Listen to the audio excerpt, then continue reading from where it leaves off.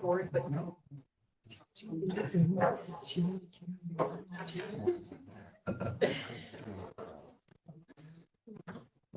All right, Erin, let's see. 8 minutes. Are we recording yet? No, I was gonna wait till you gave me the okay. I see that the clock in this room hasn't been changed. Oh, no, it is. It's 6 o'clock. Yeah, it is 6 o'clock, so. You can see we're on the Yeah, page. yeah. Right.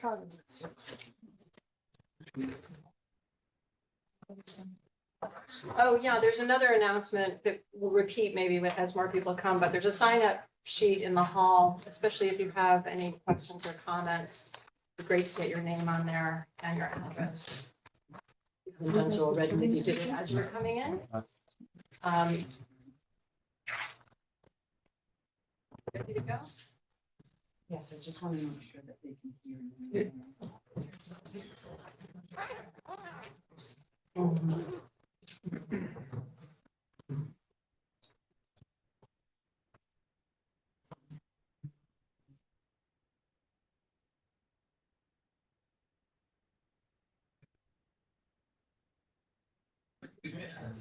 Oh, she is.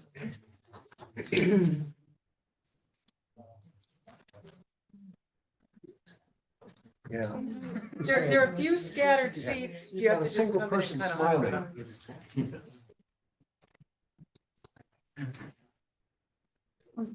The next door meeting room is also available as overflow seating for our Zoom access. Of course, if you're in that room and you sign up to speak, you're welcome to come in and speak and return. Well, we can also take questions and comments from people who are zooming in elsewhere. Yes, yes, we currently have 17, 18 attendees. Can you see that? Yeah. Okay. Yes.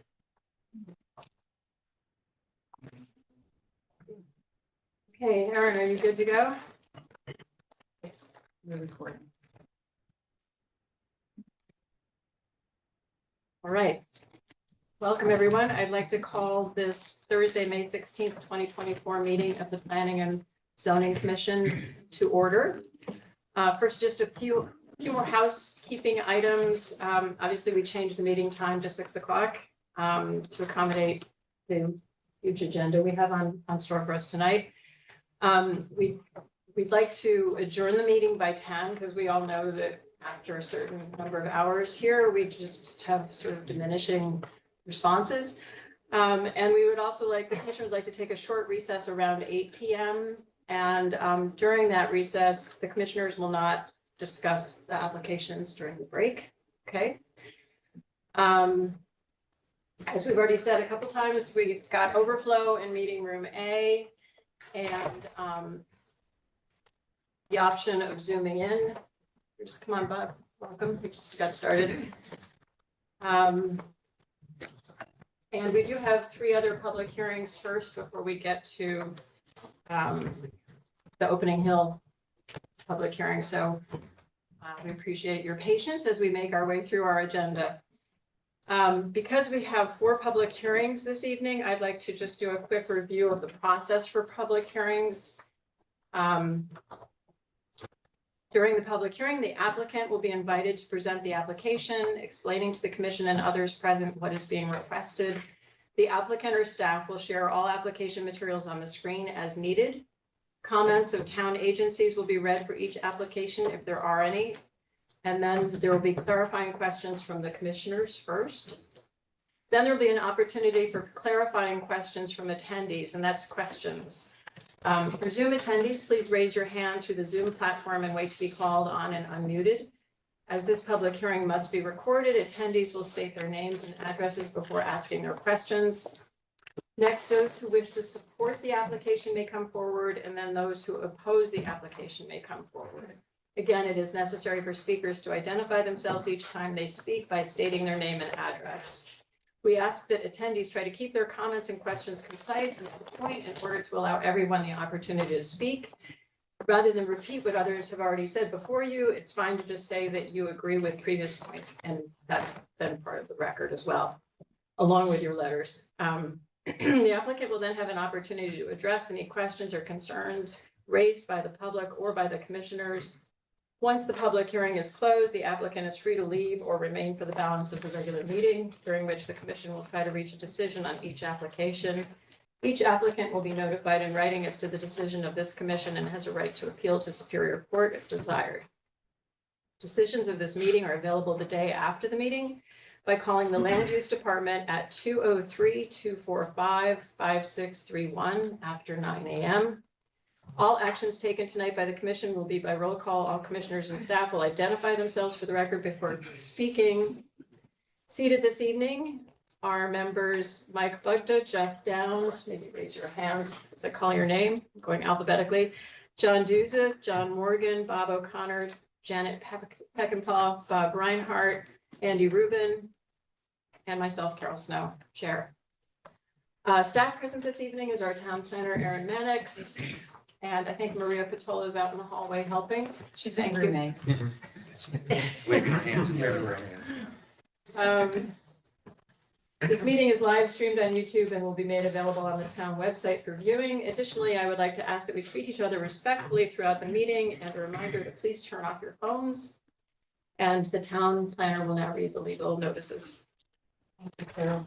Notice is hereby given that the Madison Planning and Zoning Commission will hold a public hearing on Thursday, May 16th, 2024, beginning at 6 p.m. in Meeting Room C, the Hammonasset Room, Town Campus, 8 Campus Drive, Madison, Connecticut, 06443. This is a hybrid meeting, and attendees may also join via Zoom webinar through either the webinar link or call-in information below. The webinar ID is 915-8196-6735. Passcode is 452138. Call-in number is 646-558-8656. The following applications will be heard. Application 24-10, 6 Opening Hill Road and Indigo Trail, map 70, lot 1-1 and 1-14, zone rural residential 1, owner applicant, the Emily Hall Treamaine Foundation, Inc., special exception pursuant to section 5.4A and 3.4C for philanthropic and educational use of the property, which use includes arts, architecture, and other philanthropic and educational exhibits, meetings, tours, on-site residencies, events, studio and collaborative space, applicant's administrative office, and a museum/gallery store, all as more specifically and fully set forth in the statement of use and project description as amended, which is included with the application and on file with the Planning and Zoning Commission. Application 24-11 plus coastal site plan, 20 Advent Hill Road, map 37, lot 61, zone residential 1, owner Charles J. Corso, applicant is Thomas A. Stevens and Associates, Inc. Application for re-subdivision to subdivide lot 3 of Advent Hill. Application includes a coastal site plan. Application number 24-15, 251 Boston Post Road, map 35, lot 53, zone plan development district, owner My Four Boys LLC. The applicant is Thomas A. Stevens and Associates, Inc. Petition for zone boundary change, plan development district per section 32, modification of master plan to convert club into a restaurant with residential unit above and associated site improvements. Copies of these applications are available for inspection in the land use office. Further details on how to participate in the webinar are posted on the Town of Madison website, www.MadisonTV.org. All written correspondence can be submitted to the Land Use Department via email to landuse@MadisonCT.org. Dial 203-245-5631 for assistance. Dated at Madison, Connecticut, this 23rd day of April 2024. Carol Snow, Chair. This was published once in the source on May 2nd, 2024, and once on May 9th, 2024. Thank you, Erin. So the first item on our agenda tonight is 24-11 plus a coastal site plan, 20 Advent Hill Road, map 37, lot 61, zone R1, owner Charles Corso. applicant Thomas A. Stevens, Inc. Application to re-subdivide, for re-subdivision to subdivide Lot 3 of Advent Hill. Application includes a coastal site plan. So, welcome. Excuse me? Oh, yeah. Good evening, Chuck Mandel, agent for the applicant, Charles Corso. I spent hours on a lengthy dissertation here, but I'll go to the Cliff Notes version. Thank you, appreciate that. Due to the crowd. So Erin is bringing it up on the plant map now. So my client is requesting a re-subdivision per section 1.3 of the subdivision regulations, and under 2.5, we have received a positive referral from the Inland Wetlands Commission. This parcel was lot 3, as Erin had mentioned, of the Advent Hill subdivision. Recording in progress. And that was file map number 1654. There were a couple of items. So this lot was created at Advent Hill in 79, I believe. I have a copy of the original map here. It was an oversized lot, and due to the fact, by virtue of a subdivision known as the Terrace at West Wharf, they created a road called Lantern Hill Road. So Lantern Hill Road actually created road frontage for the rear section of this lot. Where the lot line is effectively where there's steep slopes and wetlands, so there was never any effective way to get to that rear portion, although it was oversized at the time. And we are requesting the re-subdivision. I did have one question regarding what section is that for open space subdivision. Now I know for section 3.11.8. Lots of 5 or less are not subject to open space. So this was a 4-lot subdivision. Now it's a 5-lot. I wasn't sure whether it was 5 or less, or 5 was when open space is required. My client's fully willing to pay for fee in lieu of, but I was just wanted a clarification on that. Good question. Erin, can you help us out with that? Yeah, it's been the practice of the commission to, let's see, rather than having you guys have to go. through Yeah, all of the 3.11.8, it was a little Yeah. vague for me.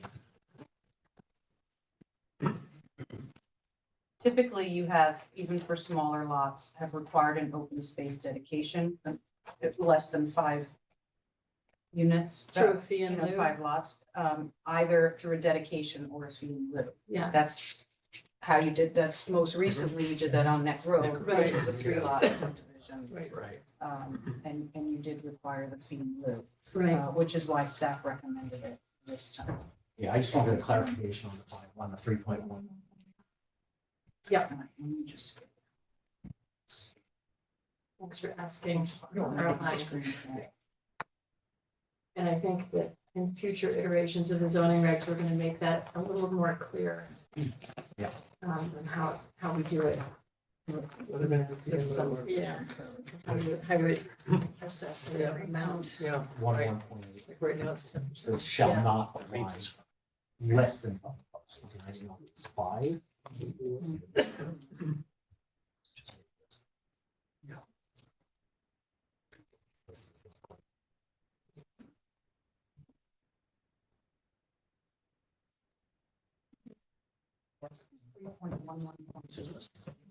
That's if it's transferred to a parent. Well, see, Child or- but I didn't. That's this is not to limit families creating a lot to stay within But the it was, family. it was still unclear. That's what, I mean, like I that's said, what that provision we're is. prepared to pay for it, but it said 5 lots or less, and then it said, it seemed like it was or family members, Yeah. so I wasn't quite sure.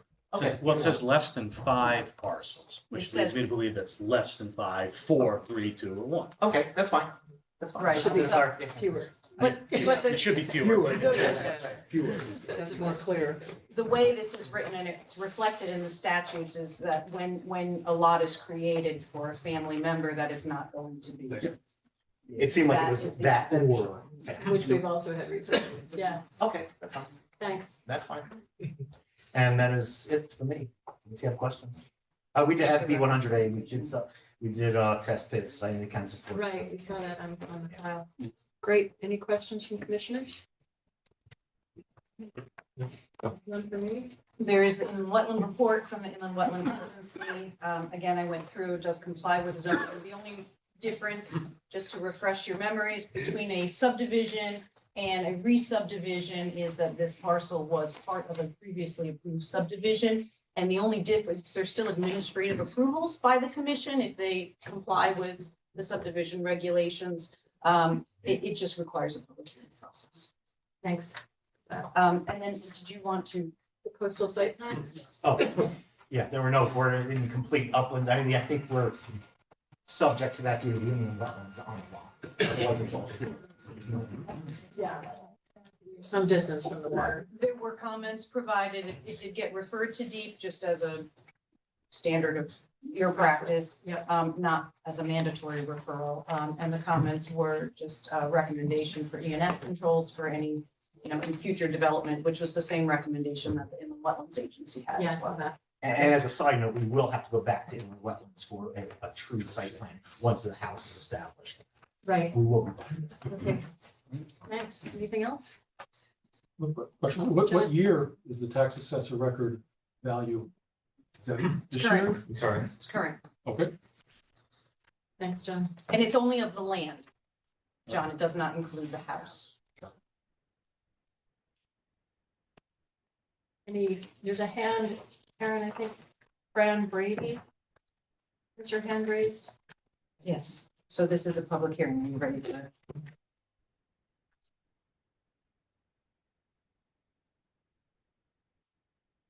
Fran?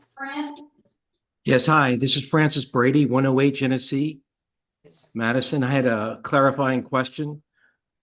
Has anyone or will anyone estimate how many mature trees will be removed from for this project? Typically, there's between 100 and 200 per acre. And with the removal of those trees, will there be a significant impact on runoff down the driveway toward Route 1? Thanks, Fran. That's a good question, but I think you'll be back with a site Yes, plan. yes, we will And be that back. would be the chance. And to go into typically, the details. yeah, and the best management practices for stormwater management are to mitigate stormwater impact. So most of the runoff will be, 100% will be contained on site. In fact, there was a vernal pool, I think. Yes, there was a vernal pool. We had Matt Davison look at that. His recommendation was 100 feet separation distance for any activity, and our site planning reflects that. Good. Also. Okay. Not seeing anything else. Anyone else? Are you? Fran Brady raised his hand again, Madam Chair. Okay, Fran. Yeah, sorry. Very first part of my question. How many mature trees do you think will be removed, assuming 100 per acre? No clue. I really haven't kept Chuck Mandel. I didn't count trees. There might be 15, 20 mature trees. That's typical for any house site in a wooded area. And are there any significant trees of note? Any large, very large trees? Can't answer that. If there I are, wish they you could. could be removed from the house site anyway. Thank you. You. There's another hand raised. Rich Michelle. Yes, Richard Michaud, 75 Lantern Hill Road. Will the newly created lot be part of the Lantern Hill Homeowners Association, as are the other lots currently on Lantern Hill Road? Chuck Mandel again. Currently, there is no provision for that. That is a separate subdivision. Unless the homeowners of Lantern Hill invite the current owner and they wish to participate, then they could become part of that, yes. But that is Lantern Hill is a town road. Thank you.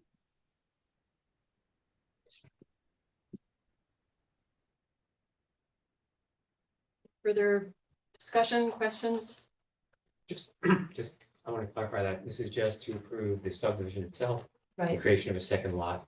And you come back later with the site plan. No, that goes to That'll go to inland wetlands. In the wet, okay. Yes. Right, Sounds good, there's okay. no regulatory Okay, review that's process fair, for a okay, single okay. family, only if there Right. was, fill, I guess. Yeah, Only if it over met 200 the- yards of fill or met something. But Characteristic. take care of that. But Yeah. it, that was, and that was noted in the, draft resolution that I provided to you as well. So would someone like to make a motion based on the draft Sure. resolution? Bob O'Connor. That we adopt this resolution. Should I read it? Yes, please. Okay, I'll do this quickly. We voted that the Madison Planning and Zoning Commission approve application 2411 CSP period 20 Advent Hill Road, map 37, lot 61, zone R1, owner Charles J. Corso, applicant Thomas A. Stevens Incorporated.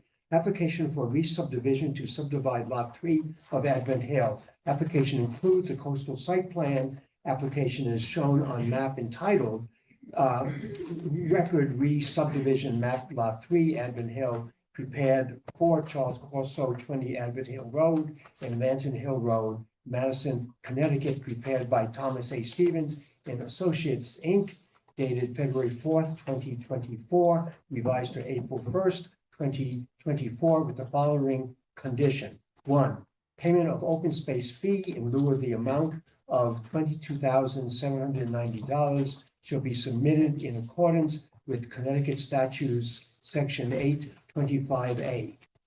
The Planning and Zoning Commission acknowledges the Inland Wetland and Water Courses Agency's report and notes that development of this parcel shall be subject to regulated activity permits. Be it further voted that the Madison Planning and Zoning Commission approve the above referenced coastal site plan application as presented with the following condition. 1, that prior to any site disturbance, soil and sedimentation control measures shall be installed to adequately protect on-site and adjacent coastal resources. The effective date of this approval shall be May 30th, 2024, and upon filing of the record re-subdivision map. Thank you. Second? I'll second.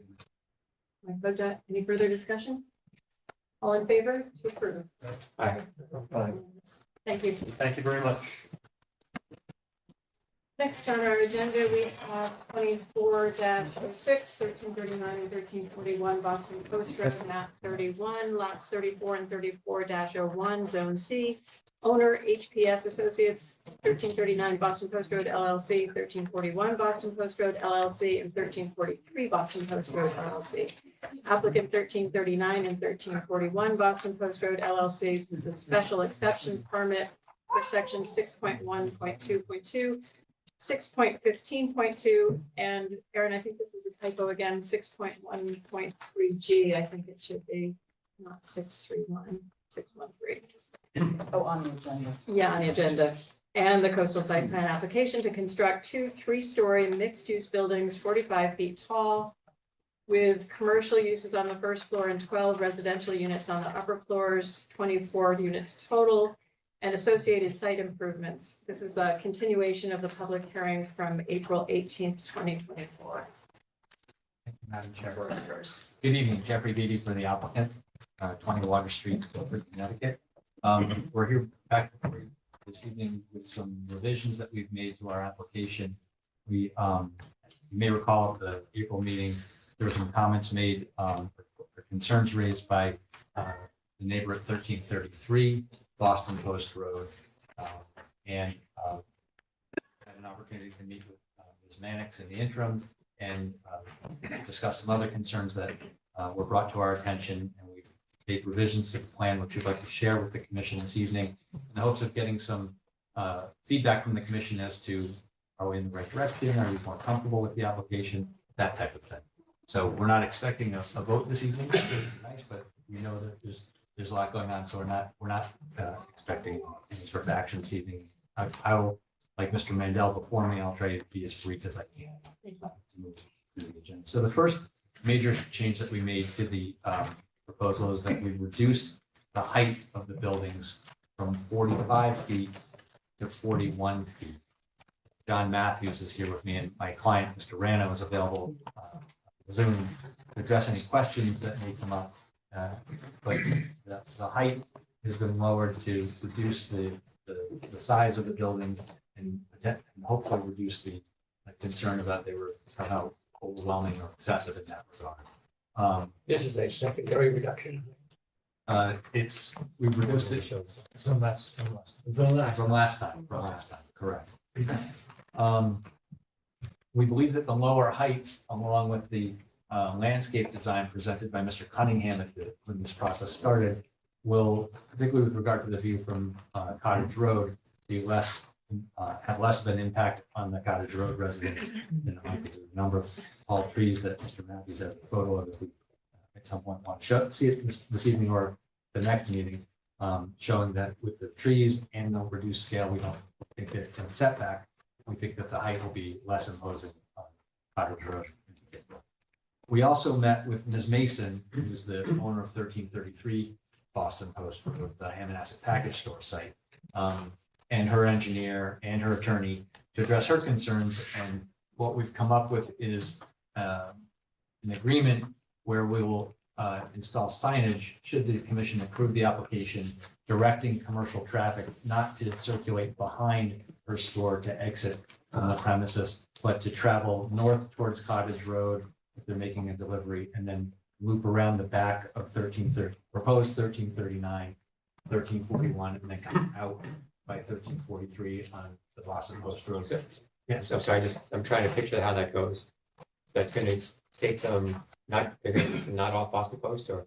They would come in off of Boston Post Road between the package store. This is for the deliveries that will be coming primarily to 1339. Right. So they would come in off the Boston Post Road toward, between where the package store is now Okay. and where 1339. They would go straight back. Okay. And then there would be signs placed adjacent to the loading area, directing them saying no left turn onto 1333 and directing them north towards Cottage Road to then loop around the back of 1339, around the back of 1341, and then come down between 1341 and 1343 to get back out to, or past 1343 as well, Yeah. to loop out back onto Boston Post Road.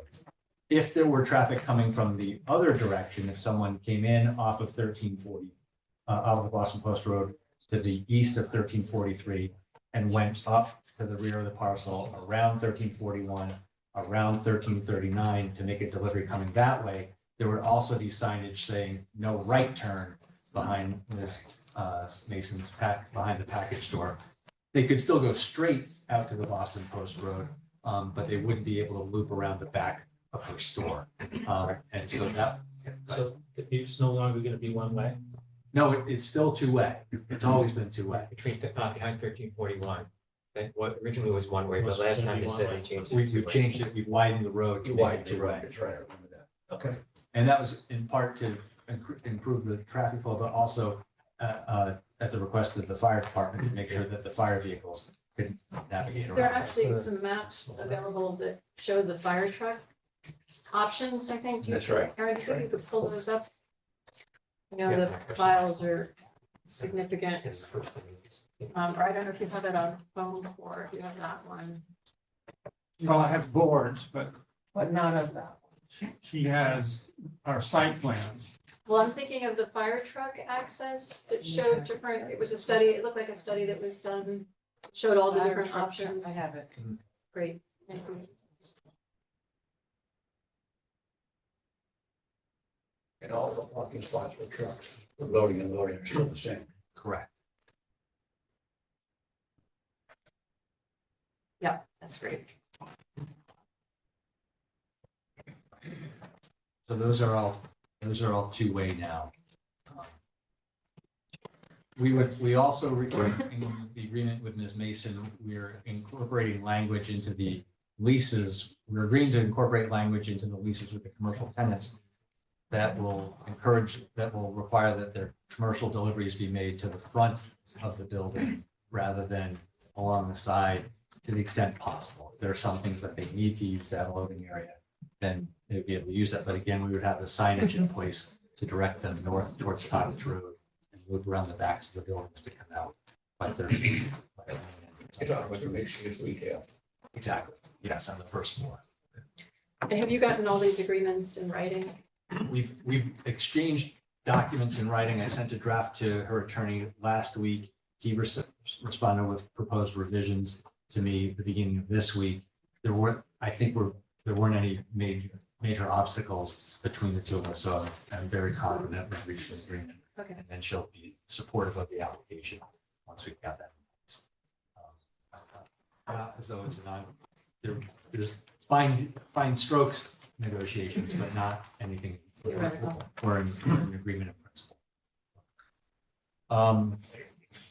We've also relocated the storage area in the buildings to raise it up off the first floor, and that increases the commercial space in the buildings by 500 square feet. And that storage area is going into the residential areas, and the result of that is that 4 of the units are now going to be single or 1-bedroom units as opposed to all of them being 2-bedroom units. That has our understanding is that the 1-bedroom units only require 1 parking space per unit, which also increases the number of available parking spaces to the site, so that we're not over the threshold as we were when we were last before the commission. We do, as the commission may recall, we do have the cross-access agreements to use the parking on the neighboring parcels. Exactly right. So with the change in 4 of the units to single-bedroom, 1-bedroom units, and the increase in the commercial space by 500 square feet, that lowers, we're still above the 200% ratio, Yeah. but we're not as far above it as we were previously. So what ratio is it now? When you add the two together, we're about 45% over. 200, about 290% or 200. The chart. Yeah. Just consider it, but we're still over by probably about 45%. Significant. Yeah, exactly. But as the commission recalls, you have the discretion to waive that requirement if you feel that the ratio is not going to have a negative impact on the commercial development of the site and provides housing to address housing needs within the town. So while it is excessive, we've made an attempt to lower it. While it isn't excessive. 10 copies here, Jeff. Okay.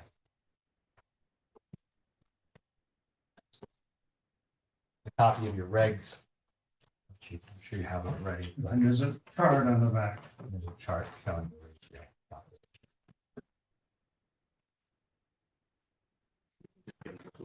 Okay, great. Yeah. Thanks. Thanks. Want to make sure everyone gets one. Thank you. So, yeah, if you make the finding under your regs that the additional housing helps diversify Madison's housing portfolio and doesn't substantially erode the commercial development. You're one of those for Aaron. Oh, okay.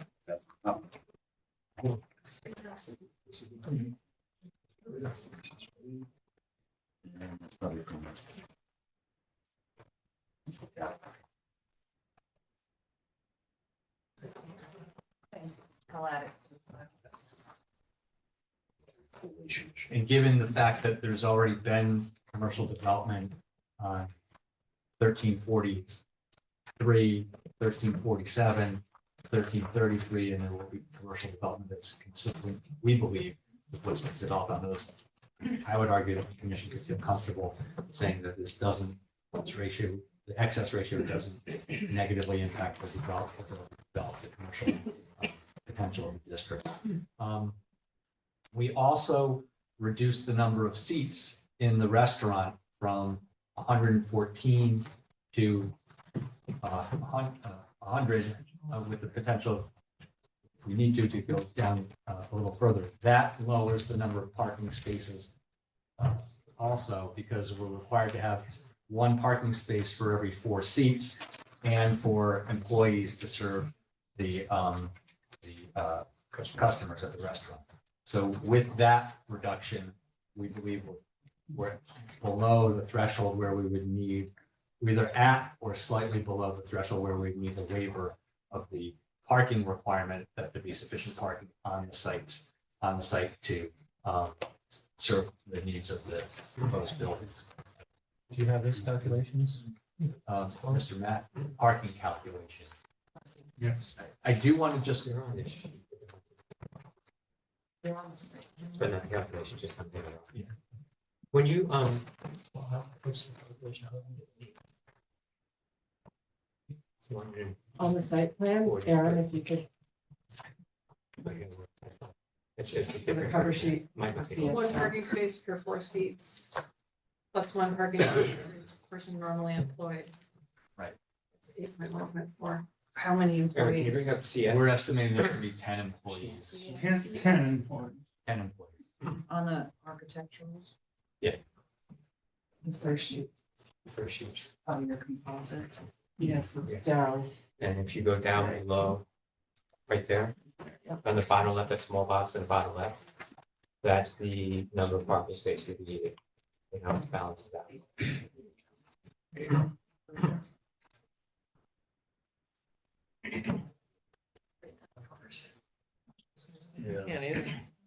Is that This the new is calculation or the old?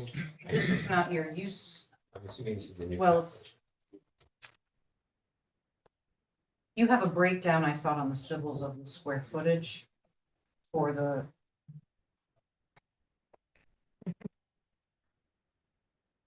For the individual. Rather than, we can get that information. Okay, great. Because we're We gonna will be be going forward. extending, We're gonna, okay. we're gonna be extending it. I'd rather give you the correct number, but we are reducing it to We appreciate that. either at the limit or slightly below. the limit. Which one is, what's that, parking? Didn't you also say, Jim, and I may be mixing this up, didn't you say because of the commercial lot next door, that there could be some overflow parking in that lot? And Yes, there would be a way to, easily with lighting and everything, make absolutely. sure people get that. That's correct. There are cross easement agreements amongst 1333, 1339, 1341, 1343, and 1347 that are all reciprocal with each other. So anybody who is going to park at 1347, if it's full, can freely park on 1343 or 1341 or 1339 or 1333 if they needed to fill that. And 1343 has more than enough parking space than what's required. And I believe 1333 does as well. So there's ample parking for any overflow, should there not be sufficient parking on these two sites. But we believe that with the adjustments that we've made to our plan, we're either close to, if not below, we're either at or if not below the threshold. Are these calculations, the most current ones based on any additional changes? This is what's in the. Yes. All right. Right, okay. But as I say, I do want to verify those to make sure that Okay. they're correct. And Fair enough. just, okay, I'm sorry, just a quick, would you prefer we ask questions about each of these topics if they come up? Would you want to go through the OSHA? I'd rather you strike while the iron's hot. Okay. My iron is still heating. If you want to encourage him, but that's okay. I am encouraged. I'd rather get the questions while they're front and center than have you inadvertently forget. I know it happens to me, so. Yeah, it does. so. I may be mistaken, but I thought at the last meeting, we asked you to, if you could come back with the total number of parking spots that would be required for the entire marketplace. Compound, in the yeah, chart. campus. We have those on the chart right there, the Yeah, 254 to the Yeah, right got there. the number. That's for each of the buildings. Required is the one to. And you're saying you're gonna have 11 more than Oh, that, but did you 243. just say a Yeah, couple minutes ago that you were gonna reduce that number? Did I misunderstand that?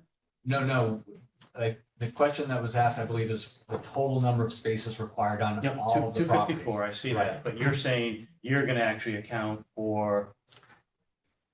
Okay, got it. The required Proposed 254, 243, got it. Right, Okay. so there'll be less than, given what we're proposing, there'll be more than enough parking spaces for the Yep. proposed. Good. Thank you. it would be great to have all this Yep. in one document for the next meeting. That's the plan. Thanks. But we wanted to gather as much information as we could this evening so that we could prepare it and get it to you in time for next month's meeting. Okay. So Karen, you asked for how the number of spaces were factored in. Yeah. Okay, good. Thank you. Question? Yeah. I can go back to the ratios first. Looking at the sheet that was just handed out, my request is gonna be there is the guidance is 200% residential versus commercial. The 1339, the numbers are showing, I think, 310% residential to commercial. I'm just dividing residential by commercial. And 294 residential by commercial, 1341. So to me, it's still very high. So if there's any way to look at how to reduce that further, I'd like to get it as close as possible to the 200. So I'm going to give you No, the exact count here. I, Make life easy. that's Save us exactly some what I time. was hoping for. So I'd like to get back to 200. I'm not sure how to do that with 2 floors of residential space, but that's my request. Get it close to where it's supposed to be. Because the requests are, there are multiple requests for going above and beyond what's in the guidelines. Regulations. Thank you. So if you do that, that's great. Sure. Because it's a little different than it was before. It's not that creative. On the parking, I think the parking, I can figure out how to make it work, but I have a couple of questions, possibly concerns, because what I'm looking at is trying to ensure that the commercial entities have adequate space to bring customers in and allow them to park. And if people can't park, they're not going to go and they're going to fail, and that's just the worst thing that can happen. When I look at it, I do it, right? So I looked at I made some assumptions on what spaces were assigned to what buildings based on the numbers you had in your chart. And while the numbers do flow, there are some spaces which are just not amenable to sharing. The spaces on the far right, even almost all of 1347, they're not going to work for 1341. They're just too far away. So that's my thinking is it seems like while the numbers work, the practical application of those numbers to day-to-day life are not going to work. And I'm trying to protect the commercial aspect of it, not the residential part. I want to make sure that when I go to the little shop at 1341, I can park within an easy walk distance, especially when it's raining. And that's the reality of it, right? If there's no spots and I have to park at 1347, I'm going home. Okay, so that's lost business. We don't want that to happen. That's the intent of the 200%, the parking, all of that, the intention is to protect the commercial aspect while allowing us to have some homes built into this as well. I'm all for the general concept. What would be a reasonable walking distance? I started to play with that, but then I realized it's not up to me to figure out what makes the most sense. Someone else should be able to do that. I mean, is there a threshold of what's too far to walk? Depends, right? Depends where you going. The weather, you want to get a cup of coffee. Something else. But it's just in general, what I'm trying to do is interpret the guidelines. So part of that then is, will spaces in the parking lot be assigned for commercial entities? And the second part of that is, will spaces be assigned to residential units? Right. We're committed to identifying the spaces, particularly at the northwest corner and behind 1341 as residential for residential use. Right. Not those at baseball. Correct. It would be to direct most of the commercial traffic to Boston Post Road. Will the apartments have like a dedicated spot with their number on it? I can get back to you on that, but they would dedicate, say, for residential use. I don't know if the plan is to make condominiums, so that may be part of the common element. Right. I mean, it's supposed to be a luxury condominium. If it's a luxury condominium, I want a space with my number on it, right? So I can always call. Yeah. I just want to fight, right? So I'm thinking practical implications. Okay, residential assigned, residential parking, and then some way of understanding what the numbers were, but I think the geography may not. So some take a run at figuring out how we show which spaces are reasonably shareable. Okay. And then we can do the math. The numbers I think work. I just want to make sure we do it. Okay. And then that'll help me protect the commercial aspect. And I'm my client has mentioned this before, particularly in our discussions with Ms. Mason. I'm fairly confident he'd be agreeable to putting signs up that say for commercial, for customers of 1349, yeah, stuff like that. 1341. Yeah, exactly. That type of thing. Okay. That's where we're going. Right. I want to go to the store, at least I got that. Yep. Okay, cool. Who's my iron? For now. For now. So I spoke about the reduction in the number of seats in the restaurant. And we've also, at the last meeting, the health director had asked that we conduct additional soil testing. We've done that. It's come back, as the other test did, is indicating favorable soils with the reductions in the number of bedrooms and the reduction in the number of seats. The soils would have supported those, the systems would have supported systems for those numbers, and it will definitely support systems for the smaller numbers that were proposed. Good question. When a restaurant is approved, is it approved for a certain number of seats? Yeah. It is? Okay. Thank you. And very, I think that's our attempt to address most of the issues that have been brought up, at least to our attention following either at last month's meeting or following. There are others. Yes. There was also the woman from Cottage Road who lived right next door who was talking about lighting. Do you remember? Yes. Did you address that? Yeah, the lighting plan has been developed so that all the light remains on premises. It won't be leaking over the border onto her property. It's designed just to remain on the, directly on the park. So I just want to add that I'm also not comfortable with the 41-foot height. yeah. I think it's still too high for that area. Sorry. I'll let Ms. Matthews address that. What is going to suffer? I mean, what's suffering with 4 feet less now? And if Carol wants even less, I mean, what would suffer from that? The more the residential than The architectural look of the building. just If the you look? want flat roofs there. Yeah, just the look. We could lower it more, Yeah. but it's not gonna fit in. But, and then aren't you I'm also? John Matthews, No, sorry. 817 Boston Post Road, and a town resident. And I'm Janet Peckinpah, from the commission.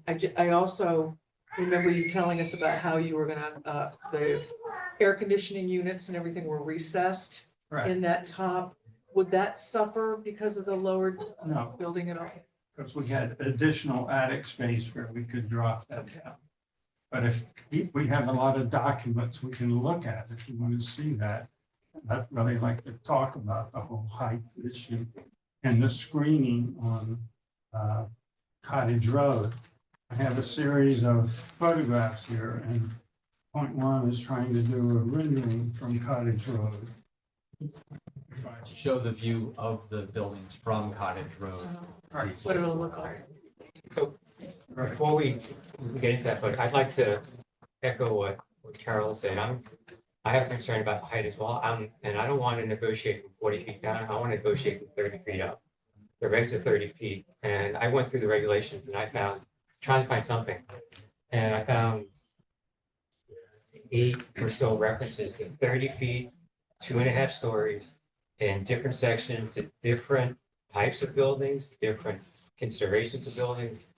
When, to me, where I interpret that is when the regulations were written, there was an intent to keep buildings at a certain height within Madison. I drove around Madison looking for tall buildings, and they're really hard to find. The tallest building I could find is 2.5 stories. And so I'll show you pictures it's of a whole within- bunch of 3-story it's buildings. within Some 5-story. in Madison. Yes. Okay. But the regulation started at 30, so I'd like to start from 30 and work our way up, as opposed to anchoring it at 45 and negotiating down. That was your first offer. Well, if you look at the regulation, the 30 feet is the mean height. And go to 37.5 to the top Okay. and still meet if you have a roof like this, Okay. that, if this is the slope roof, the 30 feet would be right here. Sorry to interrupt, but we're gonna have to ask the people who are standing back there to be outside of the room or find a seat. It's available. There are seats. Seats There up are here. Fire seats. code. For fire code reasons, we can't have people standing. There's 4 or 5 up here. It's 5 now. So because of the width of our building, which is 65 feet, if we were to do a pitched roof like this, it would be enormous. Okay. So what we did was what's called a mansard roof. Yeah, the drawings, I get it. Just like this, but rather than have it flat on top of the mansard, we recessed it 3.5 feet to make a bathtub, to put all the heating and air conditioning, where you can't see it. Right. But when you look at the building, you don't know it's a mansard.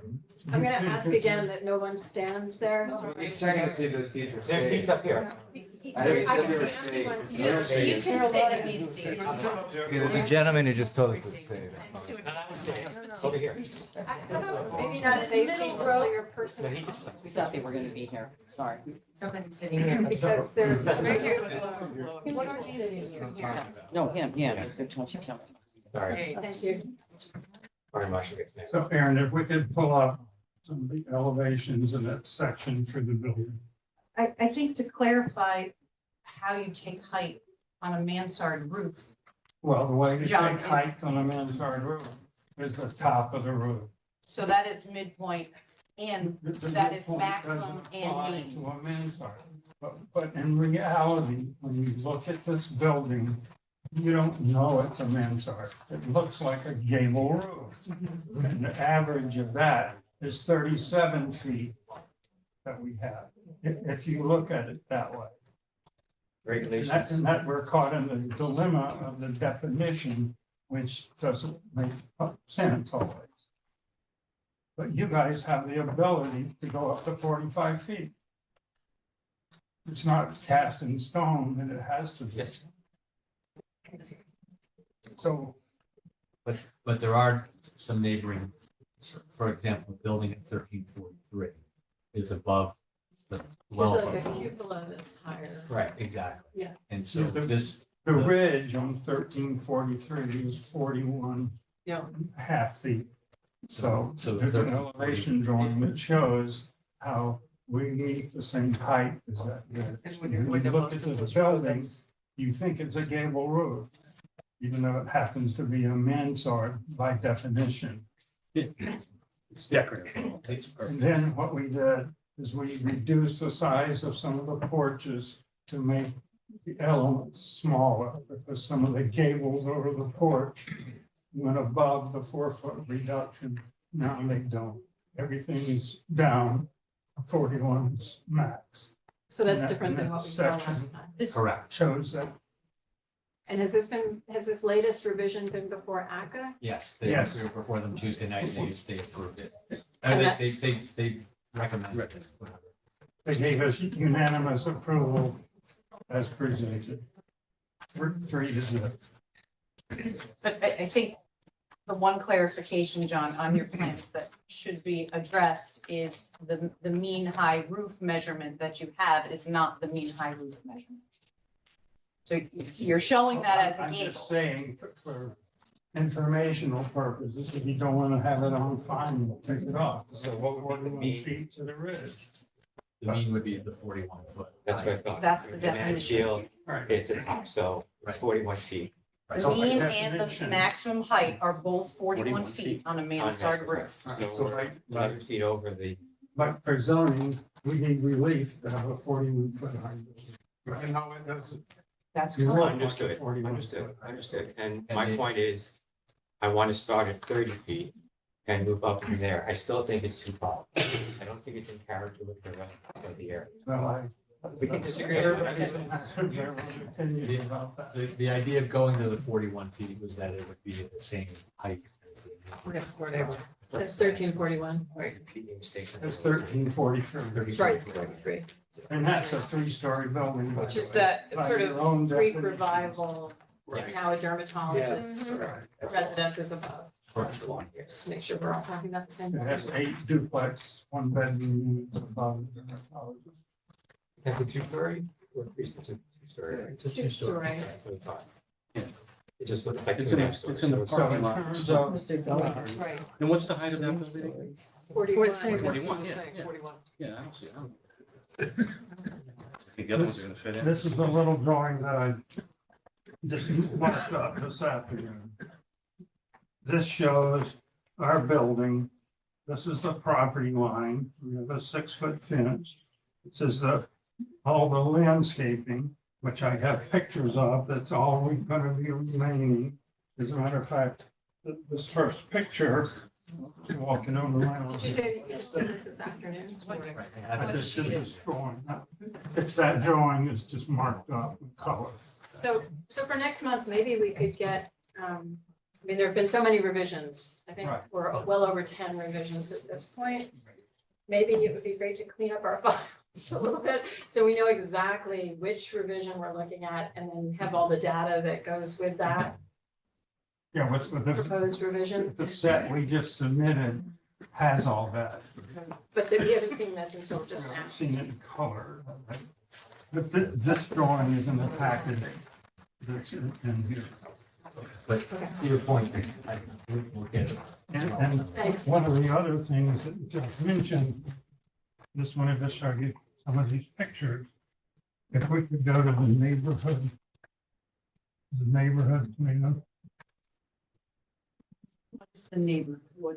and see something for that. That's perspective one or the child?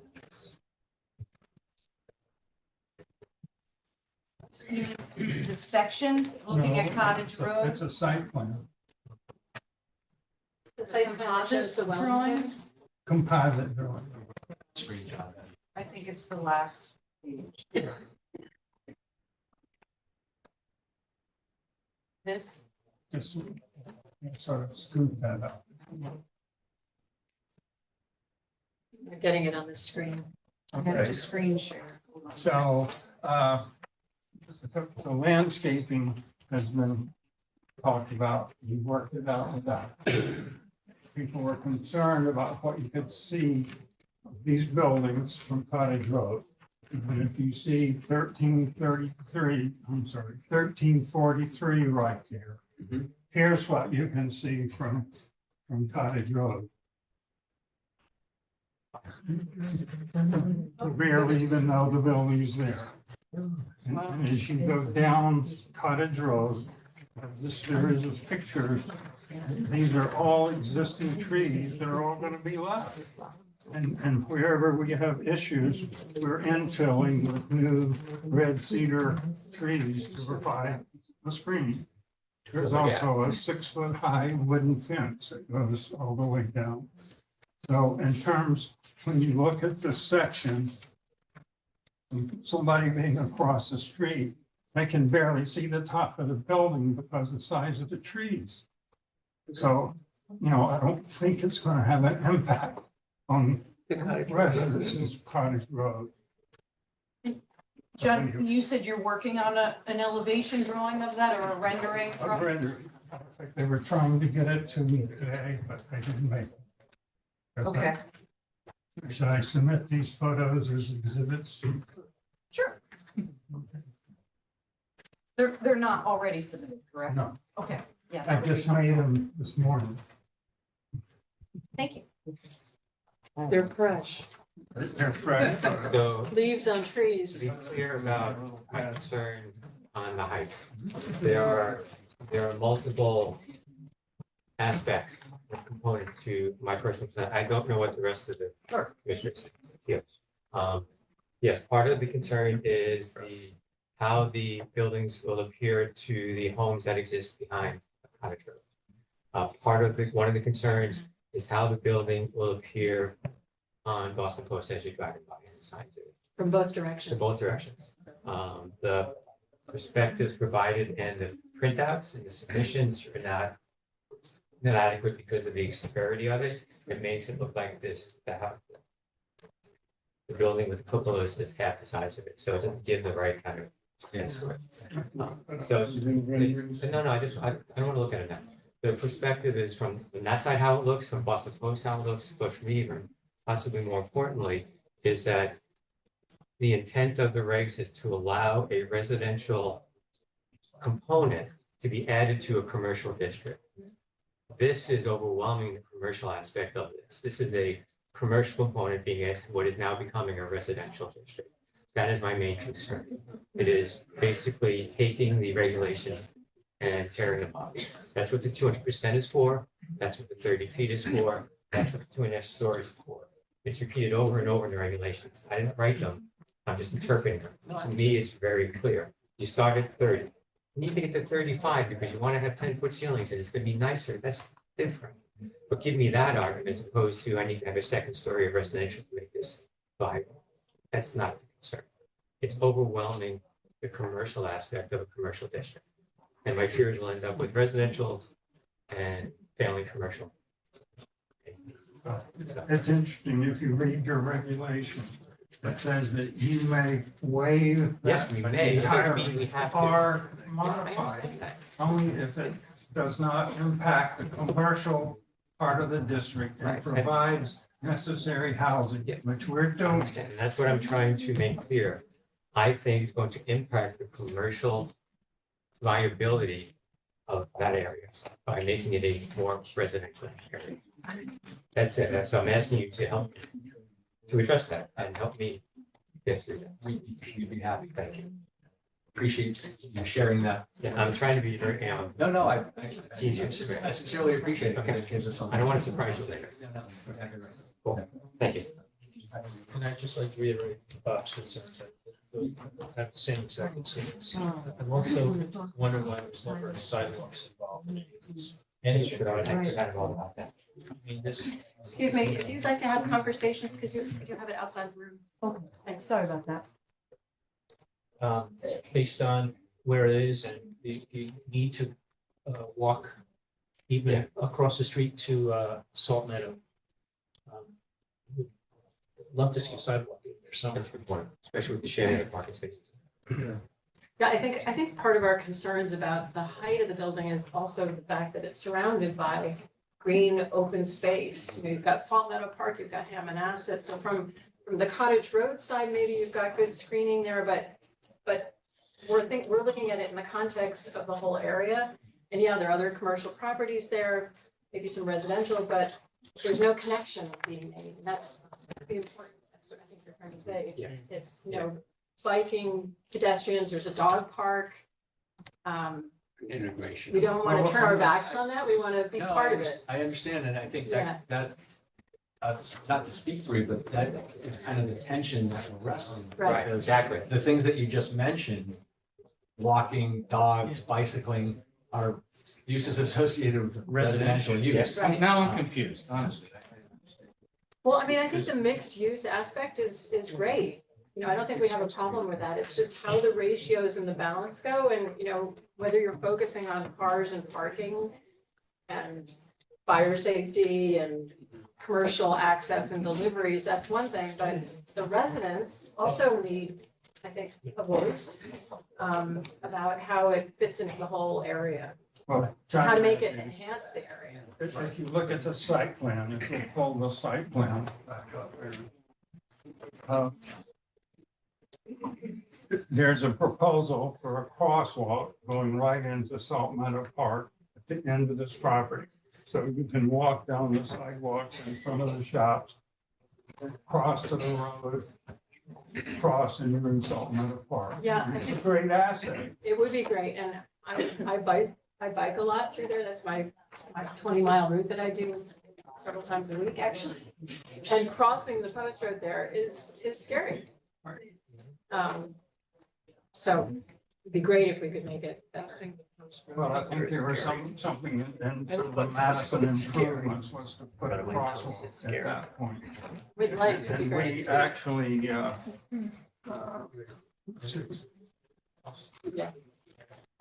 The town has some crosswalk if you look right there, there it is. proposals pending. You, I can get that information for you.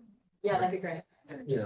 so we made it possible to make that physical connection to Salt Meadow Park, staying on our property, not going out on the street. Except for crossing the road.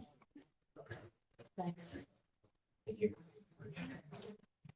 Is there any other questions or comments?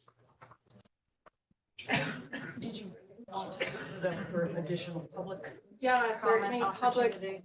comments or questions, I don't see any hands raised. Dan Dan Buckley. Buckley? If I could submit a Dan. couple of Dan, if you can just identify yourself for the record, should be able to hear you. If you unmute.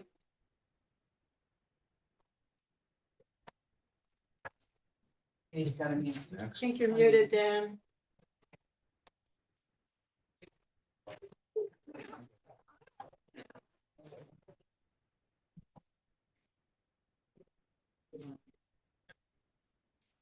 He needs to unmute. not Sorry, us. now, sorry, can you hear me now? I hear you.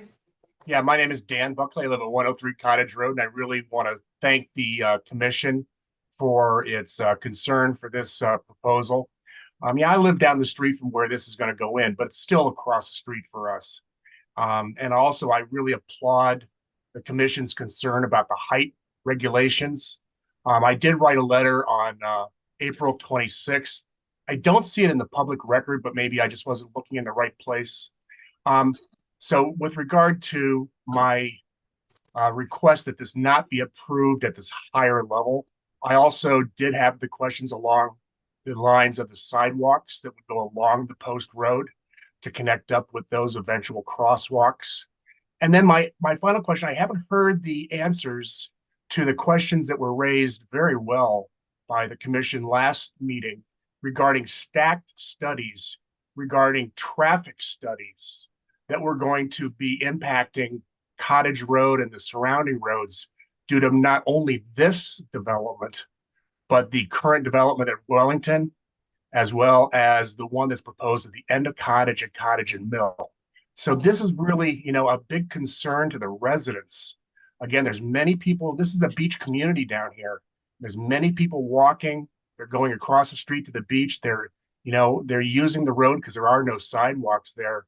And any kind of increased traffic is going to be a safety concern.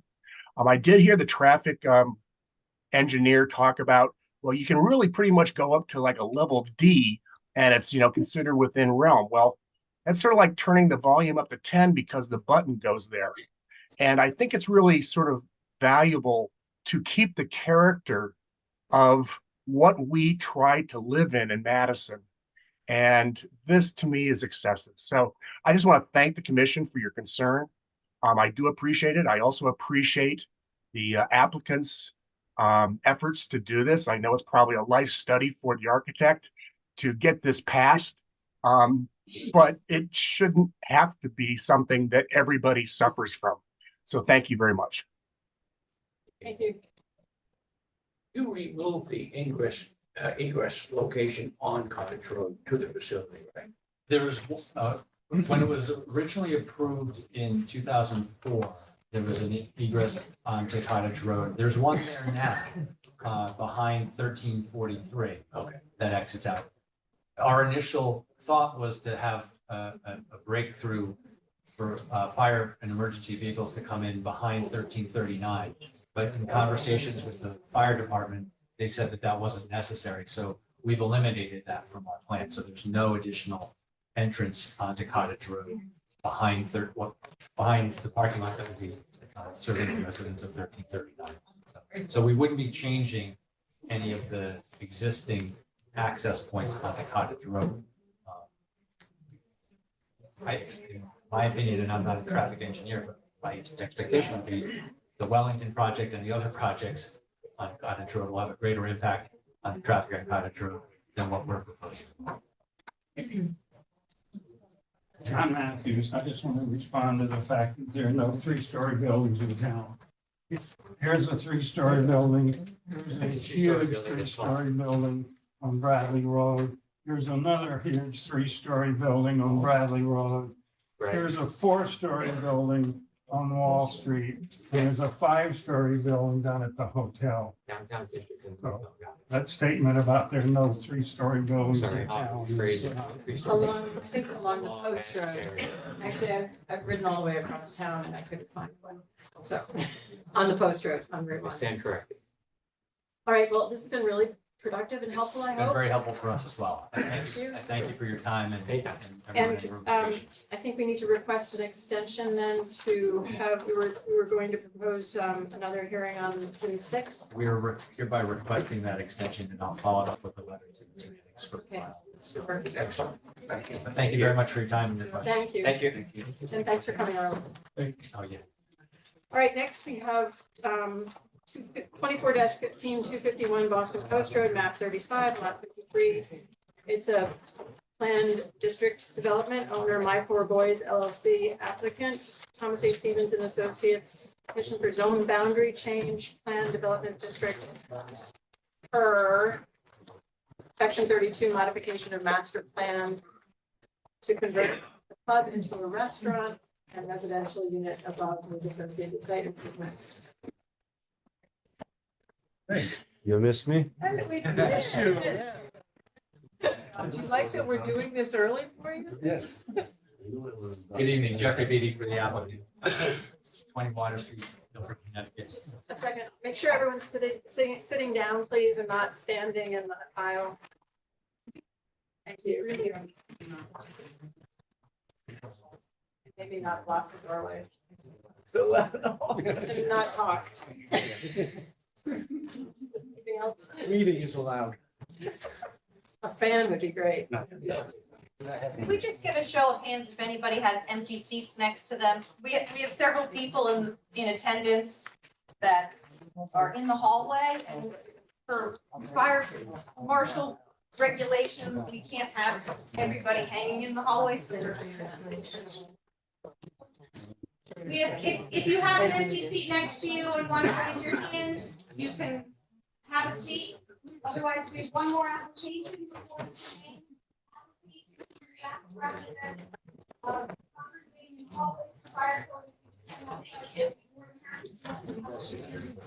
It's your patience, Jim. That'll try.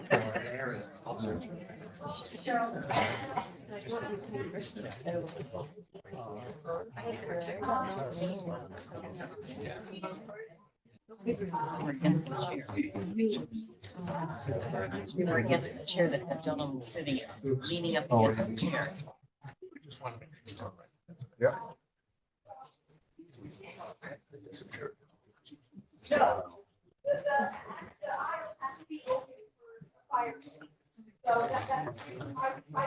hybrids, that's why we got in this room as well. You know, you have a few people sitting in this room while you're waiting. she was the other one. Where she? Oh, yeah. Yeah. It's in the hallway. So. Maybe because there was It was a comment. Yeah.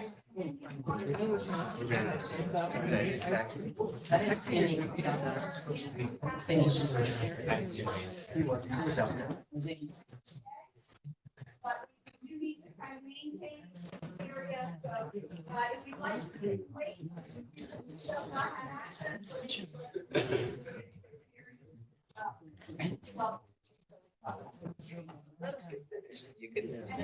you have other applications, we ask that you speak your voices down before we get to that meeting. So if you'd like to have a conversation, go out.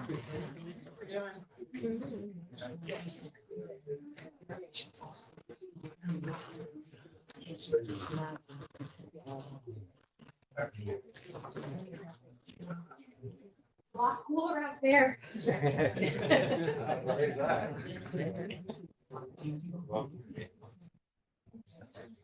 the meeting outside.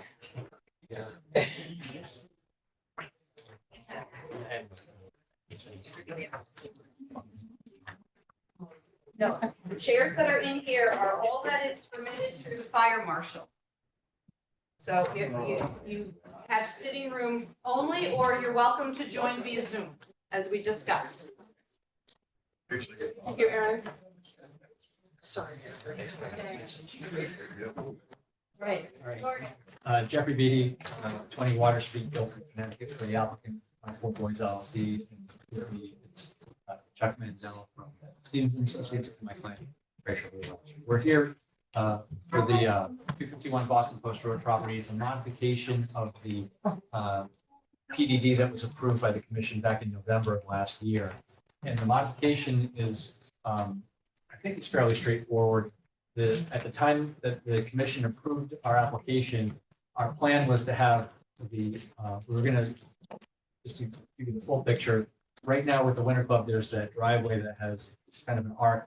There's the eastern end of it, and the more centrally located driveway. We're gonna close the eastern end and use the middle portion as an entrance and an exit from the property.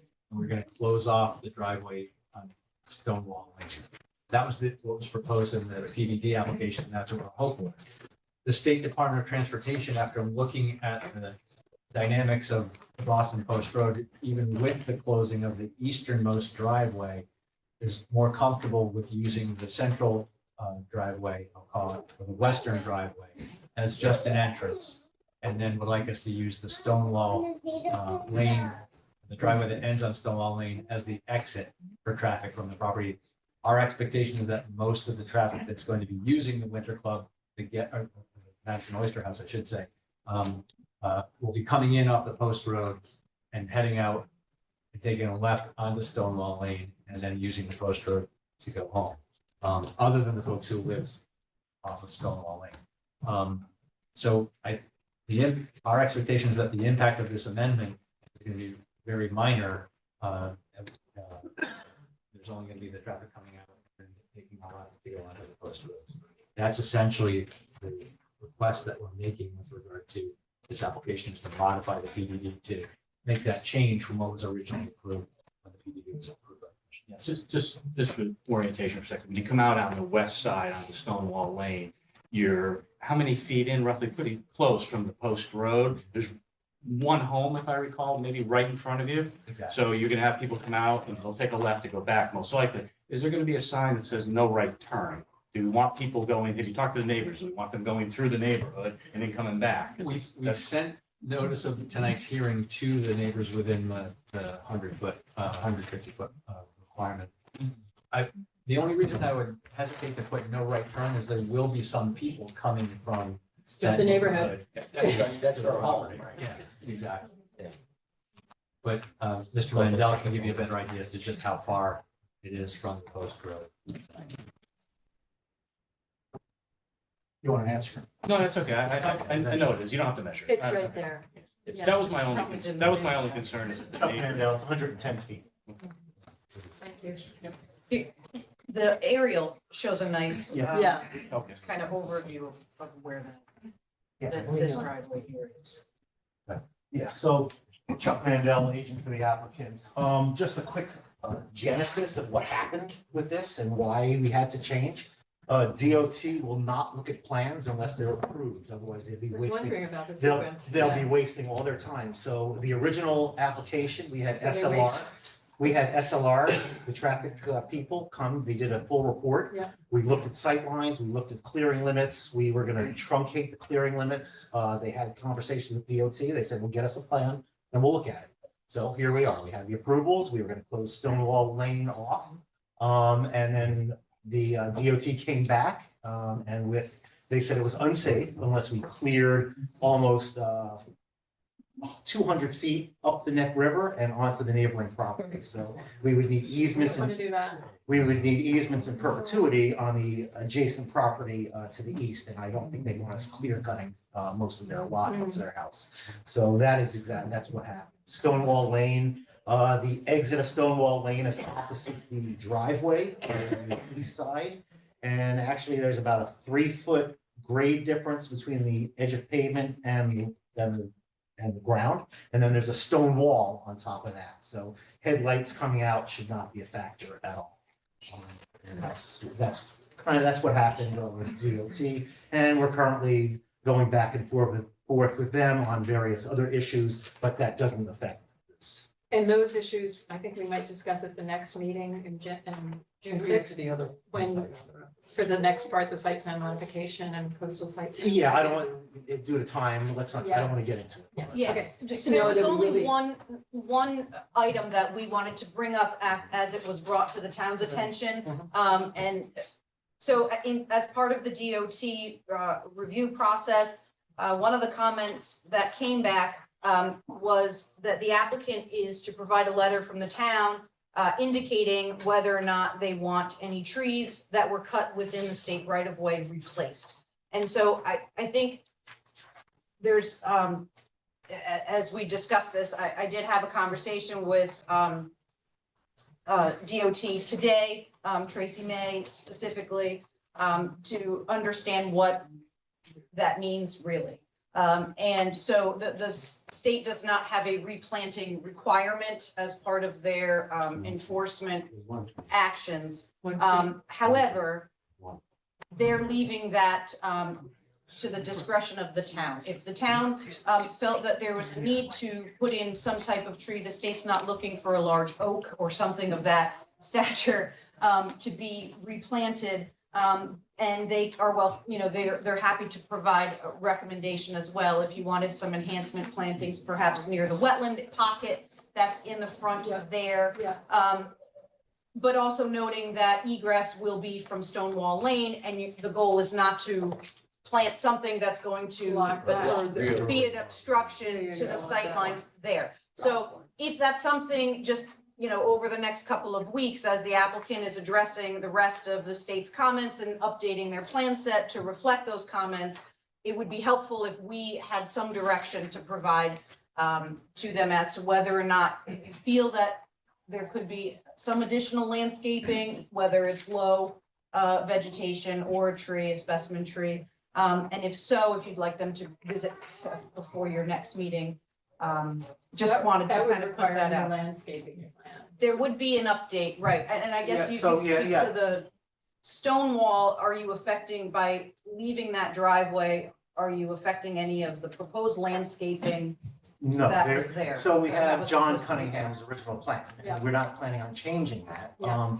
DOT had requested that we get a letter from the first select woman. I subsequently sent her a letter. I CC'd Aaron and Maria on that letter, saying that if the town requires additional plantings, we will act accordingly. I would think it would be a minor modification on the landscape plan. There's no, I don't see any reason to go to act for a couple of bushes, just to save the administrative burden of that. But we're here tonight just for this modification Right. for Stonewall. So the other, we'll certainly talk about it at the next meeting, but, and we are addressing the DOT issues right now. But I think for tonight's meeting, driveway, I think it's a very minor change. Yep. Okay, I do have Are there any other options, or is this the only option, or are there other options? There are no options. The only other option would be to get permission and try to clear cut half of the Neck River and go onto the neighbor and obtain an easement. You could create another a new driveway? The properties to the north, well, to the property to the east of this is the Neck River. So Yeah. we couldn't go that way. No. The properties to the north are single family You go towards homes. the west. So we couldn't go that way. And Yeah, and I'm sorry, there is criteria where you don't want to have two intersections too close to each other. So we'd be holding that line. I don't know if we can meet the sight line. And there is a wetlands area in between that area. There's sort of a swale in between. This one, right, so we would end up probably filling wetlands in order to get that done. So, yes, it might be able to be done, but it would be, we would have to go back for wetlands and try to fill some wetlands. And you said from the beginning, if I want to correct that, you approached the state about having one entrance and exit in the center, and they said no to that? well, they didn't, when we submitted the application for the PDD, the state hadn't given us any comments on it. They wanted to say, they said, come back to us when you received your approval, and then we'll look at it. So our thought was, since it had been used as an entrance and exit for the Winter Club, we would just continue with that use, and we were going to extinguish the easternmost driveway.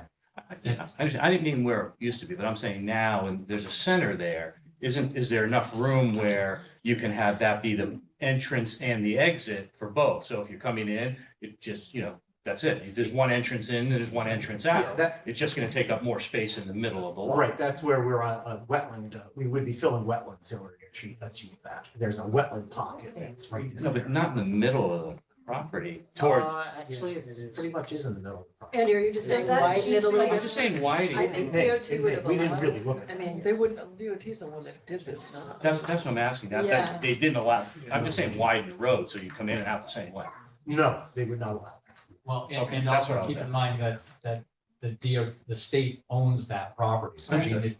we need to get their permission to make a new cut. And they won't give it. And Well, we haven't asked, but my expectation is. It's very difficult dealing with DOT. There was an issue with the wall also, so they, I want to talk about that at the next meeting. okay. Yeah. Really? It was a blued stone, I said, but. Yeah, we'll talk. These stones together, 5 inches in state property, they want the whole wall to be taken down. Francisco, we'll talk about that. Next meeting. Sorry. Okay. Interesting. So this is just to approve the change to the PD. Do you have another question? I'm assuming the sight line is based on a calculation with speed and curve. Is there an option to ask the state to reduce the speed at that point? So the state right now is in some program of zero accident, zero, so they are inflexible with sightlines right now. Totally, they're, Well, I'm asking, could the speed limit be reduced? oh. Don't know. Change the calculation on the Yeah, side. no, we had not asked that question to DOT. Change the speed. So, no. It's already 45, so. Are you talking about on Boston Post? Yeah. Does that change the sightline requirements if you reduce the speed on the road? 35. And there, I'm not a traffic engineer, but there are two elements. One's the posted speed and one's the speed that people actually go. Yeah, I can tell. So they actually use the speed. They're usually going 50 at Yes, least. they apply safety. There's a safety factor involved, so. But worth asking. Good question. I have a question, and it's not related to the driveway. I think that's, we can work through that. But I have to ask it, item 5. And maybe this has to be addressed at the next meeting, the DOT letter, where they label the trees that we illegally removed.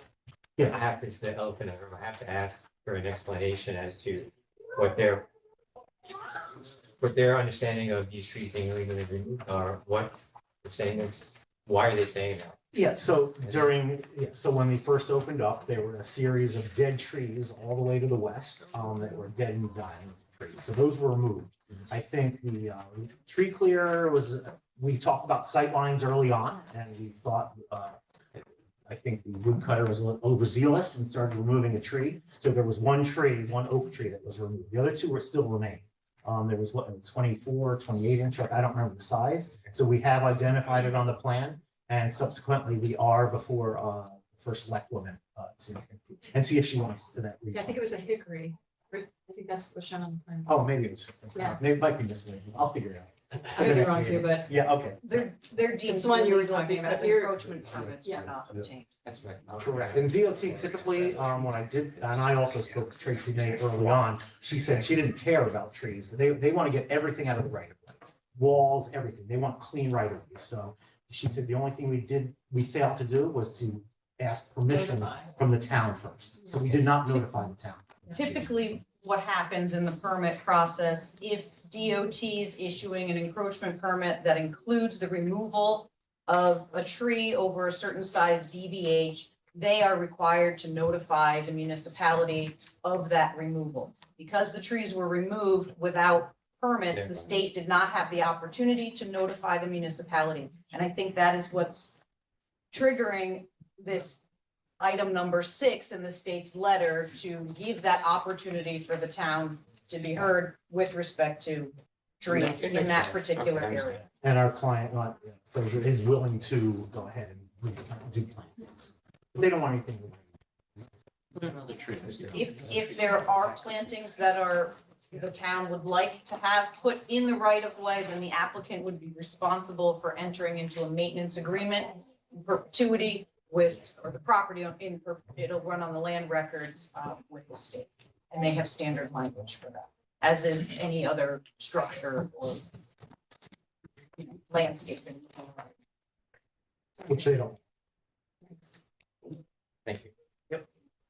So does everyone feel comfortable approving this part or? I do. Oh, sorry, I didn't see hands up. There's quite a few neighbors here today, so I want to. Oh, okay, great. I'd like to heed to whomever would like to, Cheryl, would you like to speak first? Yes. Cheryl Leveroni, 5 Stonewall Lane.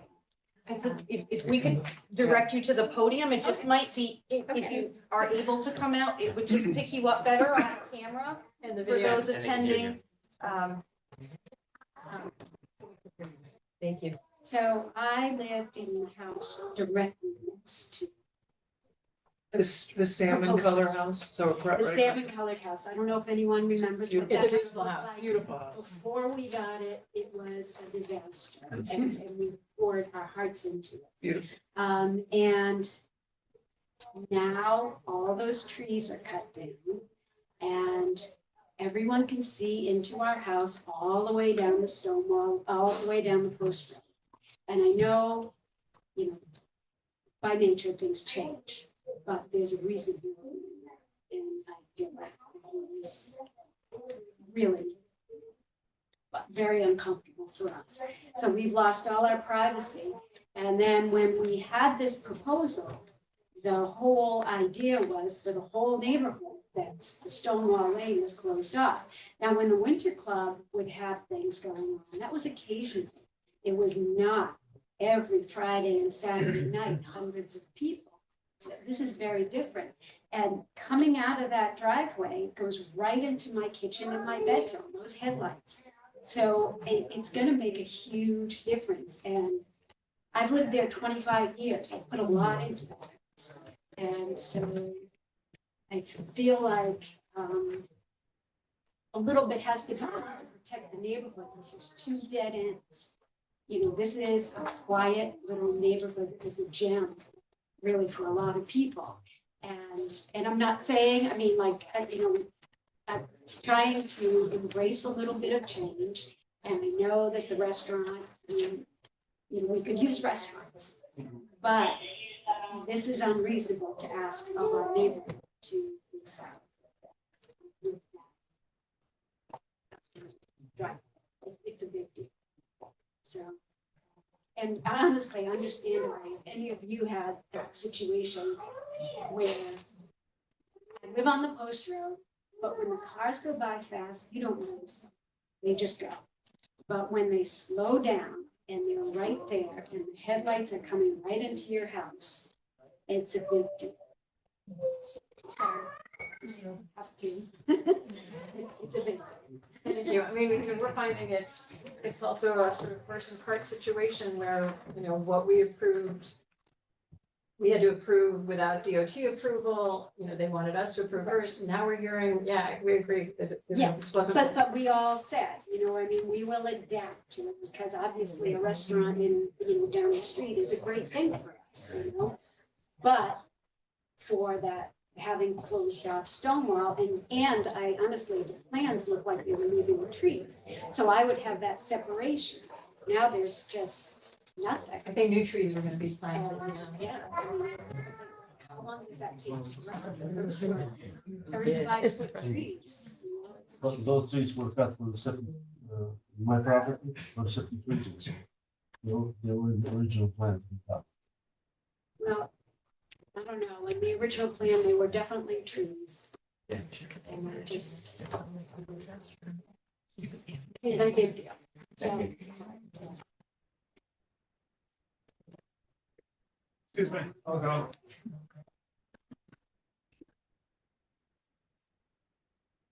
Just, excuse me, Yeah. would you state your name again, please, for the record? Cheryl Leveroni. Thank you.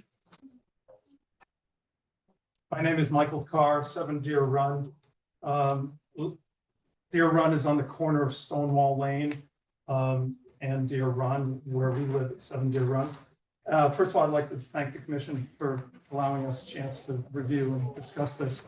I think one of the things I heard tonight, and I think one of the things that Cheryl mentioned and shared, is this is a very small little, two dead end roads, community, about 8 to 10 houses total.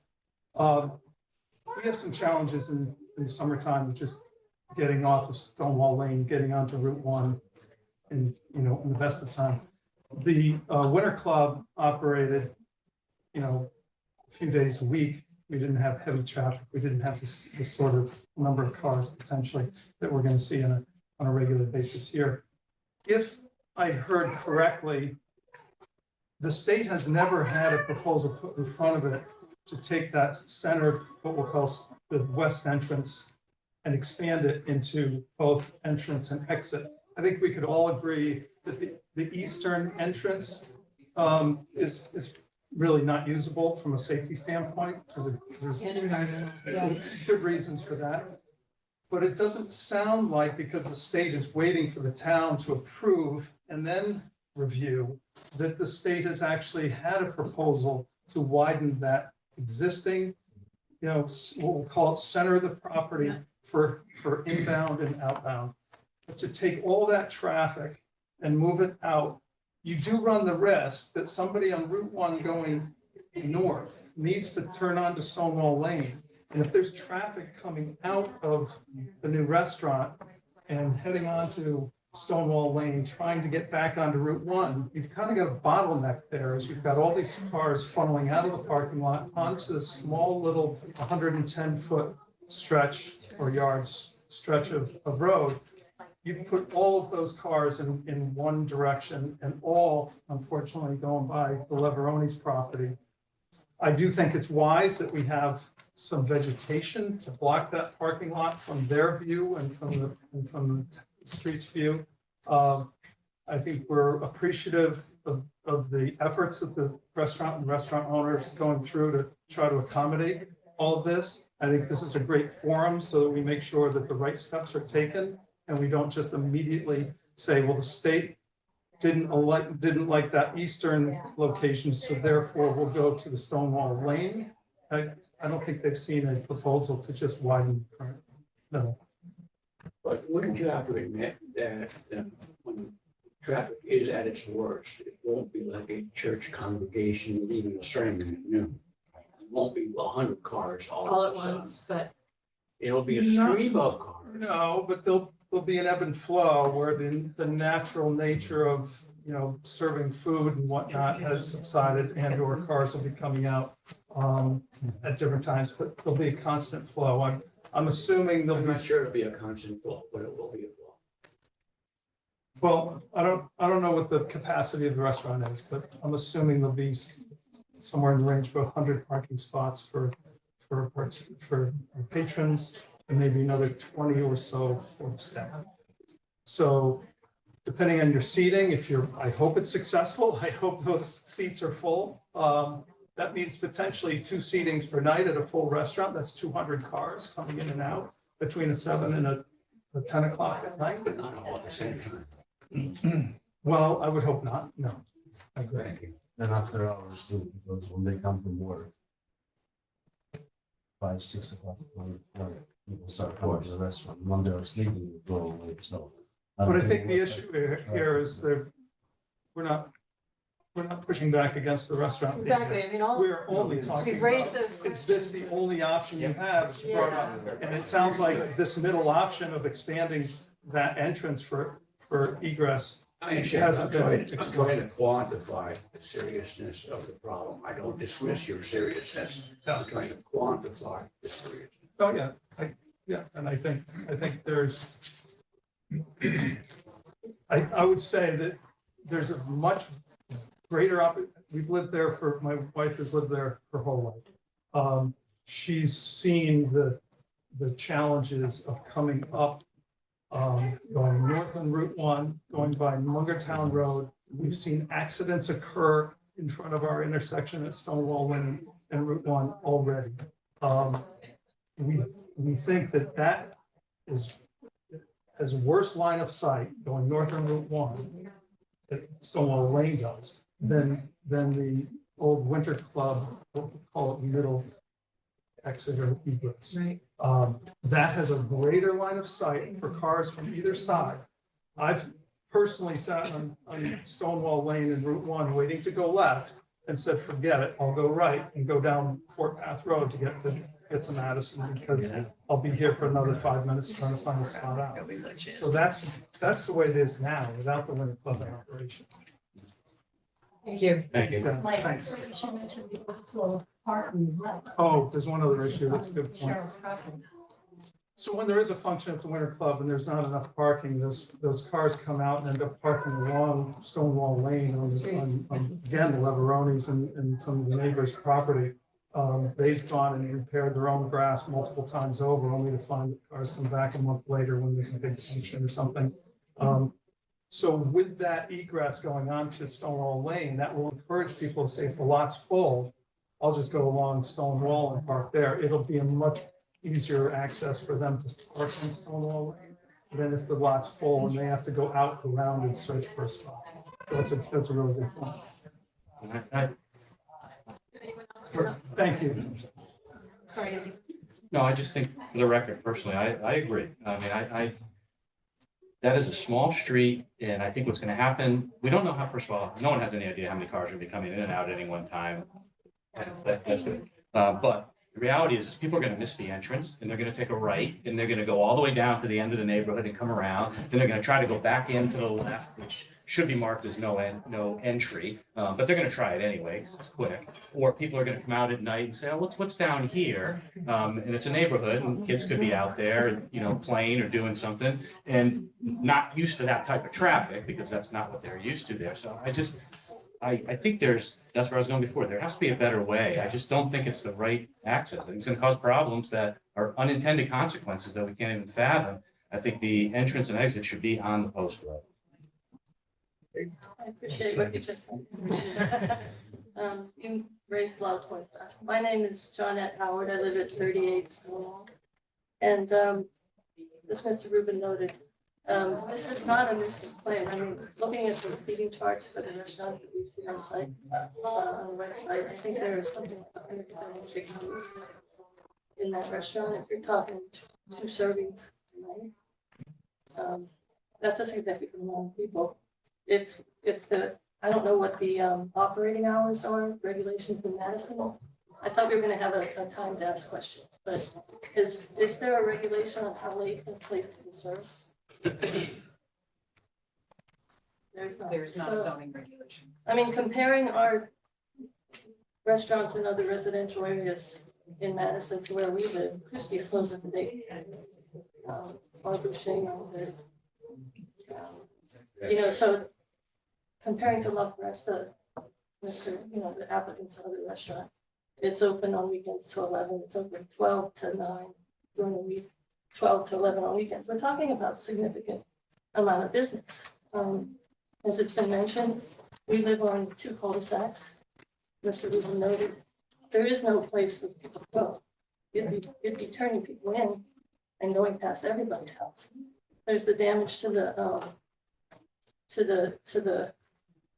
berms. There's a sort of misrepresentation on a letter that was posted on the website today that there's no known community residential opposition to this. Same as you can see, there's Until now. But for the restaurant, we- it wasn't. No, I don't think anybody's opposed to the restaurant. I think we're concerned about noise and things like that, but there's an outdoor patio with 32 seats. I don't know if there's music that will be played, but the distance from that patio to some of my neighbor's house is maybe, I don't know, 200, 300 feet. So there are all these things that, that characterize us as not concerned is not accurate. And especially, I think of all the concerns, the driveway is the biggest one. Yeah. And so I would encourage you guys. I also don't understand, because we didn't have the question part, but are the state's comments recommendations or are they rulings? These are plan review comments, so the applicant is requested to address all of the comments. But it is not a requirement. Some of them are directives, yes. Okay, so in the case of the driveway access, Yeah. is there anything that forestalls a different solution? The state, my understanding, and the applicant can clarify this, the state is not directing how the applicant shall leave the property.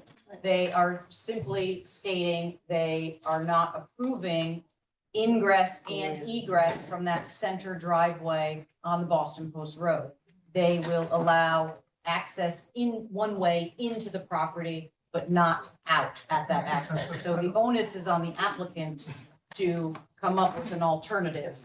I don't think that's what I heard earlier tonight. I thought that the state did not approve the eastern entrance with the current western entrance. They didn't approve that, and they did a safety study, did a traffic study to say that would not be approved. But no one has ever given them the option to go middle expansion for both egress and entrance. So that's what I heard earlier today, that option had not been given to the state yet. Okay, I'll let Attorney Beatty go through the details of that with Chuck. I think maybe just for the interest of time, we'll have additional comments. Thank you. There's one more response. Sure. One more person who would like to speak. Thank you. We have two online as well. Two online. Madam Chair. Hi, thank you. Nicholas Robinson, 16 Stonewall Lane. So I am actually one of the major abutters to the new restaurants. And as I said, I mean, thank you very much for listening to us. Thank you very much for listening to all of our neighbors. As I said, when we were speaking about this last year, you know, the neighborhood rallied around the fact that, you know, a new restaurant is going to be great for the community. It's going to be great for the Stonewall Lane neighborhood. And when we spoke to the applicant multiple times before that process, it was definitely noted that the Stonewall exit was to be closed off. And so for our neighborhood and for the approval process in general, we said, hey, as long as we close off that exit, we are excited about a new restaurant when you open. You know, I think now that this has moved forward, this definitely takes into question the overall approval process for the new restaurant, because and specifically if you were to look at the site map, my house at 16 Stonewall Lane, basically anytime anyone pulls out of their parking spot and goes towards that exit, their headlights are going to go right into my living room and right into our bedroom upstairs. And that's going to happen for probably from 5 to 11, 5 to 10 every single night. So I think there's going to be a lot of kind of light pollution that's going to be affecting our property, as well as, you know, on the Leveroni's property, you know, as that property as well, they come out of the exit, and the light pollution is going to go right in. And then we have another neighbor, the Birch, which also is going to be affected by headlights for a 6-hour period, probably 5 days a week. So I think for us, the fact that they're, you know, we're now addressing the potential of utilizing that Stonewall exit has become a larger issue for the neighborhood as well as for the people that supported the applicant in the first place. So secondly, and just, you know, to Mike Carr's point, I was looking through some of the paperwork that were filed on, you know, on behalf of the applicant. You know, the Connecticut Department of Transportation would require, you know, and this is also going to be more applicable when you guys talk about the sightlines and everything next week. But it seems to be a recommendation, and it was an alternative that was brought up to the DOT by the applicant. So that's not necessarily a recommendation from the DOT. So I would say from my standpoint, my one ask would be, does the DOT have other recommendations to either widen or make a double laned entrance exit at the front of the property, or kind of reconsider an entrance where the center is, and one maybe towards the western end of the property, but not on Stonewall Lane. You know, because that is a pretty big frontage onto Route 1. So there might be some other options. that might kind of suit the neighborhood a little bit better. But as I said, I mean, I think, we were all generally very excited about the new restaurant and everything's going in. But as I said, the one issue was that driveway from the get-go, and seeing that has now become in question is kind of why we're all here. So thank you very much for your time. I appreciate it. Thank you. I think the hands that were raised online have disappeared. Yeah, you're right. So I guess the question goes back to the attorney and the engineer, if we can push back and ask DOT if there might be other options to Stonewall Lane. I mean, we can certainly make inquiries with the DOT and see what their position would be. Yeah, with all this information that we're collecting now and, in light, And we did approve it. and we knew that, Closed off. yeah, we did approve it on that, and we appreciated that you were supportive of it, even though it was in your backyard. Still, because we were able to close off Stonewall Lane, that made a huge difference. So just could you clarify for me what the DOT did in fact do or not do with respect to entrance and exit on the road area? What did they say? So Chuck, Yeah, I'm not really sure. yeah, What My did the understanding DOT is say when you guys that- went to them? I'm Oh, yeah, not so- clear on so your approved plan, So you we submitted took our to approved plan DOT. that everyone looked at. We brought it to DOT. This is after our traffic study, after the traffic engineer had made these recommendations with limited clearing.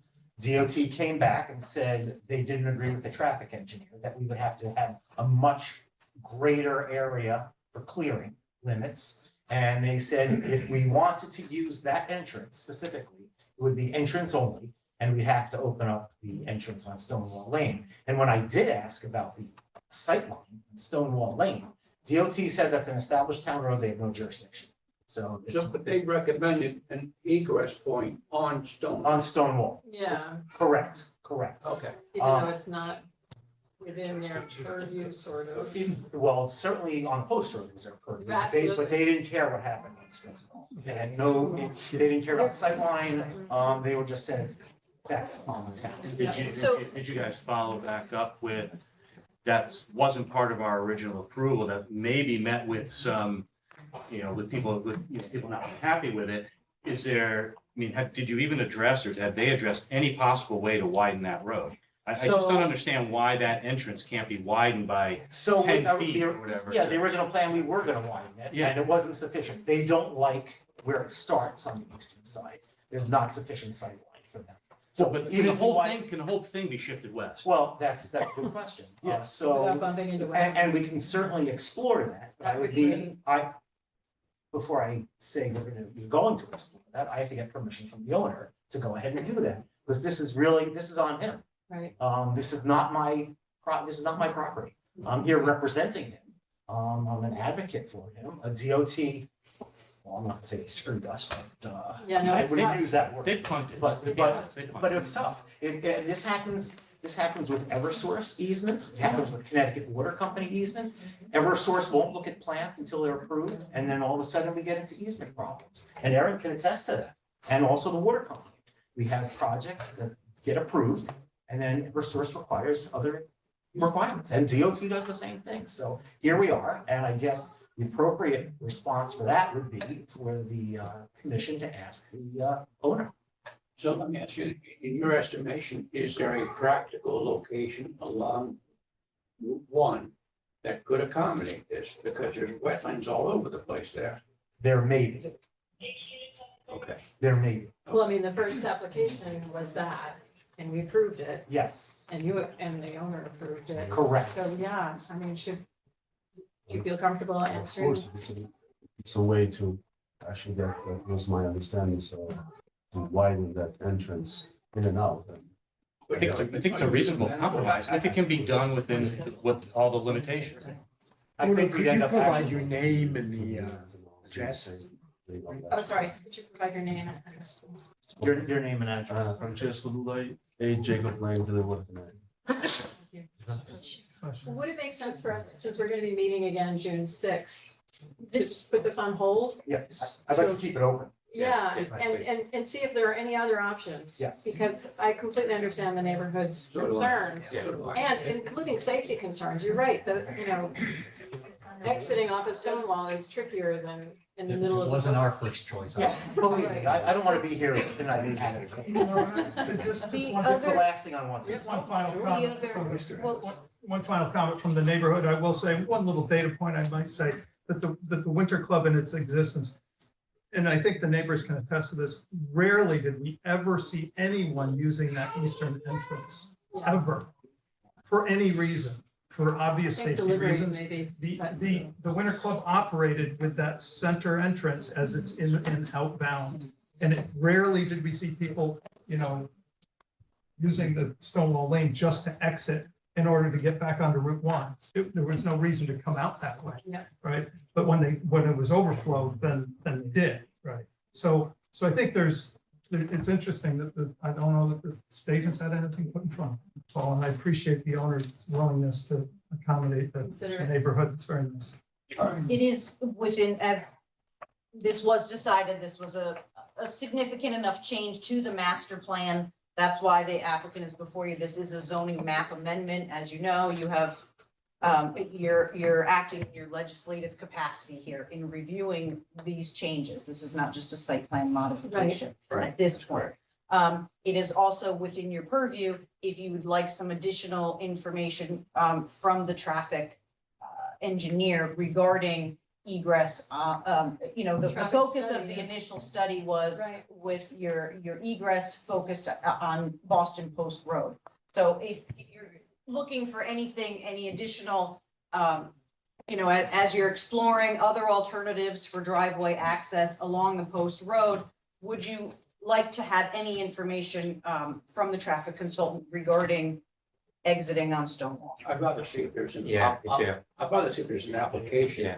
to move the driveway further Yeah. down Route 1.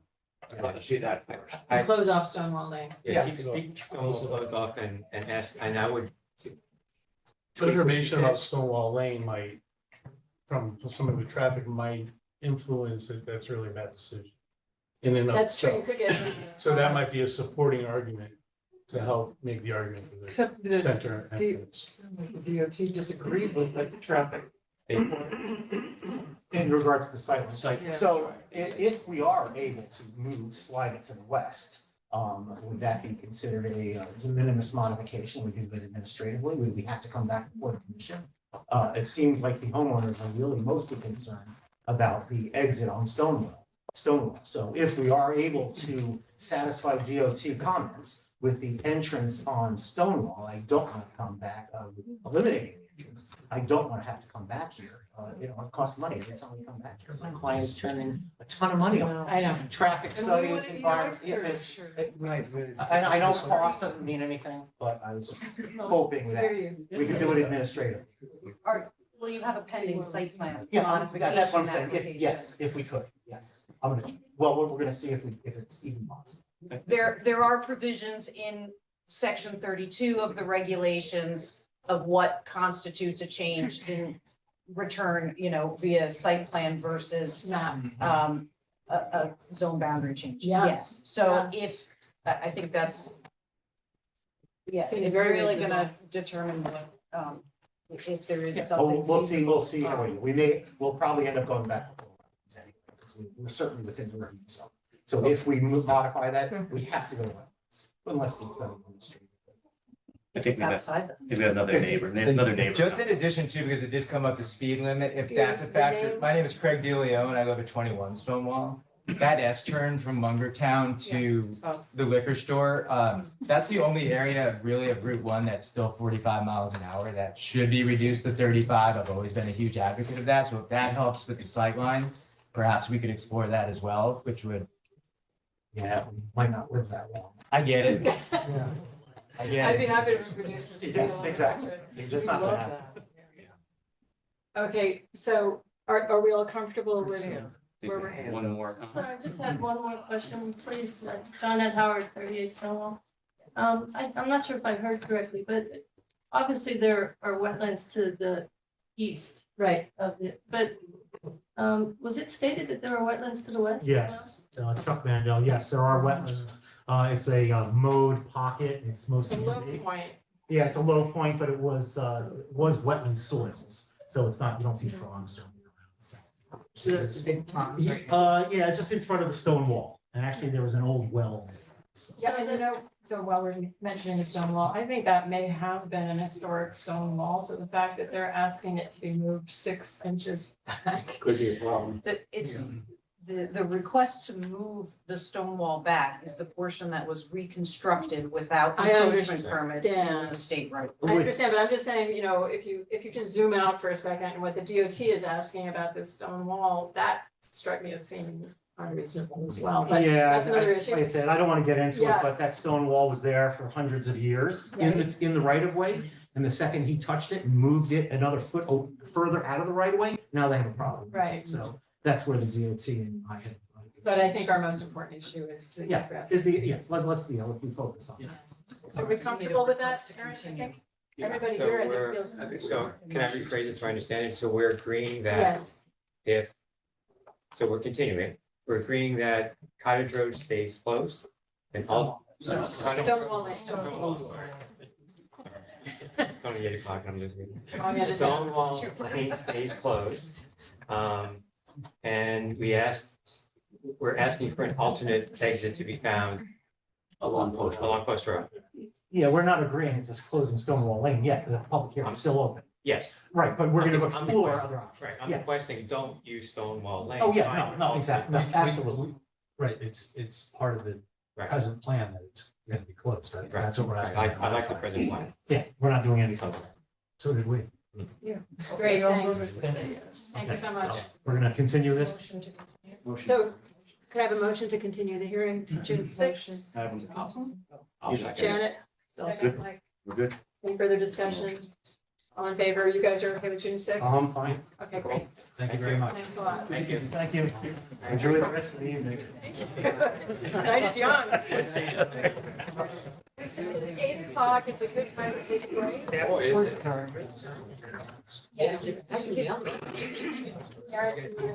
Right. Can you say that louder?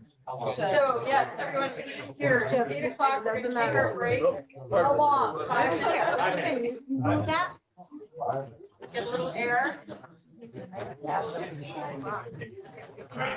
Can you give me? Joe, you watching?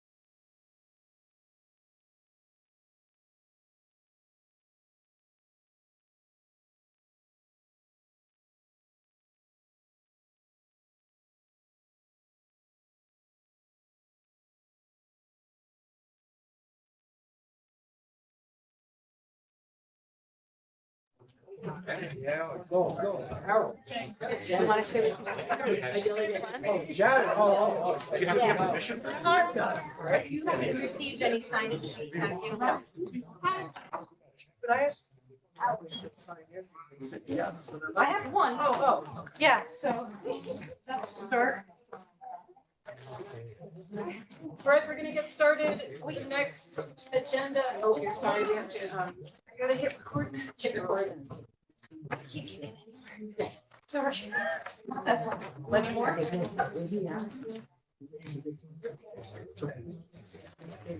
Okay, you just need to unmute. I did. Okay, all right, ready to go. Once everyone is seated, I think we're getting there. Next item on our agenda is 24-10, 6 Opening Hill Road. This is map 70, lot 1-1 to 1-14, zone RU1. Owner applicant, the Emily Hall Treamaine Foundation, Inc., special exception pursuant to section 5.4A and 3.4C for philanthropic and educational use of the property, which use includes arts, architecture, and other philanthropic and educational exhibits, meetings, tours, on-site residencies, events, studio and collaborative space, applicant's administrative office, and a museum gallery store, all as more specifically and fully set forth in the statement of use, which we'll be hearing about, and project description as amended, which is included with the application and on file with the Planning and Zoning Commission. The applicant. Good evening, Madam Chair, Commissioners. My name is Chris McKeon. I'm an attorney at the law firm of Burstein, Volpe and McKeon. Our office is in New Haven at 900 Chapel Street. I'm also a resident of Madison for nearly 30 years. I currently live at 31 Hopkins Lane. I represent the Emily Hall Treamaine Foundation, Inc., the applicant and owner of the property located at 6 Opening Hill Road here in Madison. The property is located in the RU1 district. Preliminarily, in addition to Aaron Mannix reading at the beginning of the meeting that the notification, the legal notice having been published in the newspaper, I wanted to confirm that the record reflects the certificates of mailing, which we mailed notices to all property owners within 500 feet of the subject property. That includes residents both in Madison and Guilford. And also the photos of the sign that was erected on the property 20 days prior to tonight's public hearing pursuant to the requirements of section 4.2.5 of our regulations. Can you confirm that, Aaron, that the record reflects that? Yes. Secondly, we intend to begin our presentation this evening. We will not be able to complete our presentation. We continue to develop more materials and information and reports that we will be prepared to present on June 20th meeting.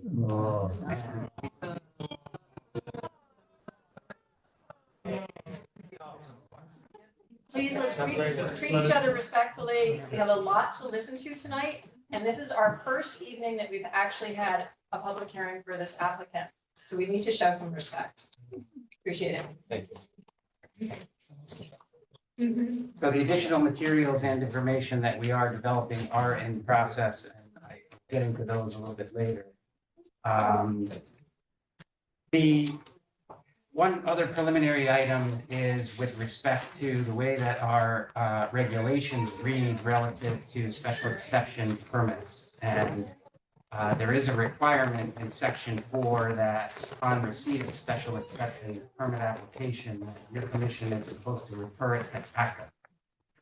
Early on in this process, which seems like many months ago now, I had a discussion with the town planner about presenting this application to ACA, but it seemed rather futile because we're not proposing any construction of new buildings or changes to the site, which would typically be what ACA would weigh in on. However, the regulations are fairly clear that a special exception is supposed to be referred to ACA. And I don't want to be in a situation where we haven't complied with what the regulations tell us we have to do. In the first place. So I believe the next meeting of ACA is in early June. And we're more than prepared to present what we're doing to ACA at the next meeting. So in addition to at some point requesting a continuance to June 20th, I guess I would also request that you refer us to ACA for the June meeting to address that issue. Okay, the owner and applicant is the Emily Hall Treamaine Foundation. It's a tax exempt foundation under the Internal Revenue Service Code, section 501c3. The uses for which it is seeking a special exception permit are in fact philanthropic and educational uses in furtherance of their mission statement. So the question of what this foundation is, who they are, what they've done, what they plan to do going forward are very important to this special exception application. Additionally, where they're doing it and the site itself, the history, the architecture, the structures, the art, which used to be housed in this property, are quite frankly stunning to me, even as I sit here today. And I've learned a lot over the last year about this particular site. So we'd like to begin tonight by introducing Michelle Napick. She is the president of the Emily Hall Treamaine Foundation, standing here to my right. And she is going to provide you with more specific information about the foundation itself and the site on which we're seeking these uses. So I'll hand it over to Michelle. Thank you, Chris. And thank you to You need to speak up. I so that shall everybody can hear in the next room as well, because our speaker's all the way over there on the TV. understand. Okay, Thank you. so I want to introduce the Family Foundation to you. Could you just say your last name again? please? Yeah. Thank Yes. And actually, we have some family members here. It's a 40-year-old intergenerational family foundation. Our board chair-elect is here, Hunter Treamaine, founding director here, Sarah Treamaine. Clayton DePietro is a third-generation member of the foundation and has our legacy working group. And we have another staff member with us, our accounting manager, who also is doing a lot of the property oversight right now. So, but we have 16 members of our board who are all family members. And we've been operating through these lenses of grant making to educational, mission-driven nonprofits, as well as environmental, as well as through the arts. And I'll tell you a little bit more about the art history too. But over the 40 years, the Family Foundation has distributed more than 100 million to nonprofit organizations really across the country. And the intent is for this Family Foundation to run in perpetuity, and we do about 4 million in grant making per year. We really specialize in high touch grant making, and that often has to do with the power of convening people around different ideas who can bring different perspectives to solutions making for many of our complex challenges in the world today. And there's a whole art legacy part of this story that I'm going to talk about in a little bit. And the connections to this property are so specific and so deep and so rich. We intend that we're going to be able to amplify all of our mission-driven work by doing programming at 6 Opening. I love these images because it's a property that's been there since the 1720s, and nothing is ever static, and changes have happened to the property over the years, but very thoughtfully and tastefully, and really preserving the contemplative nature of the site, which the next generations of the family continue to seek to uphold. We've got some overarching principles. This was a place where Emily Hall Treamaine and Burton Treamaine Sr. lived with their art. They were premier collectors of contemporary art in America. If you go to TreamaineCollection.org, you will see basically a digital archive of this collection. Again, over 700 pieces of art. And this was the place in Madison at this property where some of the largest scale pieces of contemporary art were displayed and lived with. And they continued out on into the property where sculpture became a big part of the experience. And then the property itself is architecturally significant. The colonial house with these modernist architectural additions is quite unique, and I'm going to talk a little bit about some of that. And there are just some architects of note. Alberta Pfeiffer is one of the premier female architects of this period. Philip Johnson, Landis Gores, and lighting designer Richard Kelly. And that is actually some of the lighting design from the glass barn looking out into the landscape. This image came from Vogue magazine in 1969. Again, it shows the barn and how it used to hold art pieces from Franz Klein, Klaus Oldenburg, the iconic 7-Up statue in the back, Rosenquist, Ginard, and on were displayed in the barn and elsewhere on the property. Today, though, this is an image of the glass barn. You'll see there's a little markup with some red there. We've had to do some stabilization of the barn to make sure the glass right now remains intact. The roof is in dire need of being repaired. The chimneys, the flagstone. I mean, the property had, fell into deep decline over the past few years. It was in the Treamaine hands for 56 years.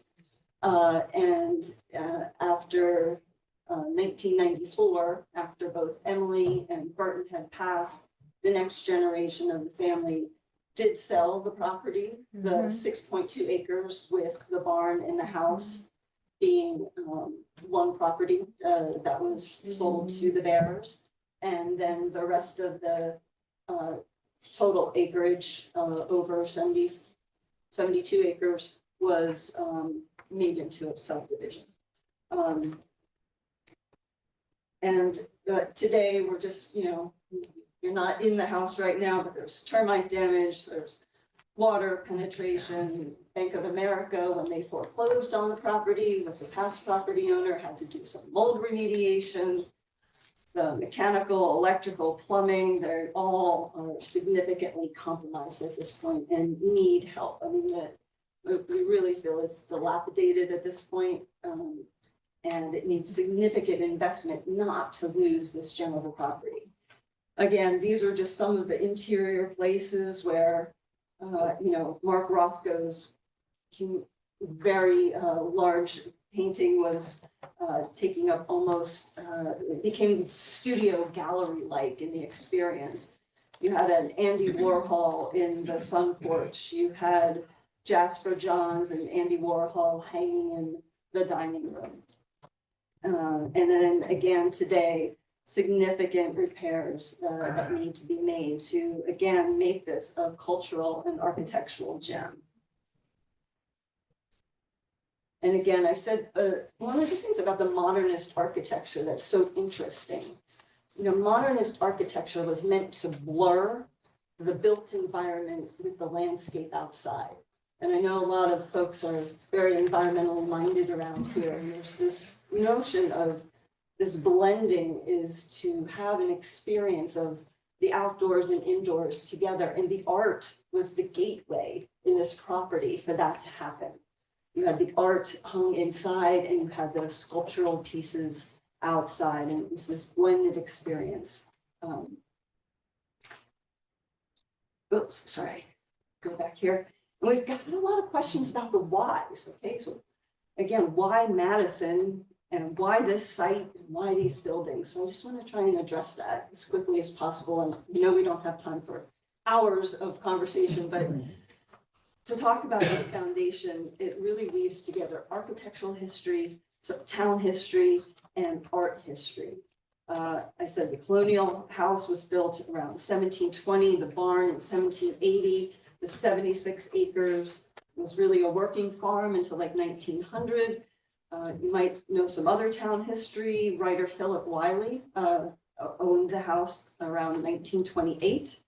And then Burton Treamaine Sr. took ownership in 1938. And again, it remained in the family for like 56 years. This site really, again, it's the legacy of the Treamaine collection. And this collection has been written about and documented in book after book. This was an amazing exhibition that was done at the Wadsworth Museum. It featured all of the art, many of the major pieces of the art of the Treamaine collection. And there's another sort of intersection here. There's another book called Painting Towards Architecture. And this was all done through the lens of the Treamaine art collection and their ability to stand at this time, post-World War II, at the intersection of art and architecture. What was influencing what? Contemporary art was influencing the architecture that we see today, and vice versa. And they really stood at that intersection. But that all came to light in the house, their experiences in the house, how the architecture was expressed in this house on the site. And it was a place where they invited artists of the time before they were cultural icons. All these folks I just mentioned, from Andy Warhol to Lichtenstein to Rauschenberg to Barnett Newman and on, they were not household names when in this post-World War II, this early post-World War II. They were not known at all. The Treamaines had this eye for art, and they were collecting them before they were household names, and they actually helped shape the career trajectory of a lot of these artists. And just, one of these fun facts, I think, Roy Lichtenstein meets Andy Warhol at a dinner party in Madison.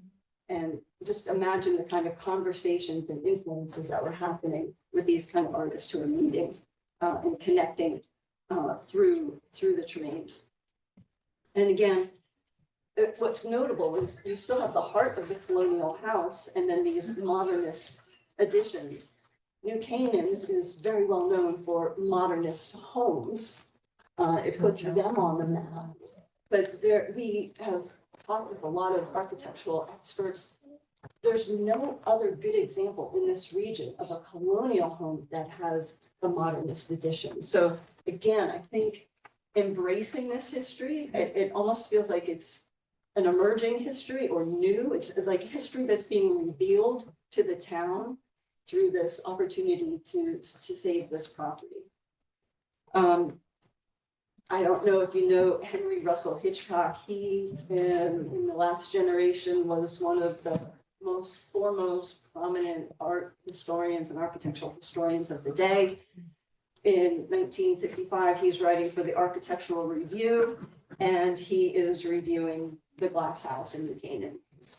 What is more striking is that in this same article, he is also reviewing the Treamaine barn and noting its significance.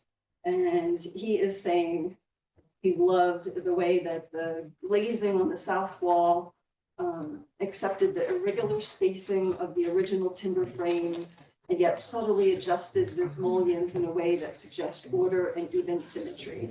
And he also comments on the way that the lighting was done so that it took you from outside to inside, and that the notion of the landscape became so important. And then I think, Chris, you're going to come talk about the uses.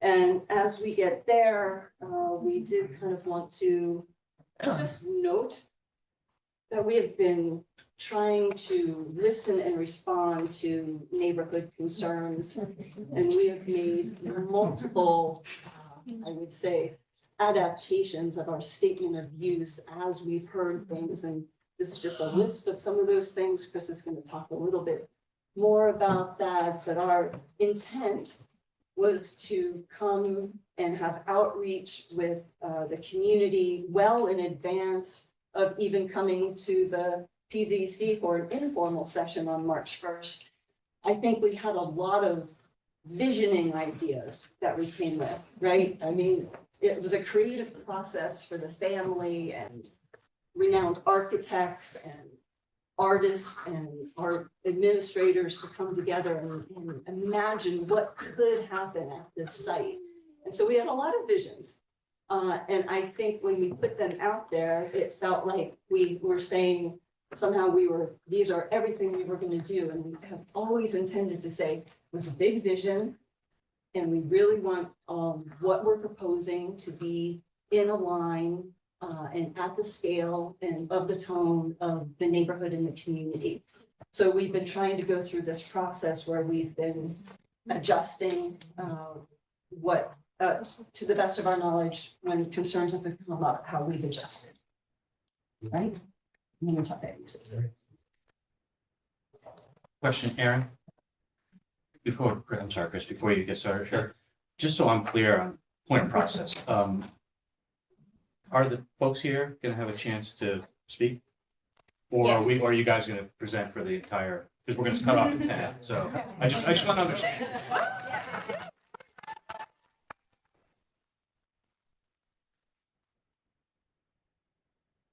That's not my point, but thank you. The process of a public hearing is the applicant presents an application to the commission and to the public. The commission has an opportunity to ask questions.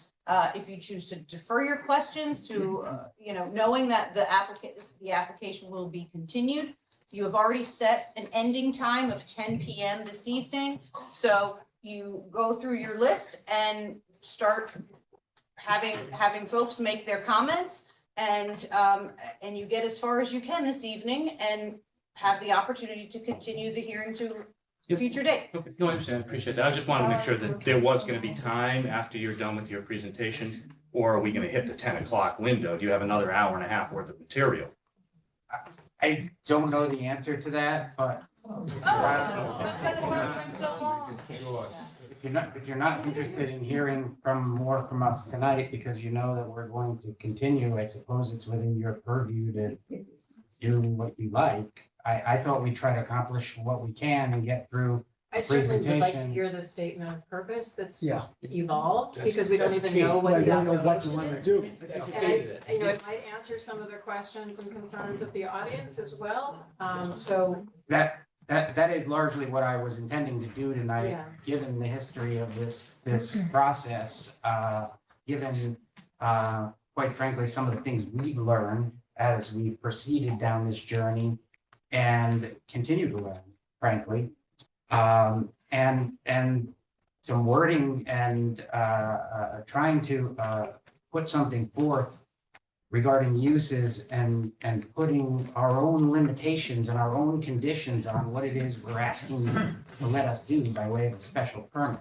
It's not a, here's your special exception regulation and check off the boxes like some are. This is not like that. So I also need to make a record of these proceedings. So I need to talk about the legal basis of how we're even here asking for this, because I do think that there is misunderstanding out there about that as well. So that's where I was going to go next, which is the special exception application that we're applying for.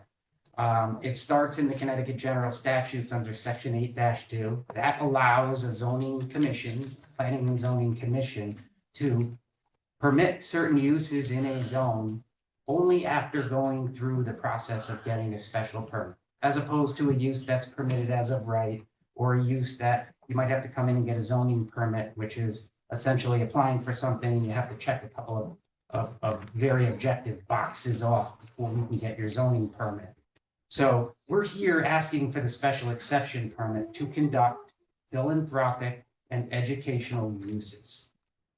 Philanthropic and educational uses are allowed in the RU1 under our regulations. The two sections that are cited in the notice, being sections 5.4A and 3.4C, allow, and I would quote, philanthropic, educational, recreational, or religious use excluding correctional institutions and institutions for the support of persons with mental disabilities. The same section goes on to say the uses permitted in this section may have a building coverage of 15%. That is the one specific requirement under the regulation that allows religious, educational, philanthropic, and recreational uses. This would be the same provision that somebody would locate a place of worship in a residential zone or a school in a residential zone. It is the identical regulation that you would do that. Our client is a philanthropic entity and an educational entity more so. The mission statement makes that clear, which is part of the record. So it is wanting to take its operation and put it to use at this site because it has a familial connection, because it has lots of connections, and because the site has architectural and art significance and historic significance to this town, all of which are consistent with the mission statement and the philanthropic and educational uses that we want to implement at the site. So that's how we're here. We're not looking to do rezoning. We didn't come to the town and ask that this special exception use be put into the regulations, which is sometimes how the process works. It was here. And that is important in many respects, not just because it allows us to come in here and make an application to put these uses to this particular property, but it speaks to the comprehensive plan of the town of Madison. None of us wrote these regulations. We all try to read them, interpret them to the best of our ability, and counsel our clients and make decisions in accordance with our regulations. The fact that somebody wrote this into our regulations, that these particular uses can be put into a residential zone like this, means it's part of the comprehensive plan, whether we like it or not. So I think there's been some negative inferences that we are trying to rezone or change zoning in the town, and we're not. We're making application under an existing provision that allows us to do it. In terms of the outreach, let me step back. The special exception application that we're making, I told you the specific one, but there are special exception regulations which talk about the general requirement for all special exceptions, whether they be for use or a particular type of development. There's 3 criteria that your commission has to find that the applicant satisfies. And I'm going to read them. The proposed use is permitted in the district, and the standards, prerequisites, and conditions specified by the regulations are met. That's the first one. Secondly, the public convenience and welfare will be substantially served, and appropriate use of neighboring property will not be substantially or permanently injured. I suspect that that is where we're going to have people who disagree with our position.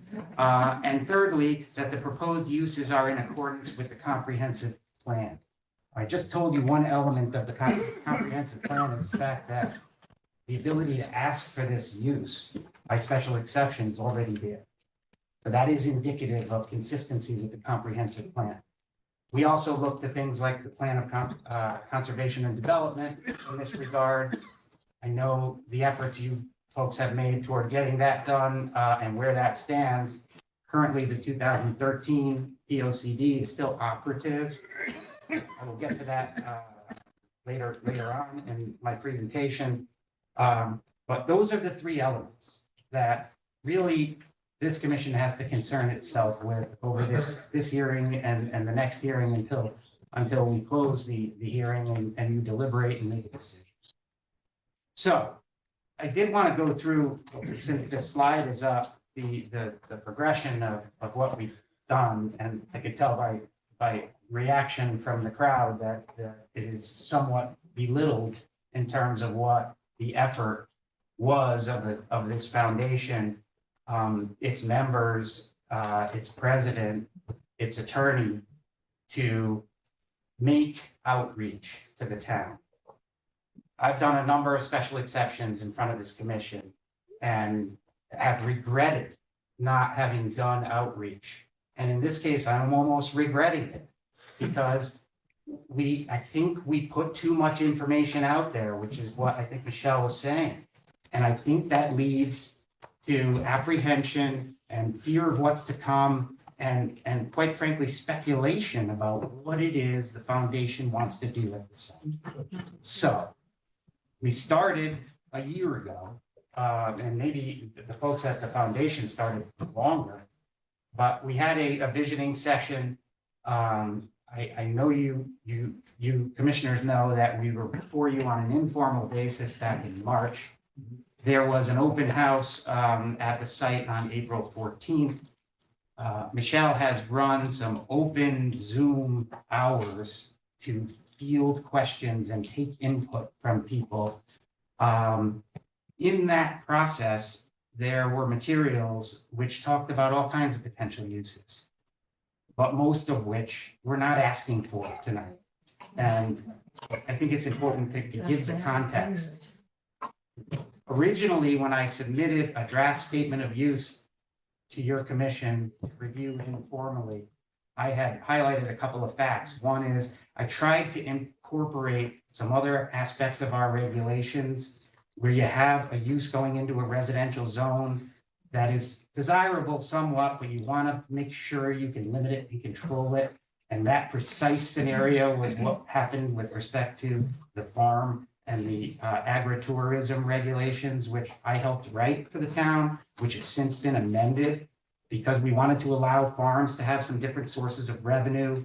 And for instance, having weddings on farms and having people stay at farms to experience farm experience. That's where this concept of the annual operating plan comes from. I reviewed ordinances from other towns, other states, where an arts-centered operation was wanting to be put into a residential zone. And ultimately, I prepared a draft statement of use before the March 7th meeting, looking for feedback from you commissioners and from the public. We mailed notice to everybody before that informal meeting. And we heard a lot of concern. And let's be honest, these folks are here because they're concerned, they're worried. So we have migrated from a very broad set of ideas and visions to very specific uses. And I want to go through those right now. The important first thing to note is that all of our uses, all of the things I'm going to go through right now, further the mission statement of the 501c3 foundation that is the applicant. Every single one, even the ones that people are concerned about because they might produce a little revenue for this foundation, they're still connected to exposing a fascinating architectural and historical site to the public. Now, I have to be careful when I say public because we've gone to great strides about limiting access to the public. And by that, we don't expect anybody in this room to come and have a tour or see an exhibit or listen to a lecture about art, the environment, or learning disabilities, which are the three main phases or concentrations of this foundation. We fully expect everybody in the community to do that. They're just going to have to do it by invitation or by signing up or registering ahead of time. This is not going to be a location where people take a Sunday drive and pull in like you would at a winery or a farm store or something else in a residential area. We're going to control the people who come here by knowing who they are, when they're coming, and in fact, under the operational plan, we have to come in October of each year and tell you when and what we're going to do for the following year. So people will say you can't enforce these things. You can't control where people park. You have an event, they're going to park wherever they want. Well, we're going to have to control it That's what we're saying. We're going to have to control it. So the uses that we're talking about in conducting the foundation's operation at this site include the foundation's administrative office, which is not to exceed 1,500 square feet. They currently have an office in New Haven. They have 4 employees, 2 full-time, 2 part-time, mostly working remotely. When this site is operational and has programs running, there will be somebody there at all times. But their office will be here. It will no longer be in New Haven because this is where they want to operate their philosophical, excuse me, and educational uses, philanthropic and educational uses. Meetings. We had a bunch of different divisions of gatherings when we first filed our plan. I've broken it down into essentially 3 main types of gatherings. The first are meetings, and they are exactly what they sound like. If I were living on this site and I'm practicing law there in my home, I could have meetings at my house. I could have depositions at my house. 10, 12 people max is what we're saying, but they would come to my house and frankly, my neighbors wouldn't know the difference. That I could do legally, and anyone living here could do that legally. So we're not really proposing limits on those types of meetings. Meetings will be other philanthropic and educational CEOs, other board meetings in the 3 areas of concentration of this foundation, lectures, discussions, collaboration. Again, limited by 12 people. They'll park on site. If for some reason 12 people have 12 cars, they're not going to be able to park there. We're going to have to make arrangements to get them there. But generally speaking, these aren't going to have 12 people. They're much more likely to have 6 or 8 people, like everybody does when they have a meeting at work. They're simple concepts. They will occur without interruption, without inconvenience to this neighborhood, in our opinion. The second grouping is the philanthropic and educational gatherings. These are slightly larger events of 13 to 25 people. And these would be more in terms of a guest speaker, and you can chime in, Michelle, if I'm missing something, but I think the slide shows it, exhibits, lectures, but we want to have a few more people than just a regular sort of everyday meeting. We have requested to be able to do that once a week. And the parking for that, again, we will have to tell you a year in advance how many of these we're going to have and when they're going to occur. And so we're going to have to make arrangements to get our people to these meetings ourselves. The third grouping is what we call events. And these are events that are larger. They're receptions, they are balls, they are gatherings where we have up to 150 people. They will be completely catered by outside services. They will have laboratory facilities brought into the site, the location of which is shown on the site plan that we filed. It will be by invitation and prior reservation. Again, the folks here clearly will be brought to the site. We've limited the vehicle size that will bring the people to the site of no more than 20 people. And that is no more than 20 people is taken directly from the special exception permit that is applicable to the glass house in New Canaan. I have the special exception permit that they operate the glass house in New Canaan, which is a considerably bigger piece of property, and it's a considerably bigger operation in terms of the number of people who come to the site. But I think it's generally a similar neighborhood. I used to live in New Canaan a long time ago, but it's a similar type of neighborhood.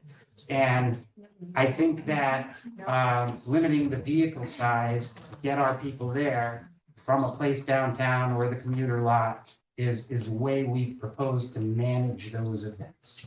Where are those buses going to be where are people going to park in the commuter lot? Is that what you? Well, yes. it could be the commuter lot.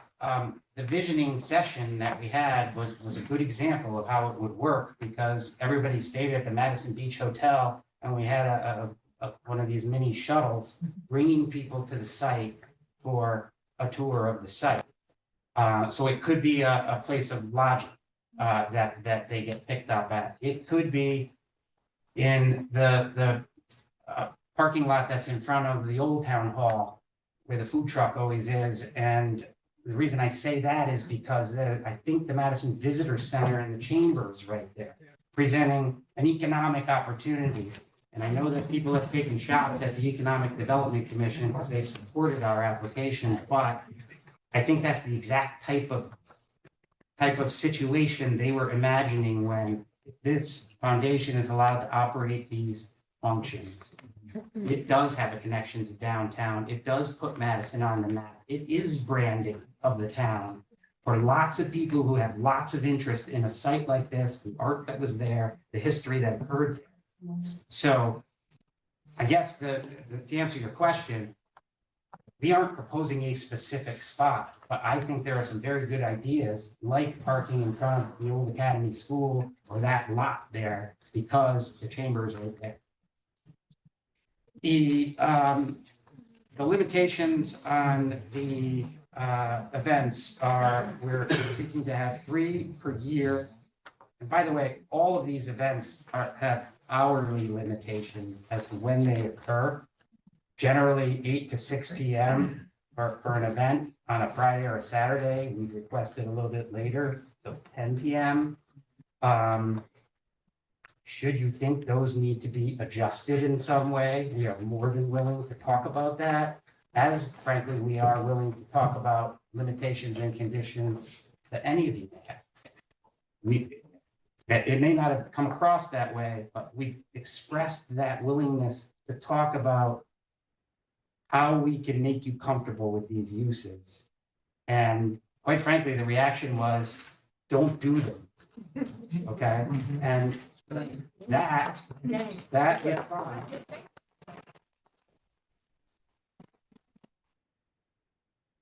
That response is against your regulations, because you have a regulation that lets these things happen.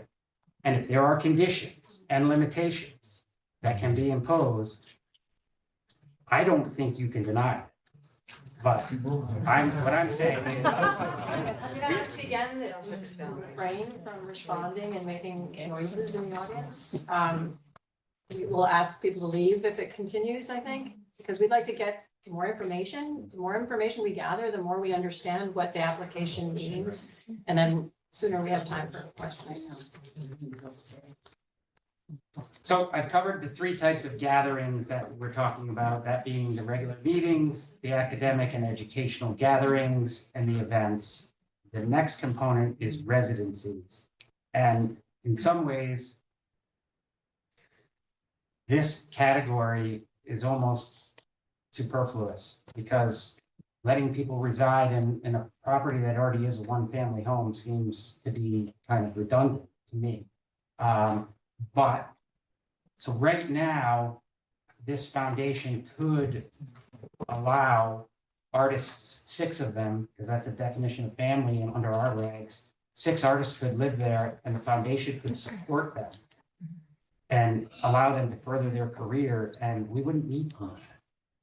We've included the residencies because we want to do something a little bit different than just artists in residence. In fact, we've included 3 types of residencies, and we wanted to be fully transparent about what our operation is going to be at this site. So the 3 types of residencies include program residencies, which would be your artists or architects coming, being paid by the foundation, no revenue coming to the foundation, but people being selected by a peer group to come and live and experience and further their careers and their work.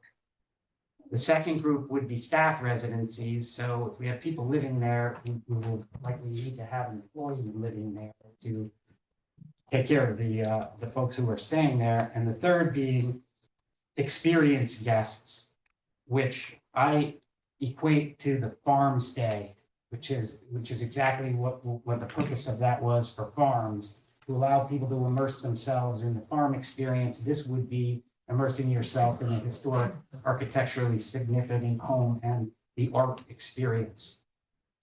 That one would be the only one which would potentially create revenue for the foundation, but it still furthers the mission of the foundation because these people are coming to experience the reason why we want to conduct these uses at this site. So those are the uses, the 3 types of gatherings and the residencies. And that is up to 8 people. Sorry, I should have said that. That was a limitation. No, but on there. my question is, and some of these you have like in the gatherings, you had so many times a year for the events.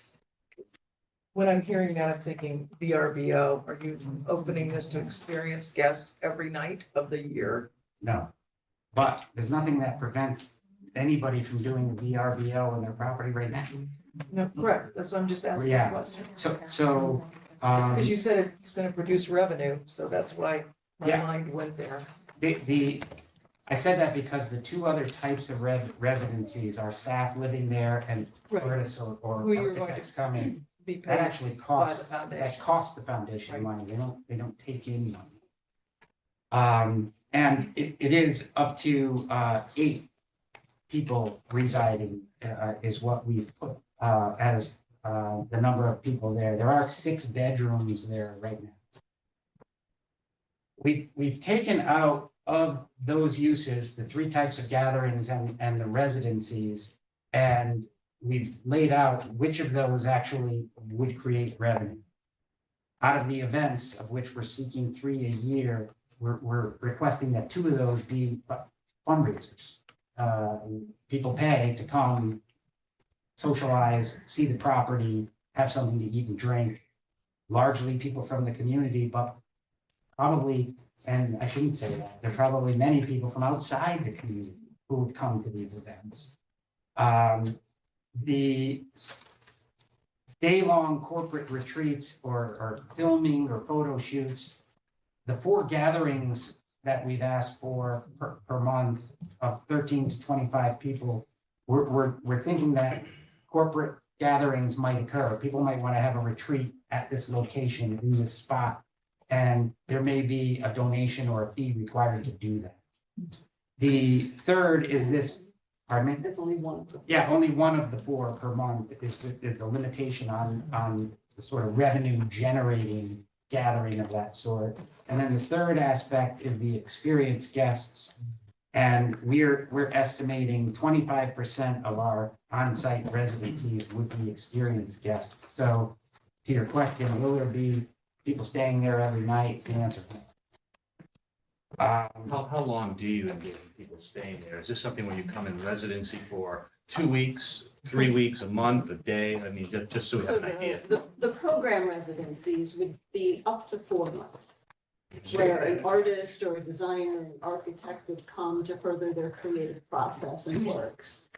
We do not anticipate that as an experienced guest. An experienced guest, we would anticipate like a long weekend. Okay. The other uses that we have are a kitchen. I called it a service kitchen. That probably wasn't the right way to say it, but this would largely be to accommodate food other than the people who are residing there, whose meals will be prepared at this kitchen because they're living there. The other gatherings, the kitchen is meant to be largely a service kitchen for warming, distribution of food, catering, correct. And then the signage, which started as having a sign as well as signs for temporary events. Again, I took the original version from the farming regulation. We pared that down to simply having a placard to identify the home, much similar to a place that's on the National Historic Registry. And like many of the houses in town already have. So those are the uses, and then the next aspect of it is the annual operational plan, which I've touched upon. And that is a process that in the original statement of use, I think created more confusion and questions than it was designed to. But the concept is, as I've said earlier, we have to tell you, the commission, each year by October 1st, what we're gonna do in the next year. And they're limited and capped by what I just told you, 3 events per year, 4 of these bigger gatherings per month, and how many residencies we're gonna have other than the people who are our own employees living.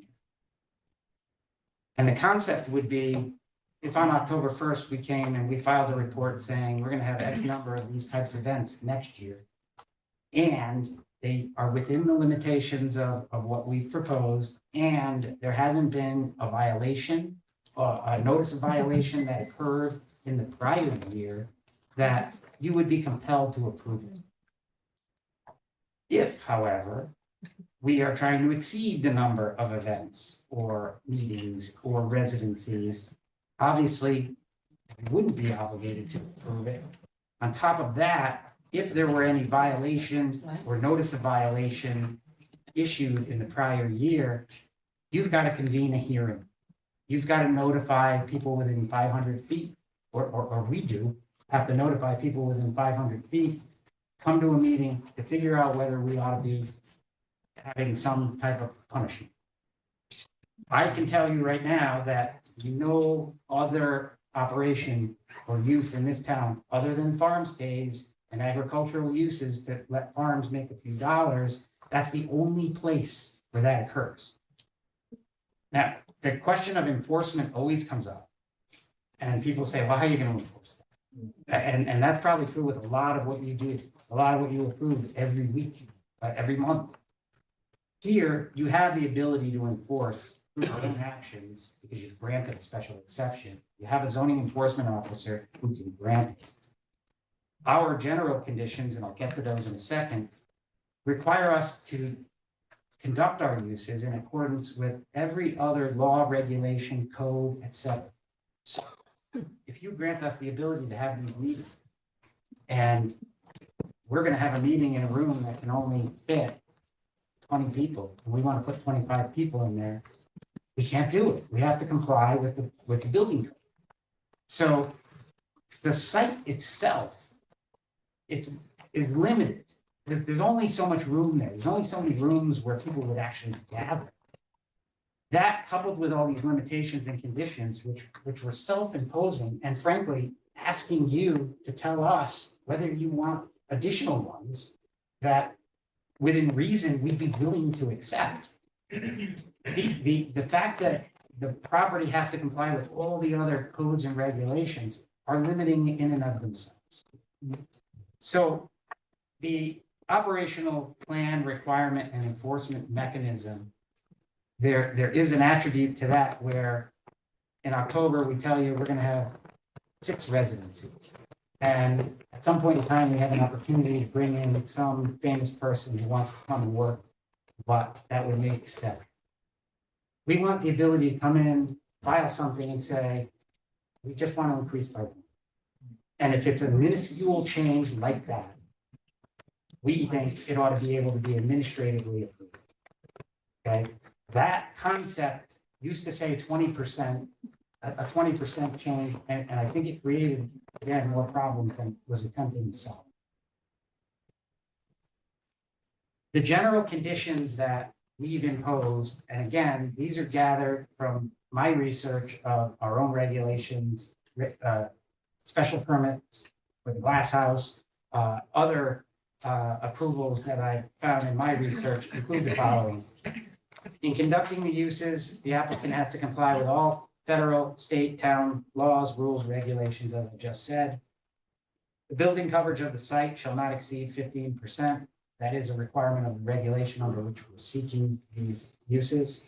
At no time shall the site be less than 5 acres. 5 acres also happens to be the size of a piece of property that would constitute a farm in Madison, which this property could be a farm and could be put to all the uses that farms allow under our regulations.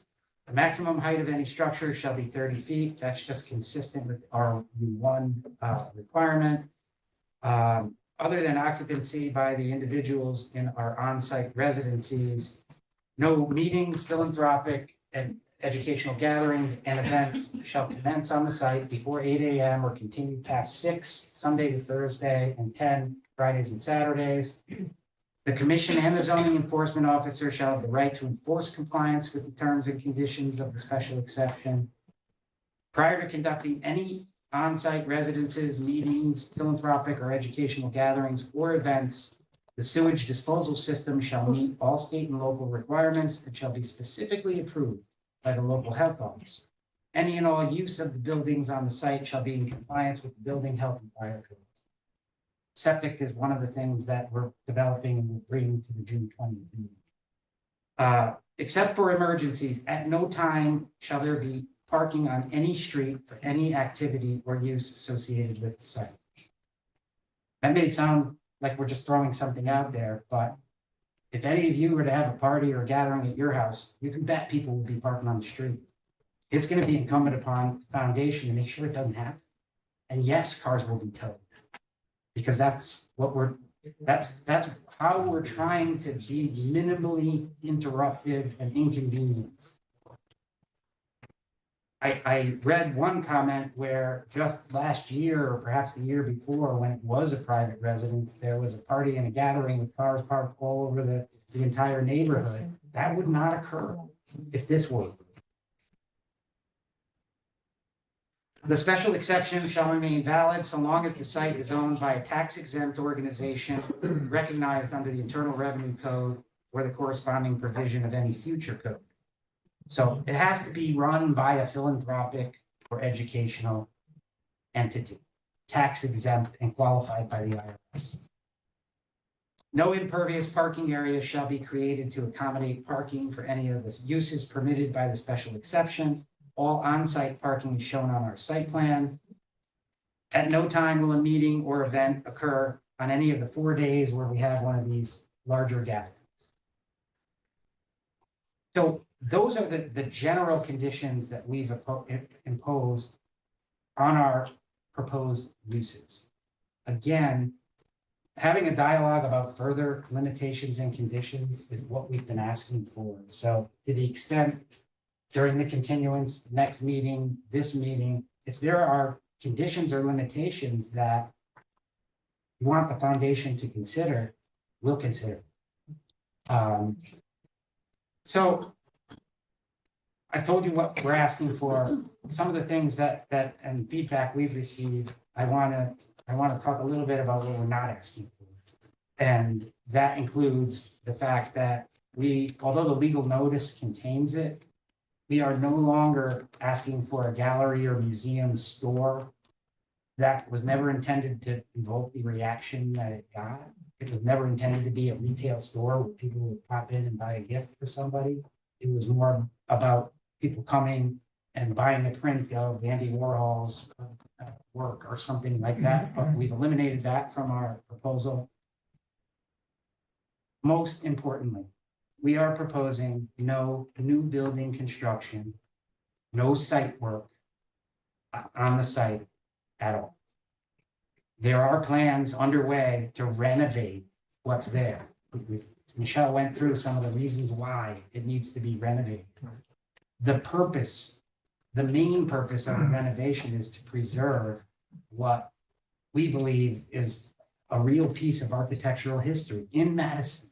So it's going to be done, assuming that the foundation can conduct these reasonable uses. It's going to be done very responsibly. In fact, I would challenge anybody to find an entity or an individual who would restore it better, because this is the essence of what they're trying to do and further.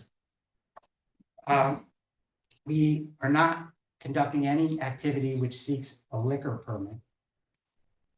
To the extent that an event permit would be required, much like events that occur like the Bower Park Festival or things like that, we would obviously have to comply with local codes or regulations to do that, but none of the activities contemplated would require a liquor permit.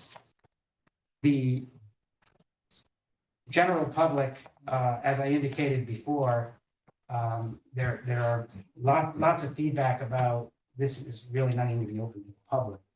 But I think that's taken out of context. It's not going to be a place where you can just pop in and go into like a store or a restaurant. But the public is encouraged to enjoy what these folks want to preserve and maintain. So I think that those are some major confusion and misinformation that I've attempted to address with not only the uses that we're proposing, but also the terms and conditions upon which we want to operate. So, do you have any questions about that before I move to my next segment?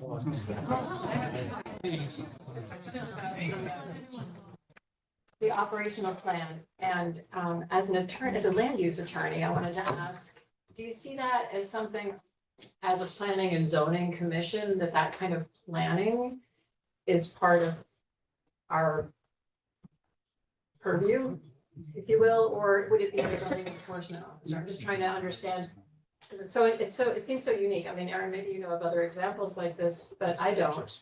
And What is a division of responsibility? yeah, so how do you see that working? The operational plan? So it sounds like you would come in October and present a plan for the next year, calendar year. Yeah, by October 1st, we would submit an operational plan for the next calendar. But it would come to us. Yes. I guess it doesn't have to. I mean, we could submit the plan to the zoning enforcement officer if Yeah, I'm that's just the trying way, to, if I'm trying to that's wrap the my way head we around draft what I makes think sense. the regs, when I read the regulations related to the farms, Farms. built farms, Yeah, that if it's within a certain limitation, it goes to the zoning enforcement officer, or anything above that, they all come to us and we have to do it every year. yeah.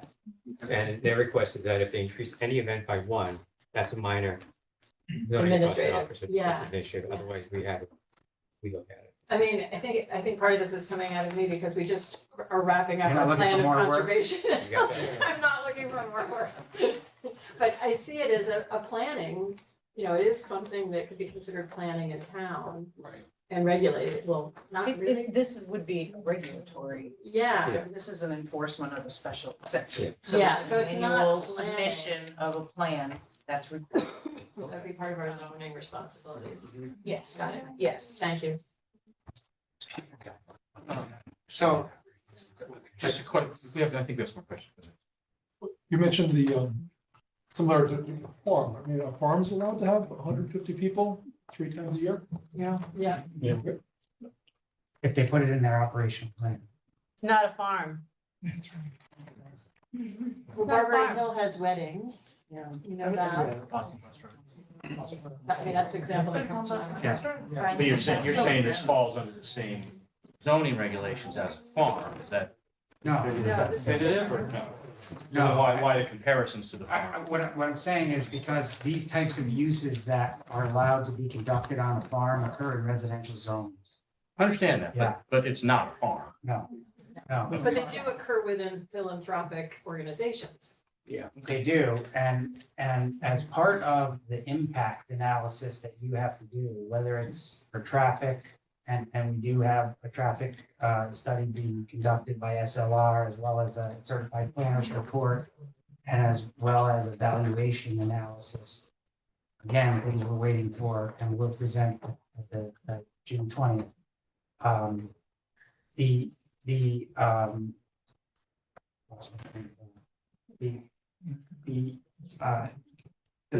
impact, in order to evaluate the impact of this proposed use, as a commission, I would submit you have to look to what else can happen at this site as a matter of right. And weddings could not happen as a matter of right if this were a farm, but this could be a farm. It's 5 acres, it's big enough, and It once was a farm. it once was a farm, a much bigger piece of property.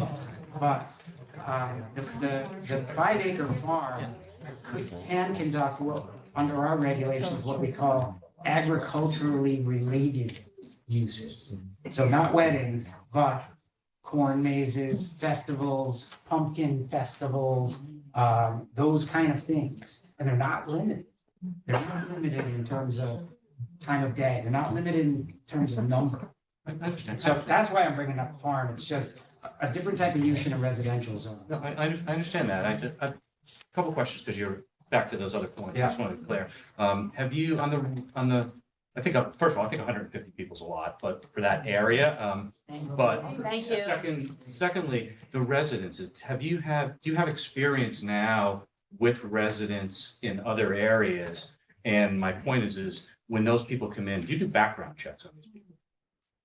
So artist residencies occur all across the country. Many foundations do it. And usually there's they call it a peer jury that happens. So artists are nominated, they go to the peer jury looks at their work, looks at who they are, looks at their record, how they exhibited, like these are, basically you're checking to see if these are established artists and what they're doing. I don't know specifically if they do background checks, but that is a good question. That would be something that I would want. I mean, you have people there for up to 4 months in a residential neighborhood with children. Are they on the registered sex offender list? That's a concern. Yeah.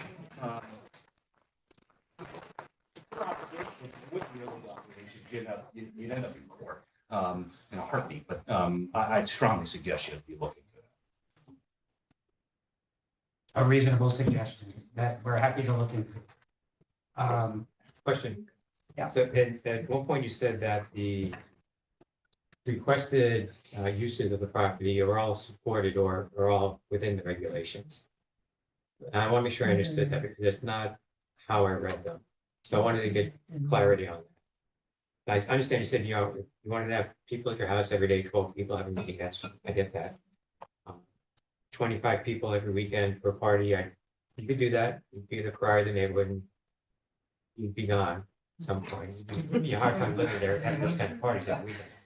But the 150 people I can't, the only place I can find anything connected to that is related to the farms. That 150 person event by right through the special exception, and that use is the farms. So I'm not even sure that the events under the farms are capped at Okay. numbers of people. That's But be that as it may, if the number of people or the number of events is something you want us to talk about, then we can talk about it. But to simply say no, again, I don't think that's how this application has to be received or considered by the commission. The other things I wanted to cover are related to satisfying how we believe we satisfy the criteria that you have to consider. Many that I've covered, we satisfy the specific 15% coverage requirement. Buildings that exist right now, again, are the only buildings we're proposing to use because we're not proposing to build new ones. Cover about 2% of the property. The specific, all of the uses again, which is what I think you might have been focusing on, but all of the uses we're proposing are in furtherance of the mission of the foundation, regardless of whether they might charge a fee or get some revenue from it. There is only one property in our town where this group of world-renowned architects have had their hands on, from what I know. This is the only property that I know in town that contained a collection of art of that magnitude, part of which is now at Wadsworth and another part of which is at the museum. The applicant has a family connection to this property. And the family foundation is the rightful party to protect and guard against concerns that something else will occur here. They have respect for the community. They have respect for this property, which is the very reason they want to conduct the uses here. There should be some solace in that. And I understand concern. Change is not easy to take, but I do think that the the efforts ought to be spent in talking about how we can make this work rather than don't do it. There is benefit to the town because there's no other property like this in town. And to let it be destroyed or left in the condition that it's in, as we showed you before, is a tragedy.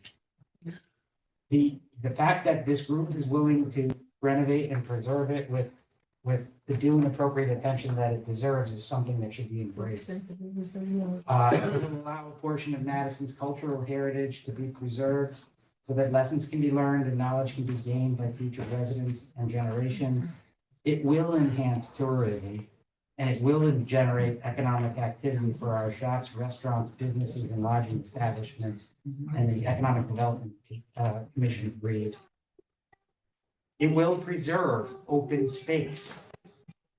Just about any other use that I could think of, and I did know parties and developers who were interested in this site before the foundation bought it, everybody would propose some other types of buildings on this property, many buildings. And this proposal is preserving the majority of the 6-acre site as open space. So yes, I think the public convenience and welfare will be served. And the appropriate use of neighboring property will not be substantially or permanently injured. There's no new construction of any buildings, no new site work. All activities will be conducted in the buildings and landscapes that are already on the site. No parking will occur on the street. And single-family residences will generate parking on the street.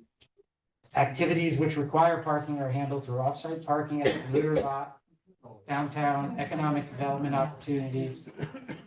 The meetings, gatherings, events, and residencies are limited in number, time, and space since the buildings can only accommodate so many people. And as I indicated before, in evaluating whether this is a substantial impact, whether it be through traffic or other activities, the commission has to look to other uses that are allowed in the zone.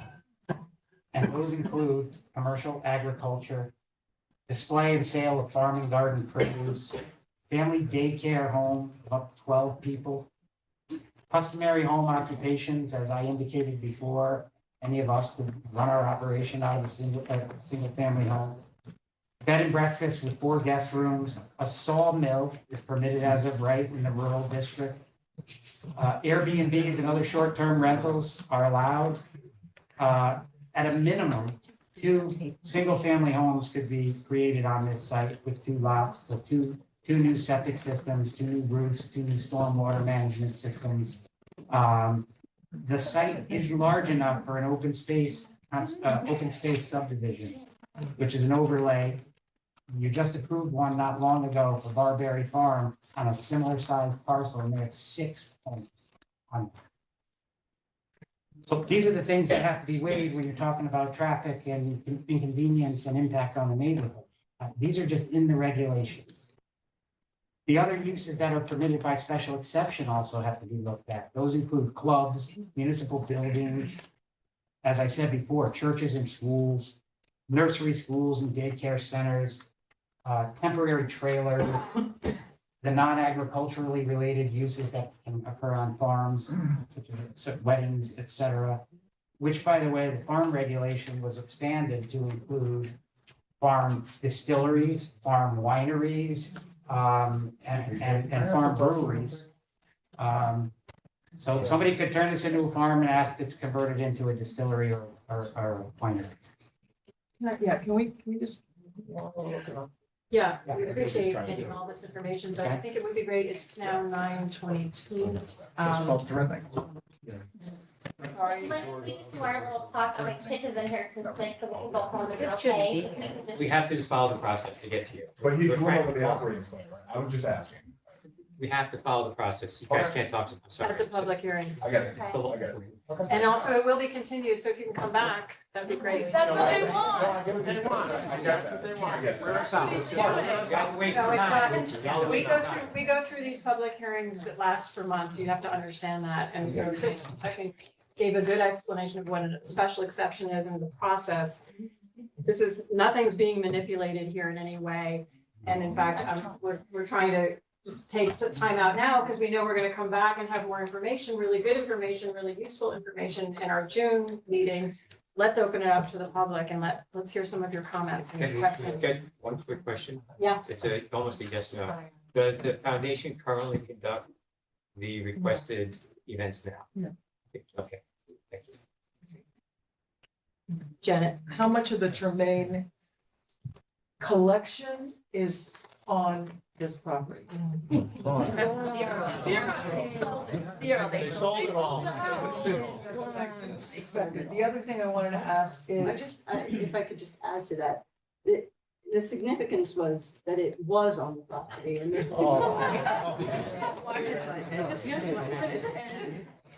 There's now a digital archive of the 700 articles, and there are opportunities for virtual reality types of experiences on the property to see where the Warhol was, to see where the Rauschenberg was. So that would be probably a very minor part. So I'm just clarifying. So I'm saying the guests who are getting these experiences are having to do it digitally? No, and well, the artists that are coming, so Emily Hall Treamaine, think about this, these were young emerging artists that were unknown at the time.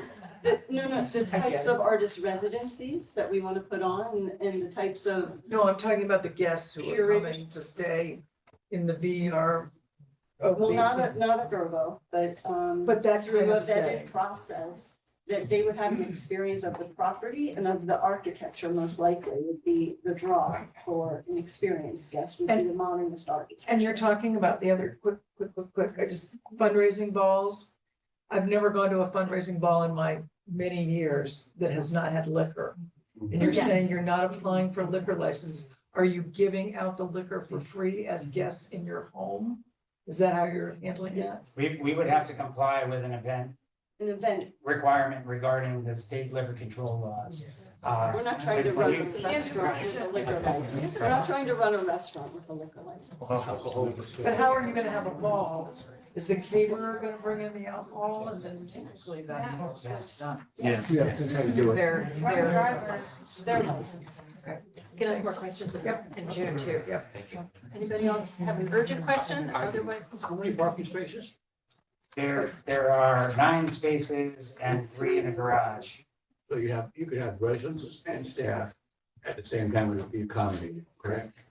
All right, the only other question I had is that there are some unlimited frequency of events and there's a bunch of other events and it looks like there could be overlap and a whole bunch of people at the same time, which we feel that way. Right. One of the general conditions attempts to address that. It says that when we have one of these larger gatherings of 13 to 25 people, that would not be on a date where there would be any other function. We're not stacking and aligning. That's what I'm worried about. We're not stacking and aligning.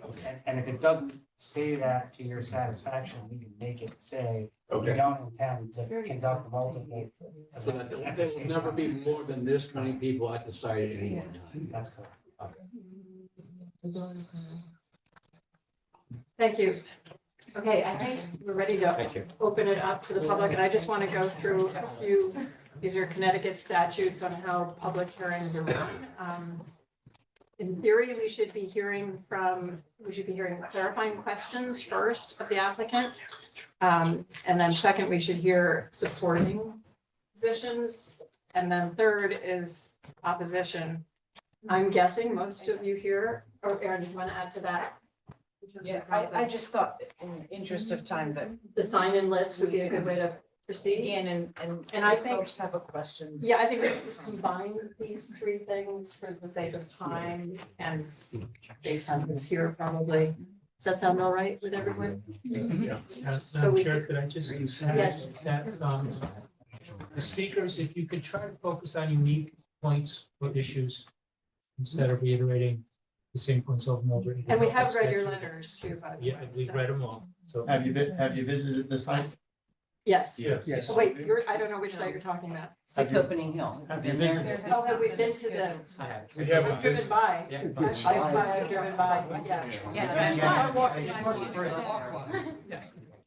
go to the list? Yes. Okay, great. Can I ask one more question?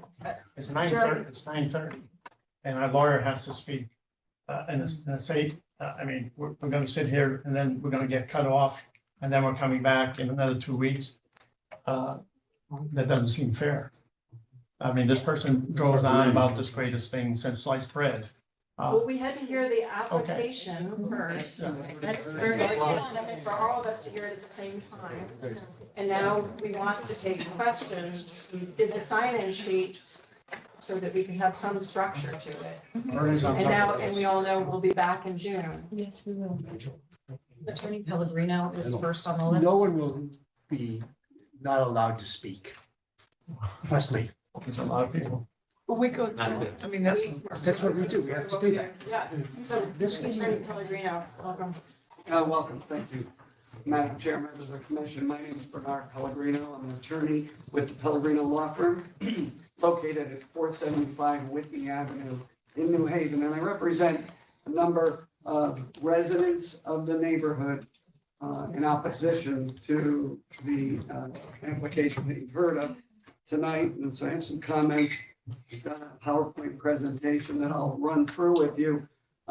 Just before I start with the zoning district, in the history of the site that Michelle went over, thought it's interesting that the history of that site is residential for the last 100 or more years. And this application, in large part, seeks to discard that history to convert it to a use which is primarily of a commercial nature, rather than preserving the historical residential use of the site. The site's located in your RU zoning district, which regulation 5.1 states is, or may be developed predominantly for single-family dwellings on large rural setting. All use permitted in these districts must be compatible with single-family development and consistent with local street characteristics and the use and protection of private water and sewer facilities. So that's what your regulation said should take place in the RU zoning district. And what you just heard has nothing to do with and is inconsistent with what exists there today. The applicant's statement of use, which you've just heard about, is inappropriate in the RU zone. Multiple uses are proposed, meeting and gatherings of up to 25 attendees, the residency program. Attorney McKeon just took off the retail museum store, which was part of the original application. They propose a commercial service and dining facility. They propose moving their commercial office located in New Haven to the foundation. And probably most egregiously is this event of up to 150 anticipated guests at various times and days of up to 3 per year, unless you approve more. These commercial uses are intended to raise money for the philanthropic endeavors, but in large part is more commercial than philanthropic, and would pay for the cost of renovation of the buildings at the expense of the residents in the neighborhood. There was a lot of discussion about enforcement and policing the restrictions. And in this case, I think it would be next to impossible to do that. When we talk about parking on site, as they said, there are 9 parking spaces shown on the site plan. 5 of them are in the front yard, which does not permit parking in the front yard for special exceptions. So I think there's only, 4 there. Only 5 permitted parking spaces other than the 3 in the garage for this site. When we talk about parking for the employees, parking for the residents, parking for these events, we're going to see plenty of parking in the street. We saw today when, and I'll show you in a moment, the propane delivery truck couldn't get in, ended up parking on the street after they had to block traffic to get the propane delivery vehicle today into the site. They had an open house a few weeks ago and they couldn't accommodate for parking that day. So there were cars lined in the street. This is a 21-foot rural road. And when cars are parked in the street, you have a health, safety, and welfare issue that will certainly be aggravated if this project is approved. You're gonna have people there counting the number of guests? I think not. You're gonna have people there enforcing hours of operation at 10 o'clock. When the wedding's over or the ball is over, we all know what happens. People linger, the bus isn't there to pick these people up, the 7 buses that are allegedly gonna bring these people in and out of this site. The breakdown crew comes out in Mr. and Mrs. Lockhart's backyard to bring down the tables and clean up the porta potty and all of that stuff. That's gonna be going on into the wee hours of the morning. The operational plan is proposed in an effort to kind of put on paper niceties that make the enforcement of a plan like this with multiple moving parts seem palatable to you. Don't be fooled. And unlike tonight, where the representation is that this is it, in the materials that have been disseminated, it's clear that there's more to come. Parking areas that they arguably would have to have because there's absolutely insufficient parking now under your regulations to house the myriad of uses that would be proposed. Next slide. These plans that they've, to their credit, kind of told us all about are coming. Next slide. I call this type of application taking a mile an inch at a time. We're only going to do this. Oh yeah, we'll come back if we want more. But they get their toehold in. They get you to approve the special exception. We're not going to do anything else. And then they're going to come back in a year and say, well, we need 20 more parking spaces. And you might say, oh, that's not so bad. 20 more parking spaces. Oh, the bar needs an addition. We want to put another 200 square feet on the barn because we need more space for these events. Oh, that doesn't sound so bad. We'll give you that. It's taking that mile and transforming this property a little bit at a time. It's going to come. Believe me, they've already told you.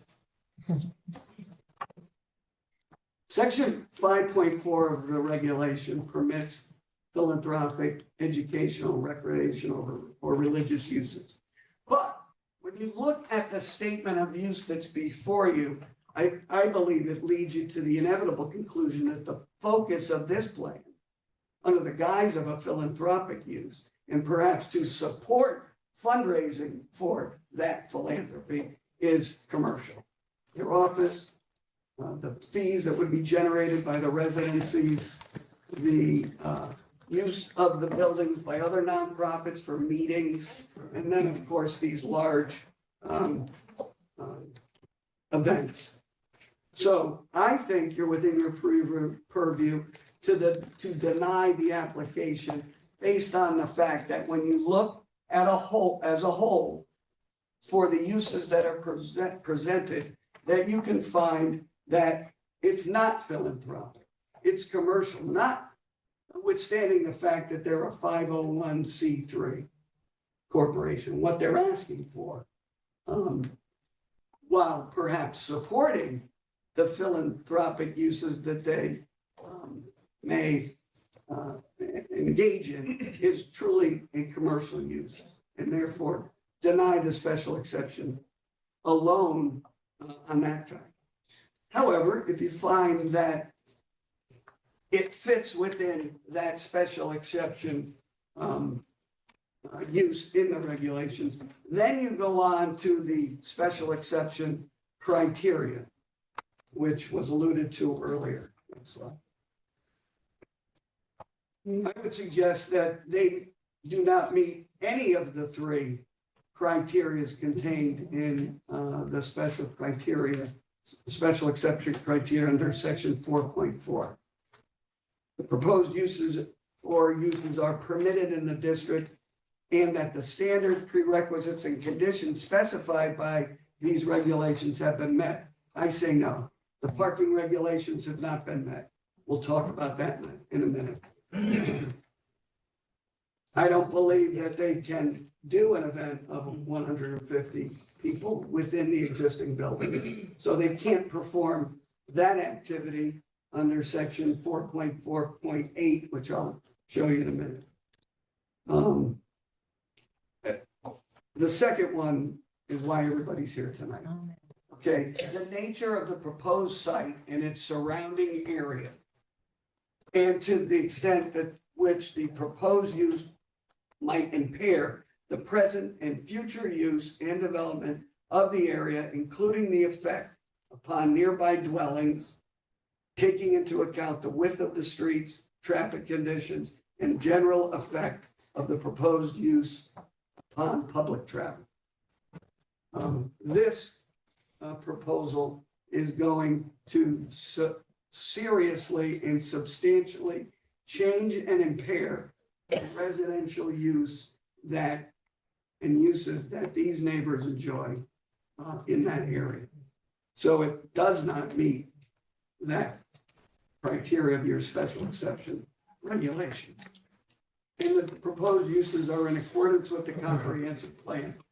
We'll go through the plan of conservation and development and the conservation plan later. I would suggest that it fails to meet that criteria as well.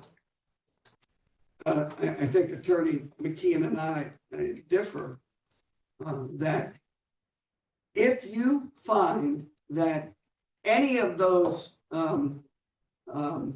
criteria have not been met, it is definitely within your discretion to deny the application. He's saying you can't deny without putting conditions on it that would allow you to vote. I disagree. I think if you find that it does not meet A, B, or C in any respect, it is within your discretion to deny the application. And I just mentioned again on the last section of that criteria, it says all activities shall be carried on within a building except for the display of merchandise within 20 feet of the building. I don't know how an event of up to 150 people can take place within either one of those buildings, or both of them combined for them. I think you would have to have tents set up in the backyard to have a gathering like that or an event like that. So what are the impacts on the neighborhood? Traffic is a huge one. As I mentioned, this is a very narrow road that is, as you approach the site, that bridge is 21 feet wide, and you can see you can barely get two vehicles crossing the bridge at the same time. Next one. Traffic generation is significant. These are numbers, and I'm sure we'll talk more about them when we get to traffic after the report is published. But just quickly, the foundation staff in 1 year will generate 1,920 cars to the site, in and out. Meetings of less than 12, 3 times a week, conservatively, 1,728 cars. Gatherings of 13 to 25 people, I'm saying 6 cars in a shuttle bus, 4 a month. So for 48 events, it's 576 cars and 96 shuttle buses on that little road. For events of 26 to 150, if they can squeeze them all into those 2 buildings, you'd have 20 shuttle buses, shuttle buses with 20 in a bus, 16 one-way trips, for a minimum of 32 trips. That's 96 bus trips for those events. On-site residents, 8 guests, 4 cars, on and off daily. I'm assuming they're gonna go on and off every day. 2,900 cars in a year. The administration, the service kitchen folks and deliveries related thereto, 670 trucks, trash pickup, 104 trucks a year. Next one, you're gonna have to maintain the site with lawn care, snow removal. Again, conservatively, 128 truck trips to the site in a year. Catering activities, I estimate at least 32 truck trips to the site to run all of these events. If you're gonna set up tents, you're gonna do that, you're gonna get another 36 trucks. Temporary toilets, 6 trucks. The musicians, if there's gonna be any, 18 cars. Cleaning and laundry service, 104 cars. So we're estimating like 8,500 cars, buses, or trucks visiting this site during the course of a year to conduct the activities that are suggested. And while you may be busing or bringing people in for these large events, the caterer's truck is there all day, right? The employees that the caterer brings in have to get there. The 5 legal spaces that they provide on their site plan are just going to be insufficient. I mentioned the bridge, the narrow winding road, the shuttle buses on the Seine. As I said, they had an open house just recently. There's 4 cars on the street. You can't, if another car's coming with those 4 cars there, and obviously you can't get by.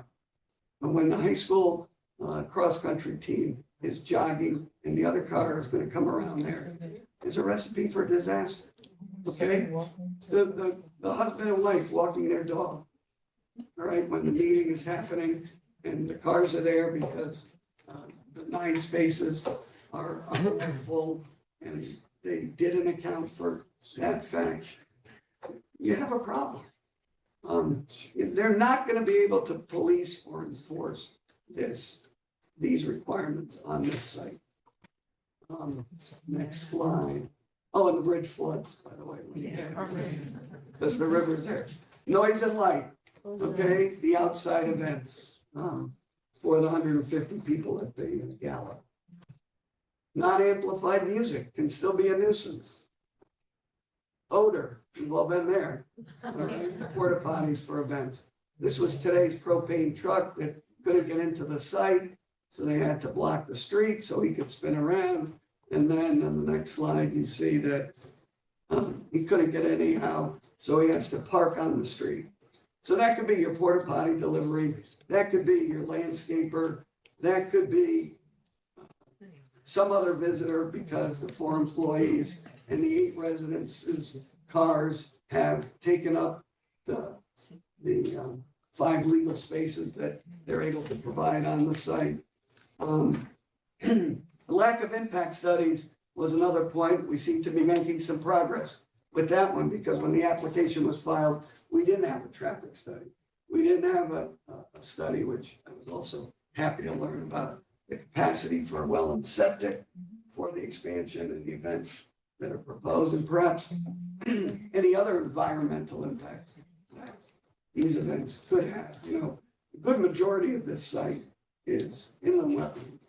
So when we talk about protecting open space, half the site is non-developable already because of inland wetlands. So it's not like the threat of what could happen if you don't approve this is one I often enjoy. This site is going to remain undevelopable in large part with any other future use. So this particular use really does nothing to preserve open space. Here's your parking regulations, okay? 2 spaces for offices at a minimum. Assembly halls, you need 1 space for every 4 seats or guests. You need for your boarding and lodging, I would assume it's That's what would fall for your guests. One parking space for every 2 guests. So if you go to the next slide, I see 2 parking spaces required for the employees, 4 for the residents' guests. I'll take the retail one off because they eliminated it. 3 for the meetings, 7 for gatherings, 38 for the events, and at least 2 for service vehicles when these meetings are taking place. I had 47. 46 is a very conservative number if you take the retail off. And as I said, if you go, and then you can reduce them if you find that those requirements are excessive, or there's shared parking on adjacent parcels, which there isn't, or there's sufficient parking available in the context of the surrounding areas, which there isn't, unless you're going to put them on Opening Hill Road or force them onto the street where these neighbors currently live. And there's sufficient in the existing environment of public parking, which there isn't. So they provided 9, of which only 4 are legal, and none of the reasons exist for reducing parking. So this application fails on its own because they don't meet the parking requirements of Section 8. I'm going to go through this quickly because it's getting late. I'm going to give you, for the record, a copy of this presentation, but I don't think the application is supported at all by your plan of conservation and development, which is broken down into 4 major components: community character and quality of life, the Madison Center, community development, and conservation and sustainability. We've gone through every one of those, and in our opinion, the answer is no. Does it help protect scenic resources? No, it's a scenic area, and it's a residential area. And this proposal attempts to turn that on its head. Does it protect a historic resource? This site is not, notwithstanding the presentation, on your historic site list, nor is it on any national or state register of historic places. So I don't think it does. It certainly doesn't help protect the historic use of the site, which is residential. Does it minimize character detractors? No, I think the fact that the community is out today in opposition signifies that. And I don't think it helps support community pride or spirit either. If you listen to the folks that are here tonight or on the 20th of June. So we'll skip that one again. The Madison Center, I don't think it does anything for the Madison Center. And your plan of conservation and development spends a lot of time talking about trying to enhance the center. And I know you're doing the update, the renovation of the school in the Madison center of town. Some of these uses would be great there, but they're not great here. That would help the center, right? Yeah. Have the foundation, focus on the center of town, have them run these great events at the new facility. Then people would go and shop in your stores and eat in your restaurant. Here, you're gonna shuttle them in. They're gonna stay at the, theoretically, park at the commuter lot. You're gonna shuttle them in, bring them back, and then they're gonna go back to New Haven or New York or Boston. But if you had the events downtown, you'd really help your center and promote vibrancy downtown in a more appropriate location and one that would ring true with all of the things the plan of development seeks to do downtown. This does nothing for downtown.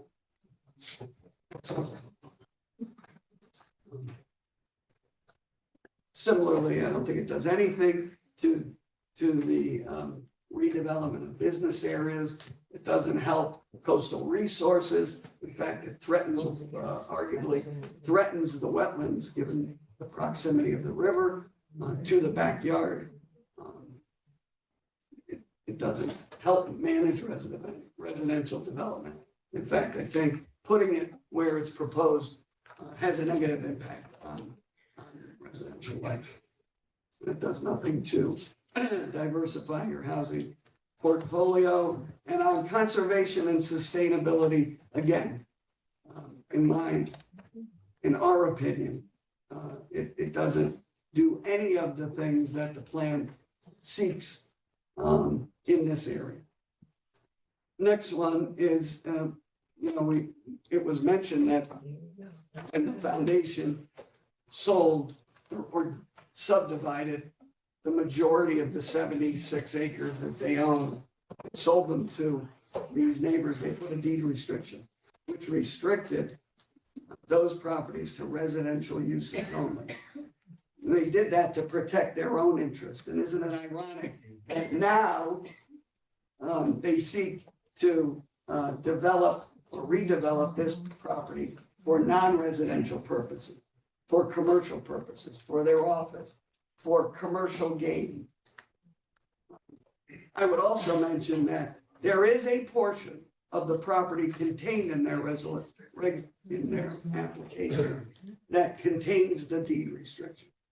So when you do a title search of this property, it does result in reference to the deed restriction that the Treamaines put upon all the other properties that surround it.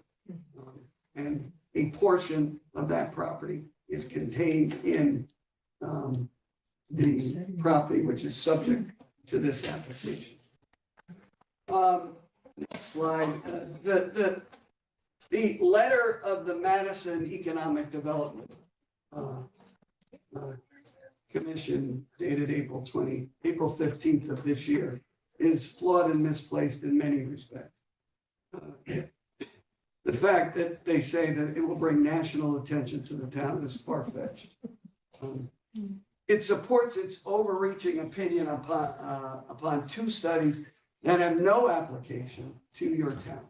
The first was the 2019 Craft Now Philadelphia study that measured the impact of craft industries in urban Philadelphia with a population of 1.6 million people.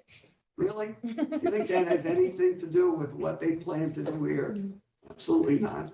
And the other one was a study that was conducted in Indianapolis, Marion County, Indiana, with a population of close to 1 million individuals.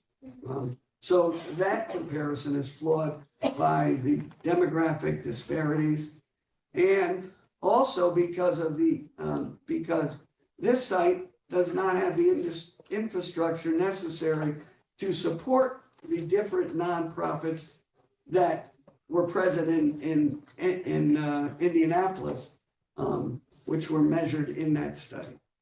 And I think it's important to note that the Indiana study does point to a number of potential negative effects that the nonprofits can have upon a community. They increase the burden on other property owners because they don't pay taxes. They can have a negative impact on housing sales prices, depending on their location. So what we're saying here is the commission should not gamble with the lifestyles of an entire community based on flawed data from two studies on large urban areas that are totally incomparable to the town of Madison. There are no benefits to the town directly related to conducting these uses on this site. As I've already mentioned, these uses can be conducted in other locations in town that are more compatible with the intensity of the uses and the location of the uses. They have, quite frankly, failed to show that any of the proposed benefits derive directly from these uses and conducting those activities on 6 Opening Hill Road. In other words, the alleged benefits to the town, if any, could be derived by the town if they were conducted by the applicant in a zone that permits those uses as a matter of right, like your town center, rather than in a rural residential neighborhood on the Guilford town line on this narrow scenic road. So in conclusion,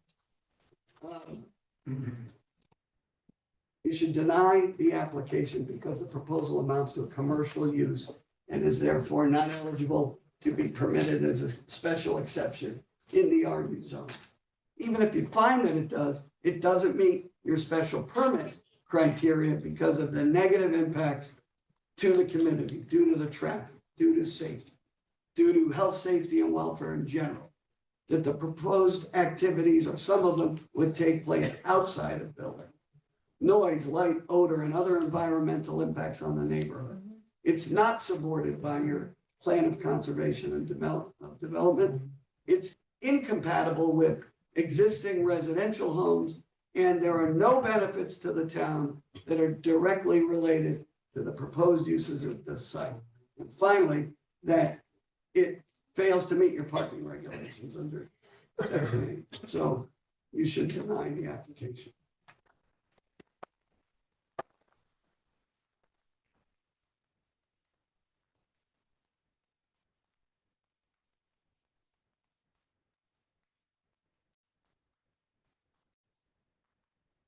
Attorney Pellegrino, it's now 10 o'clock and I'm sorry we didn't hear from everyone else. However, we've heard much of what Attorney Pellegrino has said in your letters.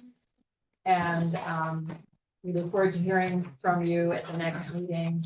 We also look forward to receiving more information. There'll be traffic study, septic update, other information provided from the applicant, which is important for us to hear first. Will we be first on the agenda next meeting?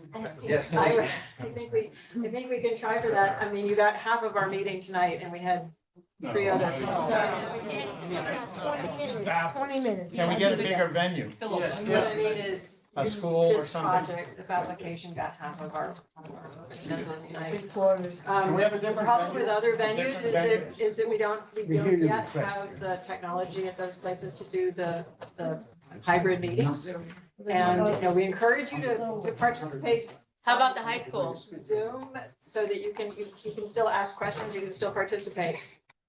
We'll look into see what other options we have. This obviously was the easiest solution because it's in the same building of where we usually meet. In our session, do we get to continue our response before they get to new application? Well, if we put you first on the agenda, we'll be hearing again from the applicant with more information. Yeah. And then I think it's in our best interest to wait till we have a full application before us and then respond to it. So we have it solely for ourselves and obviously for the Treamaine Foundation. We need the time, you need to make the decision, but we also have a request to ask questions or make our statements. And we're doing In everything fairness. we can to No, I'm provide just that for asking, you. I don't know if that's even allowed. Can we have a sole, A just special session just that's for it, a your, special for us? it's theoretically possible. Okay. We can, you would not be continuing to a specific date here. You would have to, Have a different date. right, which we can look at room availability, you can, potentially, you could continue to your June 6th meeting to continue to a future, at that point, identify a room and a time. That will give us an opportunity. It's over the hill. It's 300 people.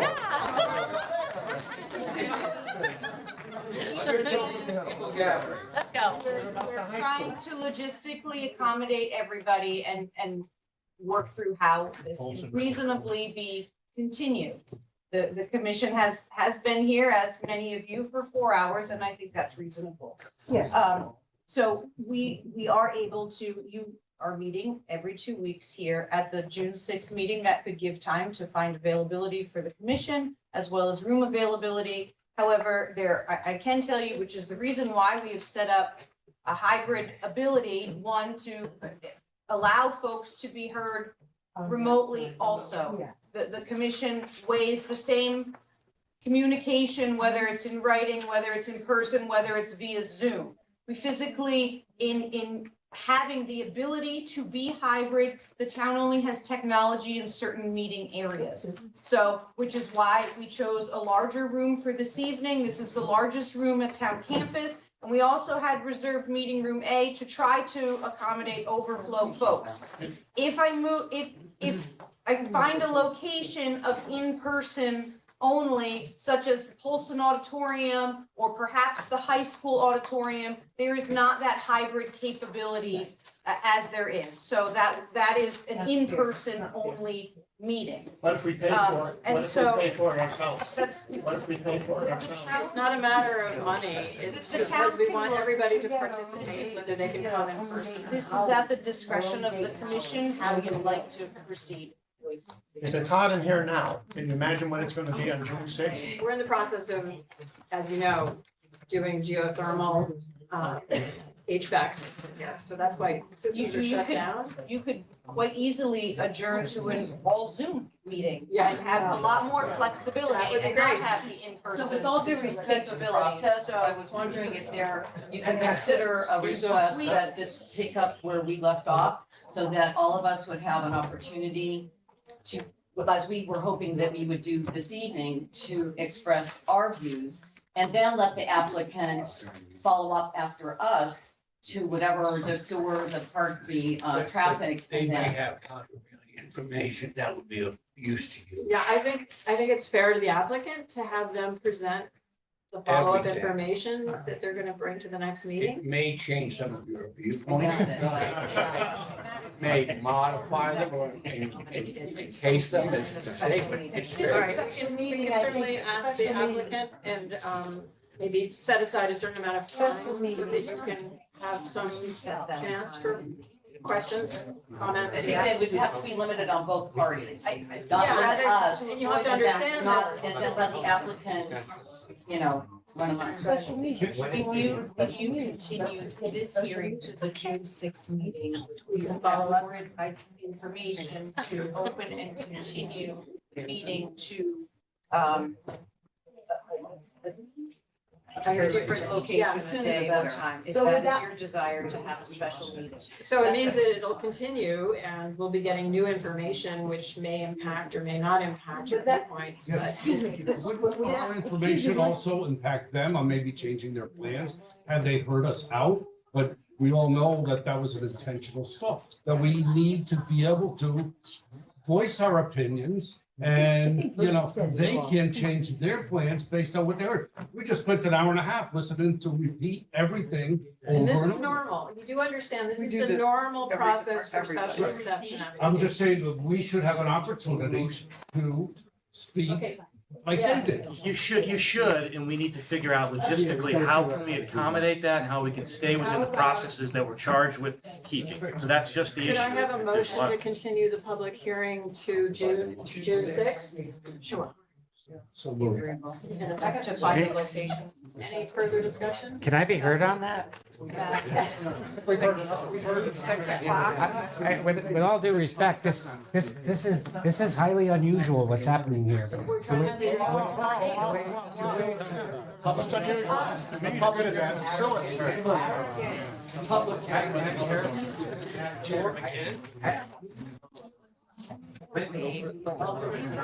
Due respect, this is the applicant's application.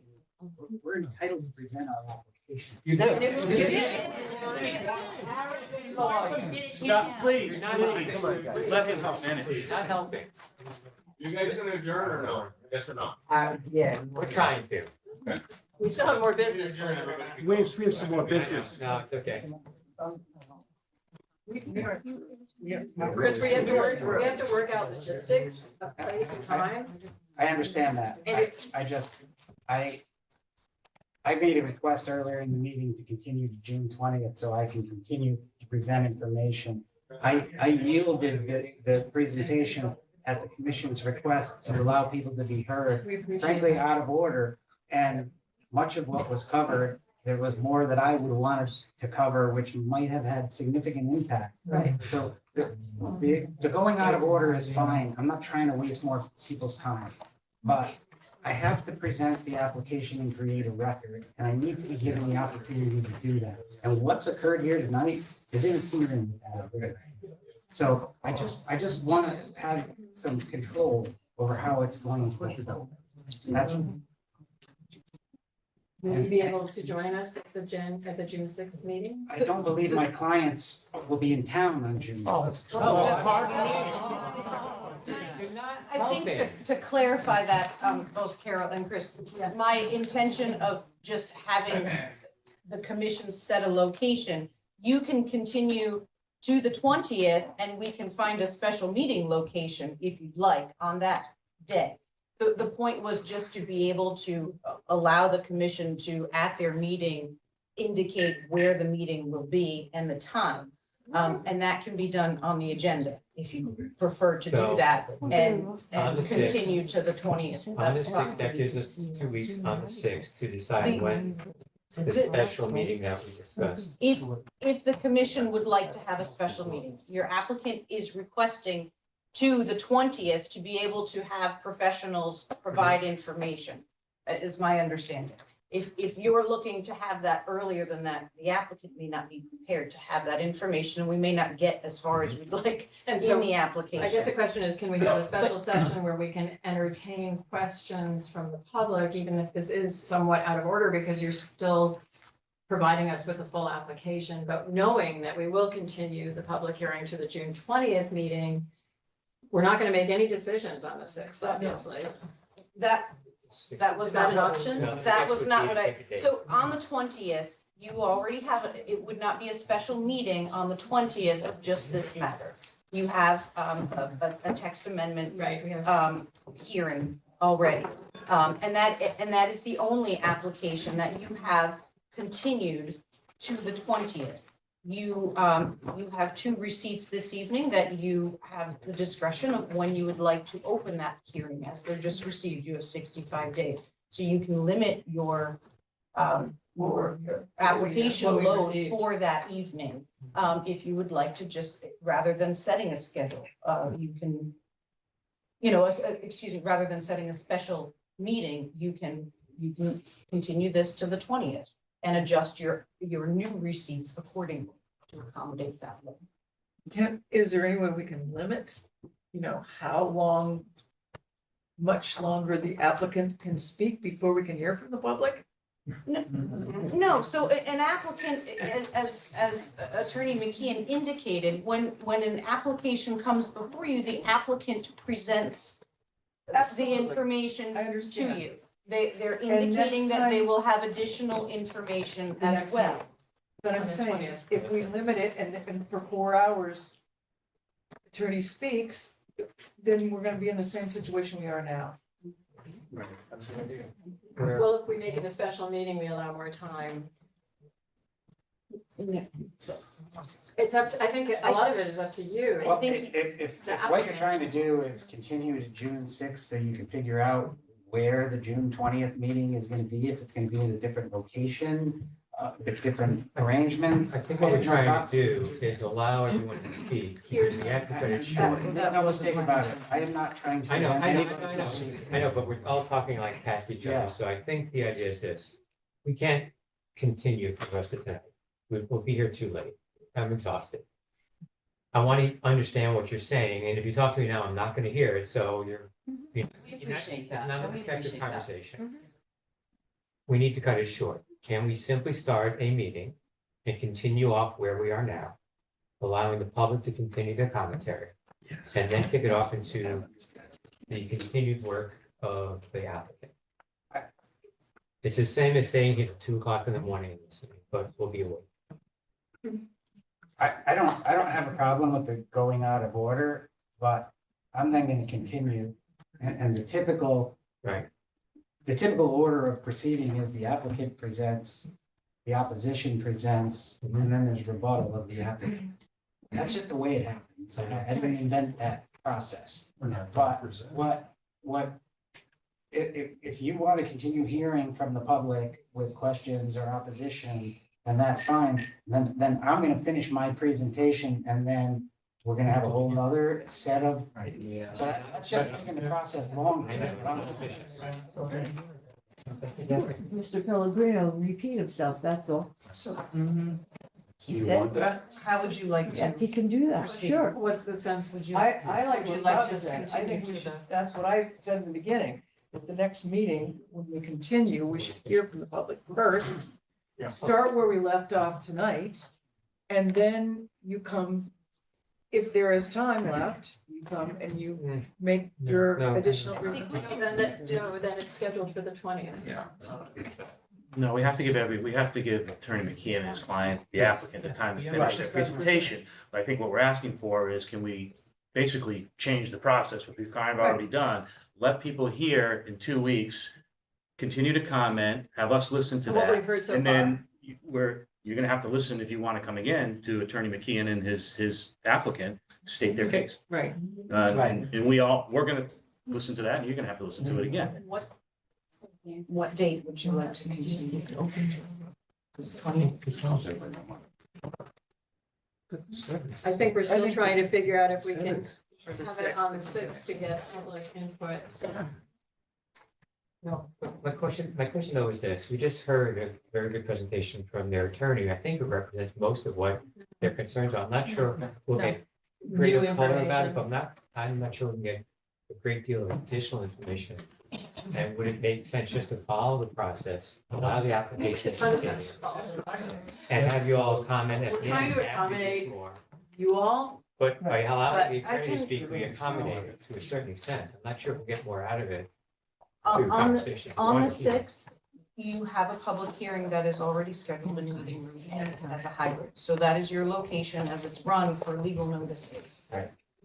So there's not flexibility Right. really at this point Right. without re-advertising for a hearing that's already been scheduled for that date to have a different Stay the location. course then. You have flexibility at this Can I have a point. motion to continue this public hearing? One other point, I just don't want you to forget to refer us to ACA Yes. as well. Sorry, yes.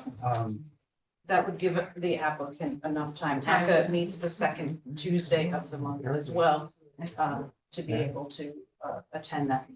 But I think you will hear a different perspective from us. Could I have a motion to continue this public hearing to June 20th? I'll make a motion to continue this public hearing. Second, any further discussion? I think we tried, we're working through it. Yeah. And to be continued on the 20th.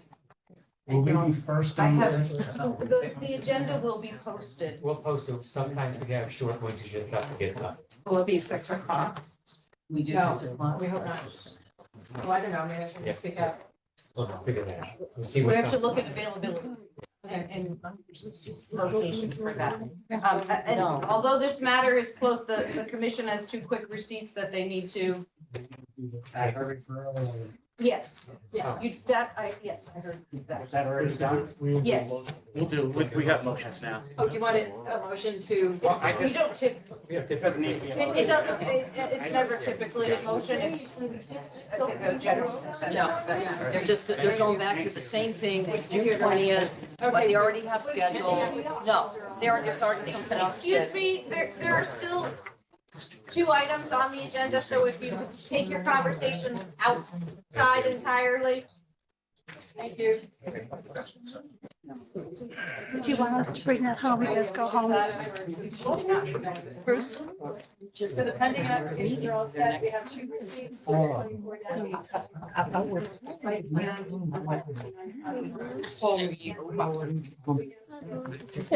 Hello, my dear. Don't worry. When you said whether you like your, Few stations outside. We're still meeting here. We have to finish our meeting. We gotta go outside. Arrest us. Thank you. This is a coastal site plan application. It's received today. It has been referred to DEEP, but typically DEEP asks for a 35-day referral period. You have 65 days to review an application, so there isn't, I'm sure, although the applicant would like to, this is a site plan, a coastal site plan and site plan modification. Because for their PDD amendment or change, we asked for the previous one for 251 bucks. Oh, you're on. You're on. Oh, sorry. I'm sorry, you're going through pending applications? Yeah, I was. Carol, I'm sorry. I was. Yes. There's about the 2, the Department of Transportation pushed back to see if they can have any accommodation. If this is scheduled for June 6th, not be scheduled for June 6th as well. The Green Hill Place? Yeah. 251 Boston Post Road. That was continued to, right, the site plan, you may end up tabling that site plan if you don't have, it really depends on what information the applicant comes back with. Yeah. If it comes back with something that could be problematic for a master plan, then they may ask to And so then it would be table a that. public hearing again, right? Right, the public hearing was continued. So as of now, you have a continued public hearing for the 251 Boston Post Road at your next month. And But on the 6th or on the 20th? on the 6th, Okay, nice. and you have a zoning, zone boundary amendment for 27 Green Hill Place. Yep. And 43 Boston Post Road. So those are the two public hearings that are Okay. scheduled for 2 weeks from now. Okay. Okay. But that's not cheap. Okay, so could I have a motion to table 24-18 plus the coastal site plan for 159 Cottage Road to June 20th? I provide a motion. Second? Further discussion? I thought we were gonna try not to have anything but this issue. Well, I'm On confused June too because I'm 20th. having trouble with all these moving parts. So there's already one application that's gone, that Right. you've already scheduled for June 20th. Right, I see Which it. is the text amendment, Yeah, okay? for Kelly and the Kingsley. Yeah. Yes, yep. Oh, God. And then, so you have the petition for text amendment and you have the Opening Hill Road public hearing. You can, That's gonna be. yeah, the other pretty full. option would be then to push Push Cottage Road the to. Cottage Road site plan, although it may be, it may not take a lot of time. It's a fairly small, It's the Ice House. right, it's. Was that what this is? It's the ice house. It's the ice house to put a vending unit on the porch. That seems to me as we a- could get. So, I mean, Shouldn't have to come. no, it can't. Right, again, this is why are we The discussing? coastal site plan cannot be done administratively. And so that application, you can, we could talk about trying to start at 6 o'clock on the 20th if you'd like. Yeah. Again, and maybe knock off a couple of these. That's a good idea. And Nathan's Lane is also, I think, pretty simple.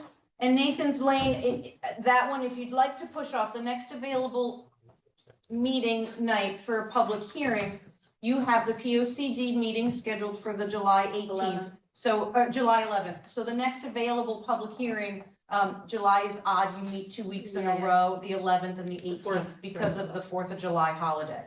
So Yeah. you could table this, or schedule this public hearing for the July 18th meeting, if you wanted to clear out the. You don't think we're gonna continue Treamaine again? Yeah, no, yeah, Goodwill. good point. Well, that's what I. Well, you have the option of a special meeting at that point, You can't but short circuit it, right? You just have to let it run. Yeah. Yeah, we have to. We need to look out for There's ourselves, so by following regular order, when somebody reviews it, they say, at least you follow regular Yeah. order. Yeah. And everybody will get a chance, but it's gonna be a marathon. It's And gonna, also, we've seen it before, for example, with ledges, right? This Yeah. goes on and on and on, Yeah, but everybody will get their chance, yeah. and it'll come to a conclusion. It's gonna take a lot longer than everybody might like. sure. So the question is, do we stack other applications on the same evening? If they're not urgent, we should take a chunk of Treamaine and push out the other items. you have 65 days to open a hearing, so it's within your So let's- statutory, it's at your So discretion. the only thing that's been advertised is 24-17, right? We can't No, change the that. the June 20th legal notice has not run yet, Oh, for that one, only for any, or for any of them? right, they have to go out basically 3 weeks ahead of Okay. the meeting date. Oh, okay. So the June 6th meeting the legal notices already have gone out. run. Gotcha. And that's set where the location and time is, but the 20th, But we could push this Kelly and Kingsley Goddard one out. you already scheduled that for the 20th at your last meeting. So the one that you can push out is the Nathan's Lane. Push it. Yeah, that's what I think. That would be July 18th. Goddard's want to move a barn to the front. That's a text amendment. There's nothing, it's not a site-specific application. It's a text amendment. Right. To the residential. I can't think, my brain I is can't just not even, I mean, working. it's like, Text So has the- written language. I just think we should save as much time as we can on So- the 20th. So for the Nathan's Treamaine. Lane, let's push that out to July. That would be the July 18th meeting. So public hearing for July 18th, could I have a motion? For what? For the Nathan's Nathan's Lane. Lane. Oh, okay, Nathan, yeah, okay. That's right. So, Carol, I have a question. Yeah, So McKeon, Attorney McKeon, he has not completed the application. No, for he the hasn't. tree family. That's correct. So how do we know, or at what point is he completing that? Only Well, he- because, basically when he says he is. Yeah, Well, my we're only- jumping around here. Yeah, wait, Can let's we- just, All right, let's just get finish through this, this all right. motion. because I have a So- comment on that. 24-19, 26 Nathan's Lane. Public hearing for July 18th, is that the date? That would be the next. I'll make a motion. Second, Second. Thank you. discussion, all in favor? Okay, did you get that, Aaron? Yes, I think it July was 18th. unanimous. Keep track. All right, going back to your question about, Well, I mean, the biggest issue is 4.4B, We can't discuss the Oh, we can't? specific, no, Oh, the yeah. public hearing Public has hearing been has been continued, so you continued. can't discuss specifics of an application outside of the public hearing. All right. It's not a- could I have a motion to adjourn? Oh, no, we have minutes. We have minutes. I know, you're late. May 2nd meeting, members present, Snow, Peckinpah, Reuben, Downs, Reinhardt, O'Connor, and Morgan. Motion for approval? Yeah, him. Second. Second. Any comments or edits? I didn't see any. Vote to approve. I'll abstain, I was not there. Thank you. Everybody else passed. Before we, Yeah, can we any talk other- about the order of things with that? Yeah, I was just application? talking about moving that. This is- Is it okay to talk about how, water thing? How we, Process. Order of a public hearing process? Yes, how we conduct it. how we conduct it, can we clarify that now? Oh, we did. Did we? We're gonna. So we're gonna, Would you- it's gonna go to June 20th, we're gonna hear from the applicant again. Okay. We're gonna do it the right way. That's- Okay, And I then- didn't And hear then that hear that from was the a. public. We gave them a Okay. chance and we Yep. heard from their attorney who actually did sum up Yep. what they've said in their Right. letters. But he wasn't, he was only, I can, can I just ask this? He was only an attorney for several people. Some of the neighbors have said, yeah. I'd like you to stop talking about the application.